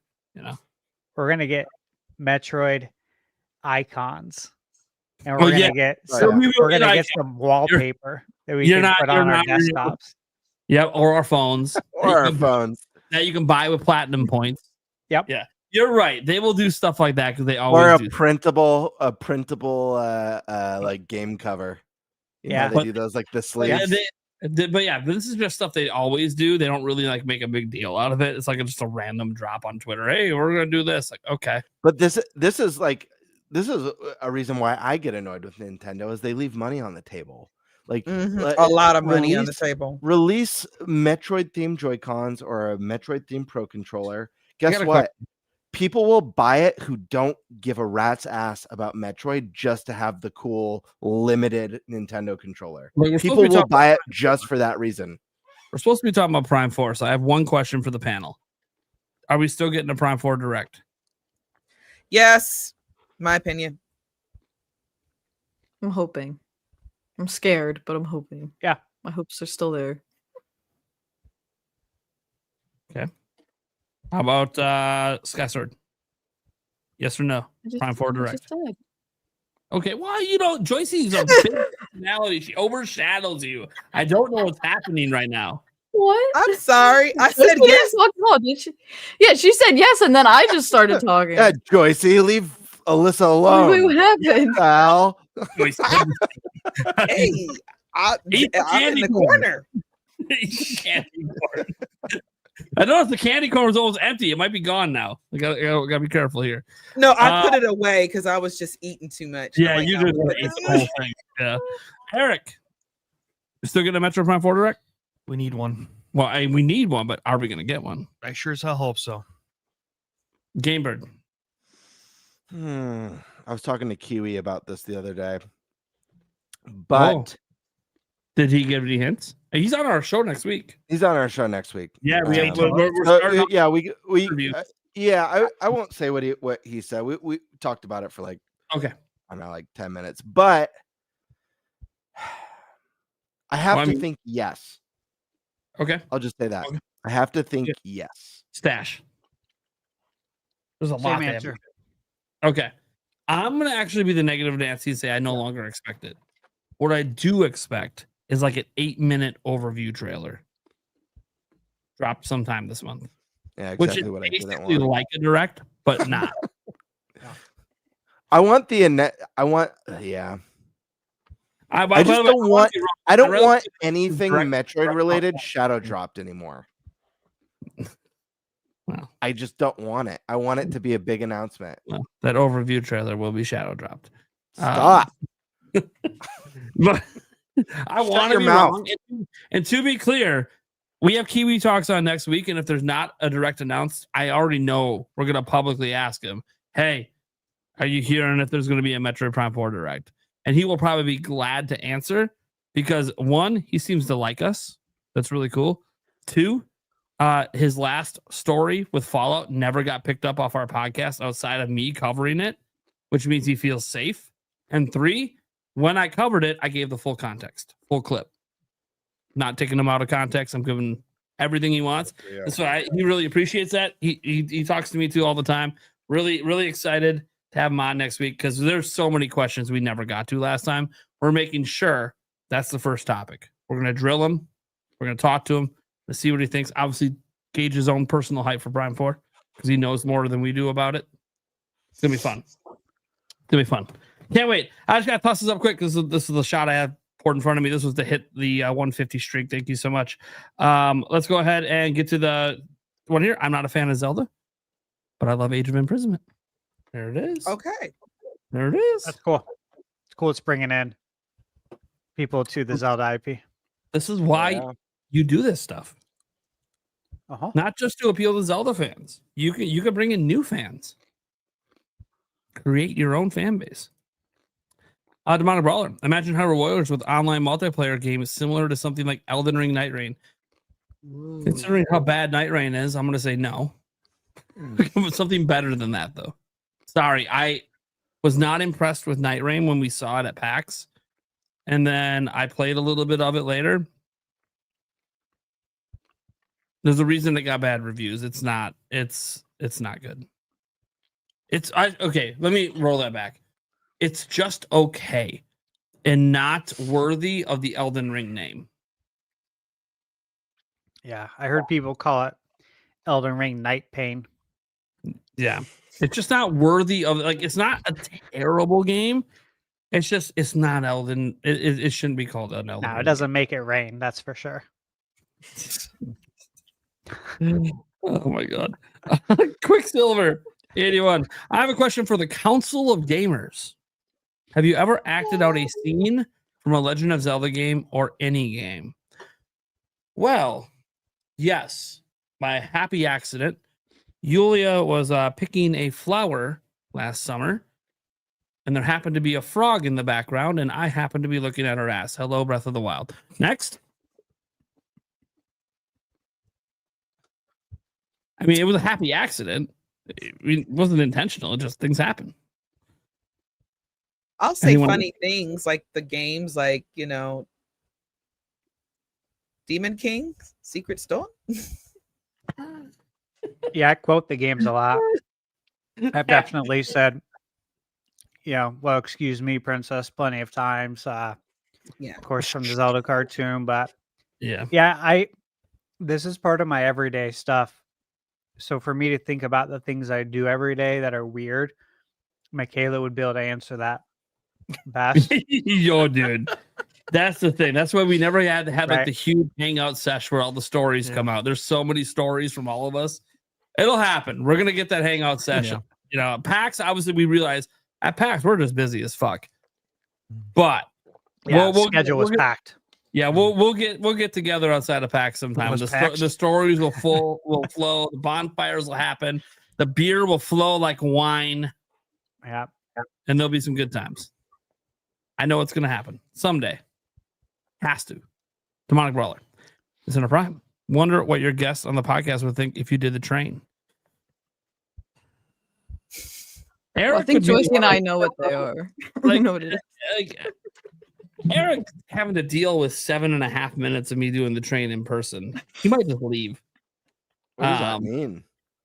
Yeah, see, there's a whole secret life that Nate doesn't tell you. Might not even know about it, and it's fine. It's a stream thing that barely ever happens because I have my hernia. I haven't been allowing it, but I did it once, like recently, as like a special gift to everyone. because I did this thing where, hey, we have to hit the super chat. I'm not going to talk anymore. And I went silent, literally silent. Didn't say a fucking word for like 25 minutes. And I'm like, okay, I got to be nice and give them something, give them a treat. So I gave them the full 7-minute train, which almost got my stream taken out. But we survived. We survived. People were entertained. And then we somehow hit the goal anyways. So shit happens. Thanks to, who is it? Rhapsod just randomly dropping like a massive fucking super chat in the middle of the train. Was it Rhapsod or Jimzo? Dude, yeah, somebody dropped $200 in the middle of the train. I'm like, what is happening? Which, of course, everyone in the crowd, including Pokemon fan right now, saying that's why you should do the train more often. I'm like, yeah, because I'm going to get $200 every time I do the train. Fuck, I'll do the train 7 times a fucking stream if I'm going to get $200 every time. God damn. That's not how that works. I've done the train enough to know that's not how that works. But no, the train, for you don't know, you know the Come On and Ride song? Of course. Come on, right? Oh, the train. Yeah. So I played that song. So we had this thing where with this thing we used to do before the hernia stuff, where if we had 4 like super chats, like back to back to back rapid fire that would appear on my screen, we would play that song, and then we would have that song continue as long as super chats kept coming in. And I will like do different dances to it and put like masks on and costumes and do all this fun stuff. It legit, it's like all over here in a bag. The train bag's always ready. It's right there. I'm staring right at it. All of the stuff that I do. And I gave everyone the full. I usually don't do the full 7.5 minutes because I know about the copyright stuff. It's really the reason why I usually cut it off at like 3 or 4 minutes. But I was like, I thought we were going to the end of the stream because it was going to take us all the way to our normal end time. So I didn't care if the stream got dinged. But then the $200 super chat came in, and I was like, oh well, we just hit the extension for an hour. Please don't kill my stream. Please don't kill my stream. Don't do it. I'm gonna feel so bad if the stream has to end now. I would have probably just rebooted up a new stream, to be fair, at that point, but still, it's not the same thing.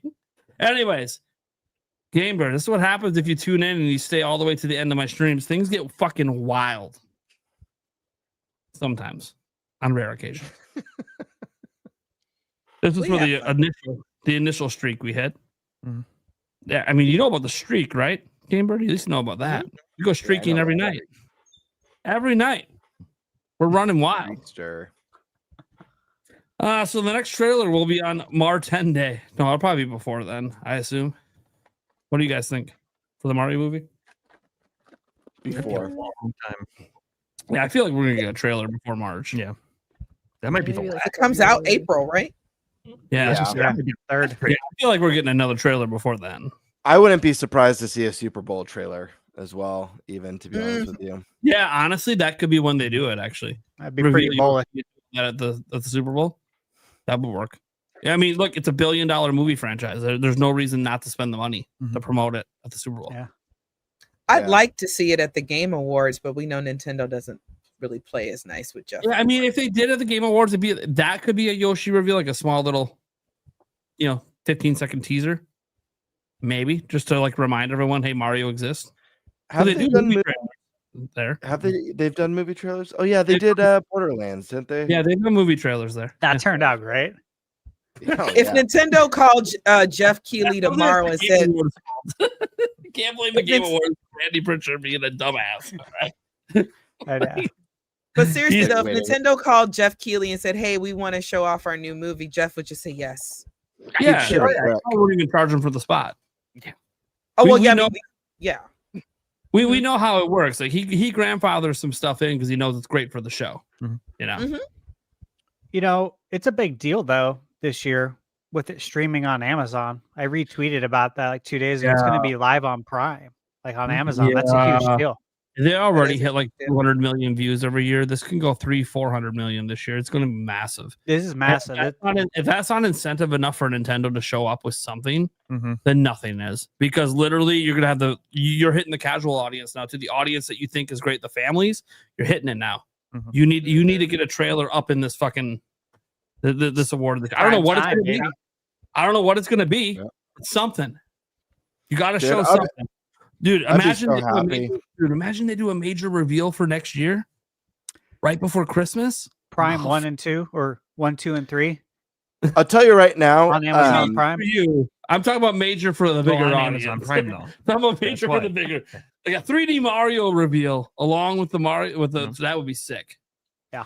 Dude, that would be so huge. I've told you guys I go every year to the Game Awards. I you go fucking nuts in the crowd. I think I've only missed one since it got.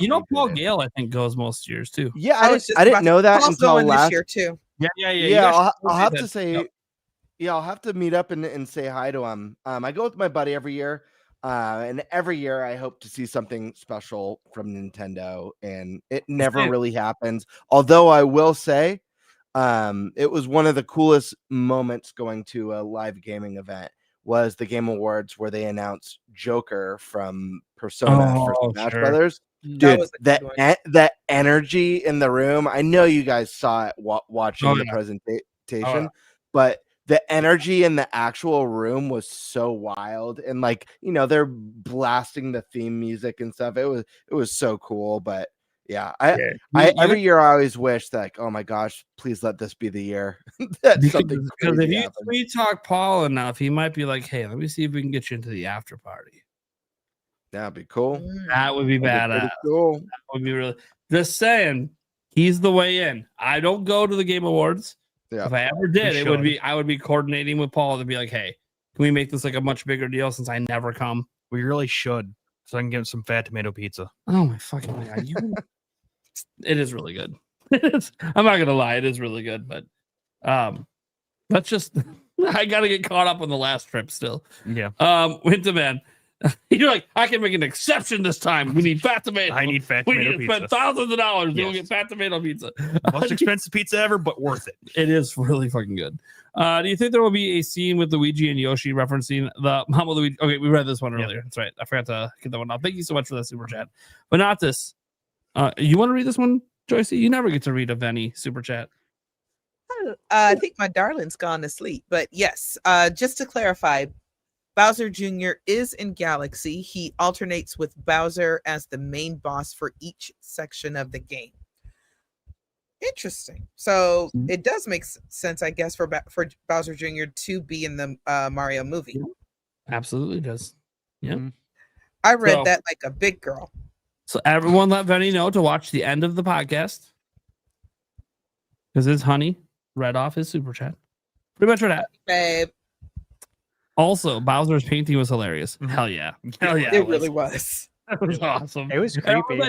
I love that he went through, he just painted one of skeleton Mario. Yeah, right. And then he looks through to find that specific painting to show them. I'm just to piss off Mario. Just to be like, I thought it was creepy. He looked like a reptilian. He did, actually. He did. Like a human reptile. Like I'm like that was the point. That was the point. I like it, but interesting. That was the whole point. And dude, the hair slicked back. He was trying to be suave about it at the same time. Not suavemente. Wrong character. All right, here. The Zelda movie should end in a dance battle. Anyway, but yes, Danny DeVito would be great and funny Wario. Yeah. That would be so good. I feel like they're gonna go with someone a little bit younger just to make sure that they can be around for the next 15 years. Which it really sucks that we've had to say that multiple times. Thinking about all these great actors and just wanting to be here in 2 decades. It's oh man. That's everyone I love is dying. Well, I'm still here. Wait, you said love. My bad. Sorry. I shouldn't include myself in that conversation. That's okay. I love you, Nate. Yeah, okay. I'm sure. That sounded so believable. Karkun. It sounded you're like, that's okay. I love you, Nate. It was a regrettable, I'm just going to satiate your desire for attention, Nate. Karkun, always our patches nowadays. Physical equals the past, sadly. Yeah. Wink the Man, how much do you guys think Smash Bros will be? Oh, price wise? 80. Mm-hmm. 80. 200. Oh wow. After you factor in all the DLC and all the amiibos you buy for it, right? $120 DLC plus amiibos. Yeah, right. I'm going to say 70. And I'm only saying that because I think Sakurai will request it 70. And Nintendo will say sure. Because he won't want to deal with the internet coming after his fucking ass. Yeah. $49.99. Fuck yeah, that's what I'm talking about. Hold on. baby. Hold on. Yeah. But it will be Nintendo's first official games of service. Oh wow! Don't speak that into existence. Well, it should be free to play. Retract that. No. He's not going to retract it. Get over it. Nope. He's trying to. When he joined the podcast, he said he was going to be the villain, and he's totally not been. And I've somehow become the villain. He's trying to take it back now. I have to Understood. take back the It's crown. to remind everyone what I was meant to be. Your rightful perch on Just the like top his of, fake love for me now, you know. Doge pal. Kotaku's PS5 review is an example of how corrupt gaming media really is. People expect standards plus integrity from these outlets. It was lost a long time ago. For starters, I don't think anyone's respected Kotaku in a very long time. Like, let's just I be have no idea. Uh-huh. I'm not familiar with their PS5 review. Long before that review, not people have either. had Kotaku. Here's the problem. Kotaku did have it used to be really, really good way back in the day. And then towards the end of them actually mattering, there was two people still there that were like really, really good. And that was Jason Schreier, when he still worked there, and then Stefan Totillo, when he was editor-in-chief. But Stefan Totillo was like busy trying to fight back against all this fucking bullshit they kept forcing on the site, and he ultimately lost and got let go. Now he runs his own thing now. Jason Schreier, I think, works at Bloomberg now. I can't remember. He works somewhere else now, a really big place. Yeah. Because he's really good at what he does. Really, he does investigative journalism. He's really good at it. But the thing is like Kotaku in general, it wasn't their fault. Like, it kept getting sold and moved around, and then they just started pushing agendas and pushing all this stupid shit because they thought it would get clicks and views because that's what the internet was saying. Like, hey, look at what's blowing up on social media, a bunch of political agenda stuff, and then that didn't work for them. It actually made views go down because gamers didn't want that in their coverage. So yeah, their PS5 reviews sucked, but Kotaku has been sucking for like 15 years. So nobody really, I'm going to be honest, they're like the prime example of an outlet that nobody likes. I can't find anyone who says one positive thing about Kotaku anymore. I completely forgot about him. Like, I completely forgot about him. Like, even like IGN, there's still some people that will say some positive stuff because there's clearly some people that still work there that care about gaming. But Kotaku just hasn't had that in a long time. They're one of the most maybe irrelevant opinion. I don't even go to their website. I used to have them in my news rotation. I don't even go to their website anymore. So I don't really think that's a great example of anything other than just the worst, like one of the worst things of the industry. But we had a whole topic on this. What was it, like a month ago? Remember, like 25% of the industry had shrunk, and we talked about all that. Yeah. So, I can't even remember the last time I've seen a Kotaku article. Right. and there's still, I want to say, there's around. some good journalism going out there, guys. Like Game File's pretty good. It's just you gotta like search around now because it's not necessarily always the mega sites. They've kind of all shrunk and like been fighting with YouTube to try to be like relevant. But there's still some good ones out there. That's because the good people that were still in the industry have all spun off and done other things. So you got to kind of pay attention to that stuff. Like I still watch Kind of Funny here and there, and Kind of Funny that they were OGs at IGN. Like they were some of the good ones. They left, did their own thing. Andres was on Kind of Funny. Andres, yeah, he got on there. That was wild. That was really cool. Yeah. Switch After Dark. What's up, buddy? I know you're still awake. You got some Blantons over there, bud? You sucking it down? I was doing shots. You're drinking Blanton. I know what's happening. $700 to $1,100. The Zoo Cube, extra long HDMI cable, Xbox One controller, hooked up to a PC and TV. $80. Let's go back to the Steam, the GameCube. The GameCube. So, and then he also said, grinding with blanket and pillows propping up. That's a clip. We all know that was about you, GameBird. Can you explain what he's saying to me? You like Remember when you laying were on the getting couch grinding in your video games with all your blankets and your pillows around you. The way God intended. With your for us pleasure to PC. Play video games.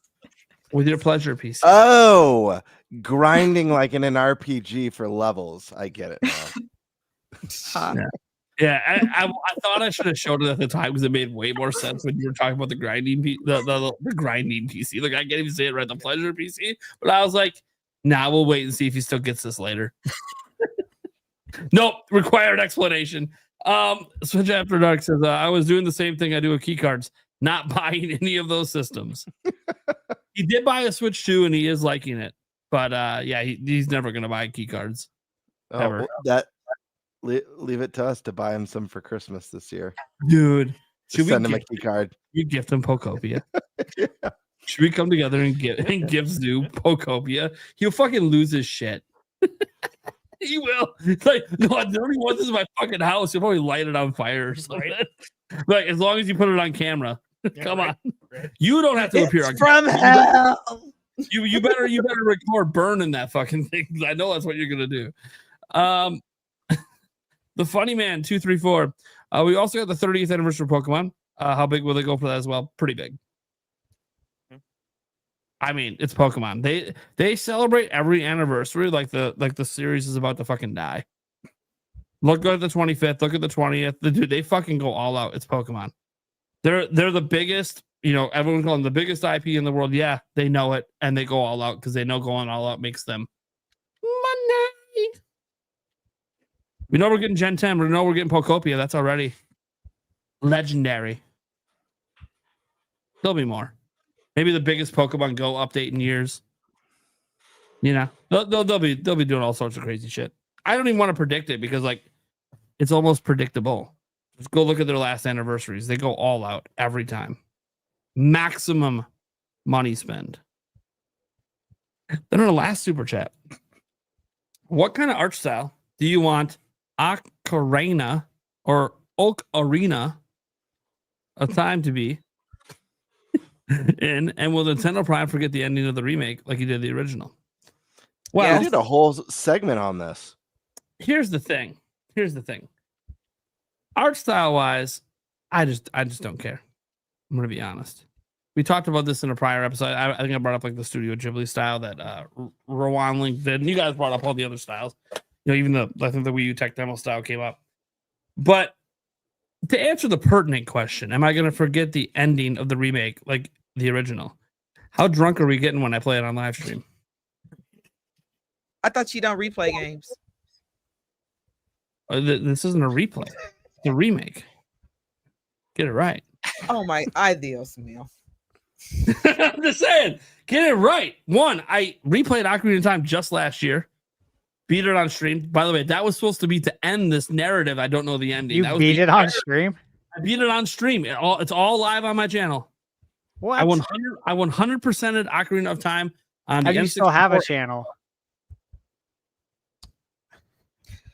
He said he beat it on stream. I mean, you can beat it on stream. You just can't have it show, you know? You can beat it on stream, but can't show it. That's a whole other conversation. Look at the arm movement right now. I could do this, and this is not bannable on YouTube. I love that, Eric's. What your mind doing right now? That's on you. YouTube's just being a man. Eric, don't act like this isn't a common occurrence. Yeah, you guys know we've known each other for a long time. Right. Who do you think taught me how to do it? Oh wow, Eric did. It just got dark. Good night, everybody. Anyways, to answer the question more directly, look, I have to play because what if they change the ending? What if they do something different? You know, we'll know before it comes out. There'll be reviews and everything. Stash might, if he's so lucky to get an early copy from Nintendo. Nintendo is one of the hardest companies to get early copies from. Super difficult. If Stash gets an early copy, I'm making a road trip to Arizona and I'm coming for That'll be fun. I think you're only like 5 hours from me, probably, or maybe farther. I don't know how deep into Arizona you are, but probably not far. Yeah, dude, I will make a road trip out of it, so long as I'm welcome. Yeah, you're not allowed. Fun. Yeah, you're not allowed. I don't know what you're talking about. It'll be a good time. None of the crew's allowed to meet up without me. That's just a rule I just made up. Wait, that's true. Oh, yeah, I guess you're here. I'm just kidding. You guys do whatever the fuck you want. What am I gonna do? Quit? Quit the fucking show. I'm done. You guys met up and played Ocarina of Time together? Fucking bullshit. But no, seriously, I would love for Stash to get an early review. I know how hard Nintendo is to get early copies from. Very difficult. Very, very difficult. I get review copies from them all the time. never early. It's so fucking hard to get them early. Sometimes I get them like 3 days late. It's fucking wild. Every now and then I get it like the day before, and I'm like, what am I supposed to fucking do with this? But the embargo's up. I guess stream it. What am I supposed? I don't even know what I'm supposed to do at this point. Like I'm out. It's I'm like out. a Xenoblade. It's like a 300-hour game. It's like no, legit. They sent me Xenoblade 3 a day early. I was like, cool. What the fuck do you think I'm gonna do with this? I mean, I'll play it, but what the fuck? I was gonna say, yeah, you're gonna get Pokopia early. Like, there's no way in fuck I could, dude. You gotta give this. This is like, gotta give this like a month early for this fucking game. I hope they send you Pokopia early. Yeah. Right? Oh my fucking god. They probably will, just because they're watching this podcast right now and they want to spite me. This could be a joke. We should have a Pokopia release party. Probably tweeted out that Nintendo Prime received a copy of Pokopia. Be sure to go watch his channel for coverage. I'm gonna be like, fucking hell. God damn it. First off, someone's getting fired. You're not supposed to recognize me. Yeah. I'm not family friendly. Yeah. Also, thank you for all the subscribers. Also, I'm fucked. I have to now play it. Yeah, right. I'd have to play it now. And then they ding you on top of it. Son of a bitch. Pokemon Company would ding me on top because they never communicated with Nintendo. Yeah, I'm right. getting dinged. Yeah, right. Why? Because I got so excited during playing Pokopia. I was so hyped. I played the Pokemon theme song, and me and the chat were going nuts. And the Pokemon Company's like, "Fuck you, ding, copyright, you're done." Fuck. Right. Anyways, what? Nintendo advertised me personally. What are we doing? You're right. All right, that's gonna do it for tonight's stream. Let's remind people of the guest who is long gone, Lilly Hyrule. Be sure to go check her out. Get her subscribed up. She's a small content creator trying to build her thing over there. Go check it out. Lots of Zelda. But that's not the only Zelda content creator we got. SkySwordAlisa, you want to tell them what you got going on and where they can find you? I stream games here on YouTube. I'm also on Twitter, but the game I'm streaming right now is Age of Imprisonment. However, I do believe I'm like right at the end or very, very close to the end. So probably finishing that tomorrow or over the weekend. And then I'll have a poll up for what game I'm going to stream next because I have like a whole like little chart of things. I kind of try to pick stuff that in the mood to be playing because a lot of stuff is games that I've already played that I just replay on stream. I do have a sub goal though. I'm so close to 400 subscribers. I'm only 8 away to do a one sitting stream of Ocarina of Time. Hold on, we're dropping the link in the camera. Did this happen? Nah, this is bullshit. That's it. That's it. Yeah, I'm only 8 away from 400s, and I'll do an Ocarina of Time one sitting stream. Dude, I did one for Twilight Princess last year. Dude, she's on the show every month. What are we doing? Go subscribe to her channel right now. I want this to happen before the stream is done. Oh, thank you. 400, only 8 sub. Come on. We're keeping I do the have a podcast 420 going goal tonight too, though. until she hits 400. A 420 goal is the Deku Tree Lego set because I still have to build that. I got that for Christmas. Podcast thing. They'll intentionally not subscribe to keep the show going. We had another $5 super chat coming here. Fisherman Mike saying on Pokemon's 30th anniversary celebration, they're going to go all out, but still give you a mid game. I've kind of given up on excellence from Pokemon. I understand. We'll see. We'll see what happens. Gen 10 has a lot of promising things, but oh, they clearly haven't played Pokopia yet. Well, none of us have. None of us have. That is a fair point. Well, public facing numbers is 2 away now. 2 away? Yeah. All right. 1 away. Oh, thank you, everyone. Public facing. Yeah. No, privately, you might have already hit it. Let's see. Oh, she did it. 400. Yay! It's not working. No. Sad. Oh, I love the horn. Does this one work? No, none of them work. How about this? You're gonna have to do your Scooby impression to make up for it. The provocative one worked. That's what I just played, but I don't know if it played for you guys. Yeah.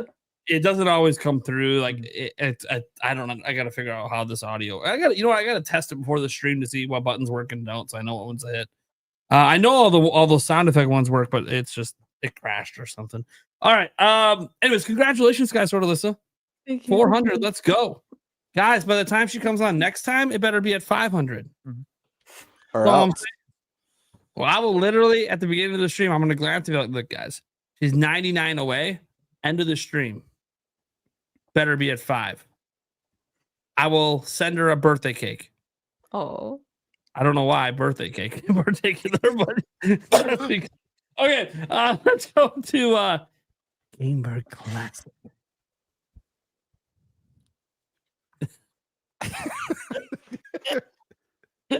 What are we doing? Am I just am I saying goodbye right now? Yes, we're saying goodbye right now. We're signing out. I wasn't sure. Okay. You were too into the cake. I get it. Let's reset. I know. I was thinking about cake. I was in the too much cake cream zone on that cake. Cake is alive. Creamy. Cream filled. Anywho, what's up, guys? GameBird Classic. You know where to find me here on YouTube at GameBird Classic or on Twitter at _Birdmaster. Got some cool stuff going on in the background.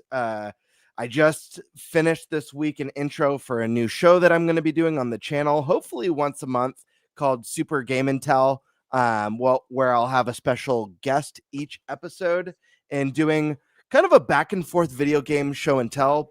Each of us pulling 3 items from our collection, each taking a turn and kind of talking about them, why we love them, the memory, the nostalgia, why it's important to us. And so I know Stash is really busy, but Stash is one of the people who I plan on having on, as well as Botox Games. SkySwordAlisa, I know, is interested. And recently, ATB, our friend Attack the Backlog, expressed interest on joining the show. It should be a really good time. It will feel like a nice little hangout talking about nostalgia and love for Nintendo and video games. So that should be fun. I finished writing a new sketch. So I'll begin filming that skit very soon. It's I won't say what it is yet. I'll let that be a surprise, but I will say it's a little bit darker, a little bit more deranged than the last couple things I've done. So that yes. Yeah, absolutely. And then tomorrow I'll actually be I'm not sure if it's live or if it's pre-recorded, but I'll be doing I guess it's live. I'll be doing Liquored Up Live with Zoo. He's been on the show a few times. It's in the name. But I wasn't sure if it was just because it was a nice sounding name. No. That could be like part of the joke. It's not even live. No. That would be awesome. He'll have a drink poured. He'll ask if you have a drink poured, and then he just talk about whatever the fuck he wants. Cool. To talk about. Yeah. So that'll be tomorrow. So that'll be fun. Nice. I haven't been on another channel in a long time. Yeah, the last one was Andres. I'll tune in. Maybe throw a little shout out to Zoo and push it a bit, just to the Birdman's there, the special. Oh yeah, representing. Oh yeah. All right. Speaking of representing, 7 Embargo Man ThunderStash. How we doing? Yes, very good. Yeah, busy. It's gonna be really busy. So yeah, you guys can find me on YouTube at ThunderStash Gaming. And yes, I have a lot of game reviews I'm working on. Those are the embargoes that are near. There's more than that. There's a lot. GameBird, you've seen the list. I ain't going through that. Yeah, I haven't seen it yet. Saw it most recently. Yeah, it's the list was. It's not my list, but it was still anxiety inducing. It's seriously like heavy duty. So, obviously, I'm excited to play all these and work on them. I wish I could just play games and like do my review, and then it's done. And we don't have to like edit or do all the other things. There's just so much more to it. So it's gonna be a lot. But that's what I'll be doing. I'm gonna get as much sleep as I can tonight. But I'll be up early, getting after these ones that are coming up very close. So yeah, stay tuned to my channel. A lot of new reviews coming. Okay. Well, I'm Nintendo Prime. I do daily Nintendo news content, and should have a pretty good news video. I already have a few stories for tomorrow, so we'll see what happens. I need to start getting my news videos out a bit earlier. They've been landing late. I've just had a lot going on. That said, I'm really excited for tomorrow's video and obviously the live stream and everything else that we do on this channel, and obviously future episodes of the Nintenbyte Podcast, which you can go subscribe to our Clips channel. The Clips channel, Eric's been kicking ass over there. Just hit 2,000 subscribers. Hey, Uh, nice. And none of us have really been promoting the Clips channel much, and yet we're getting clips getting 300, 400, 500 views. That's awesome. So it's naturally growing. That's what we want. We want a natural growth over there because it's a different way to digest this super long podcast. It's segmented out 4, 5, 6, 17 different ways. Kind of depends because sometimes extra topics come up because we talk about something for like a half hour that wasn't one of our topics. Happens. Call it a spinoff. I don't know. But you guys should check out the Clips channel if you want a smaller bite-sized version of the show. Otherwise, you can also check out the podcast on everywhere that audio podcasts are. We have the full version up. I've debated at times putting some of the clip versions up as well in between, but I haven't really decided if that's a good way to grow yet. I'm trying to talk to some experts on it to see if putting up like, episode 25.1. That's like topic 1 from the episode, like on its own. We could do another channel. Well, we'll see. Yeah. All right. Anyways, guys, thank you so much for tuning in. Thanks, Joycie, too, for joining us. Yeah, Joycie J, SkySwordAlisa, join me. Thank you for noticing, Eric. Yeah, the you're welcome. whole stream, baby. Now you guys can be super fucking tired tomorrow. Have a good night. And catch you later. I do this shit every night. I don't even go to bed till like fucking 2:30 every day. So I'm still gonna be up for like an hour. Peace out, everyone. Good night. Bye.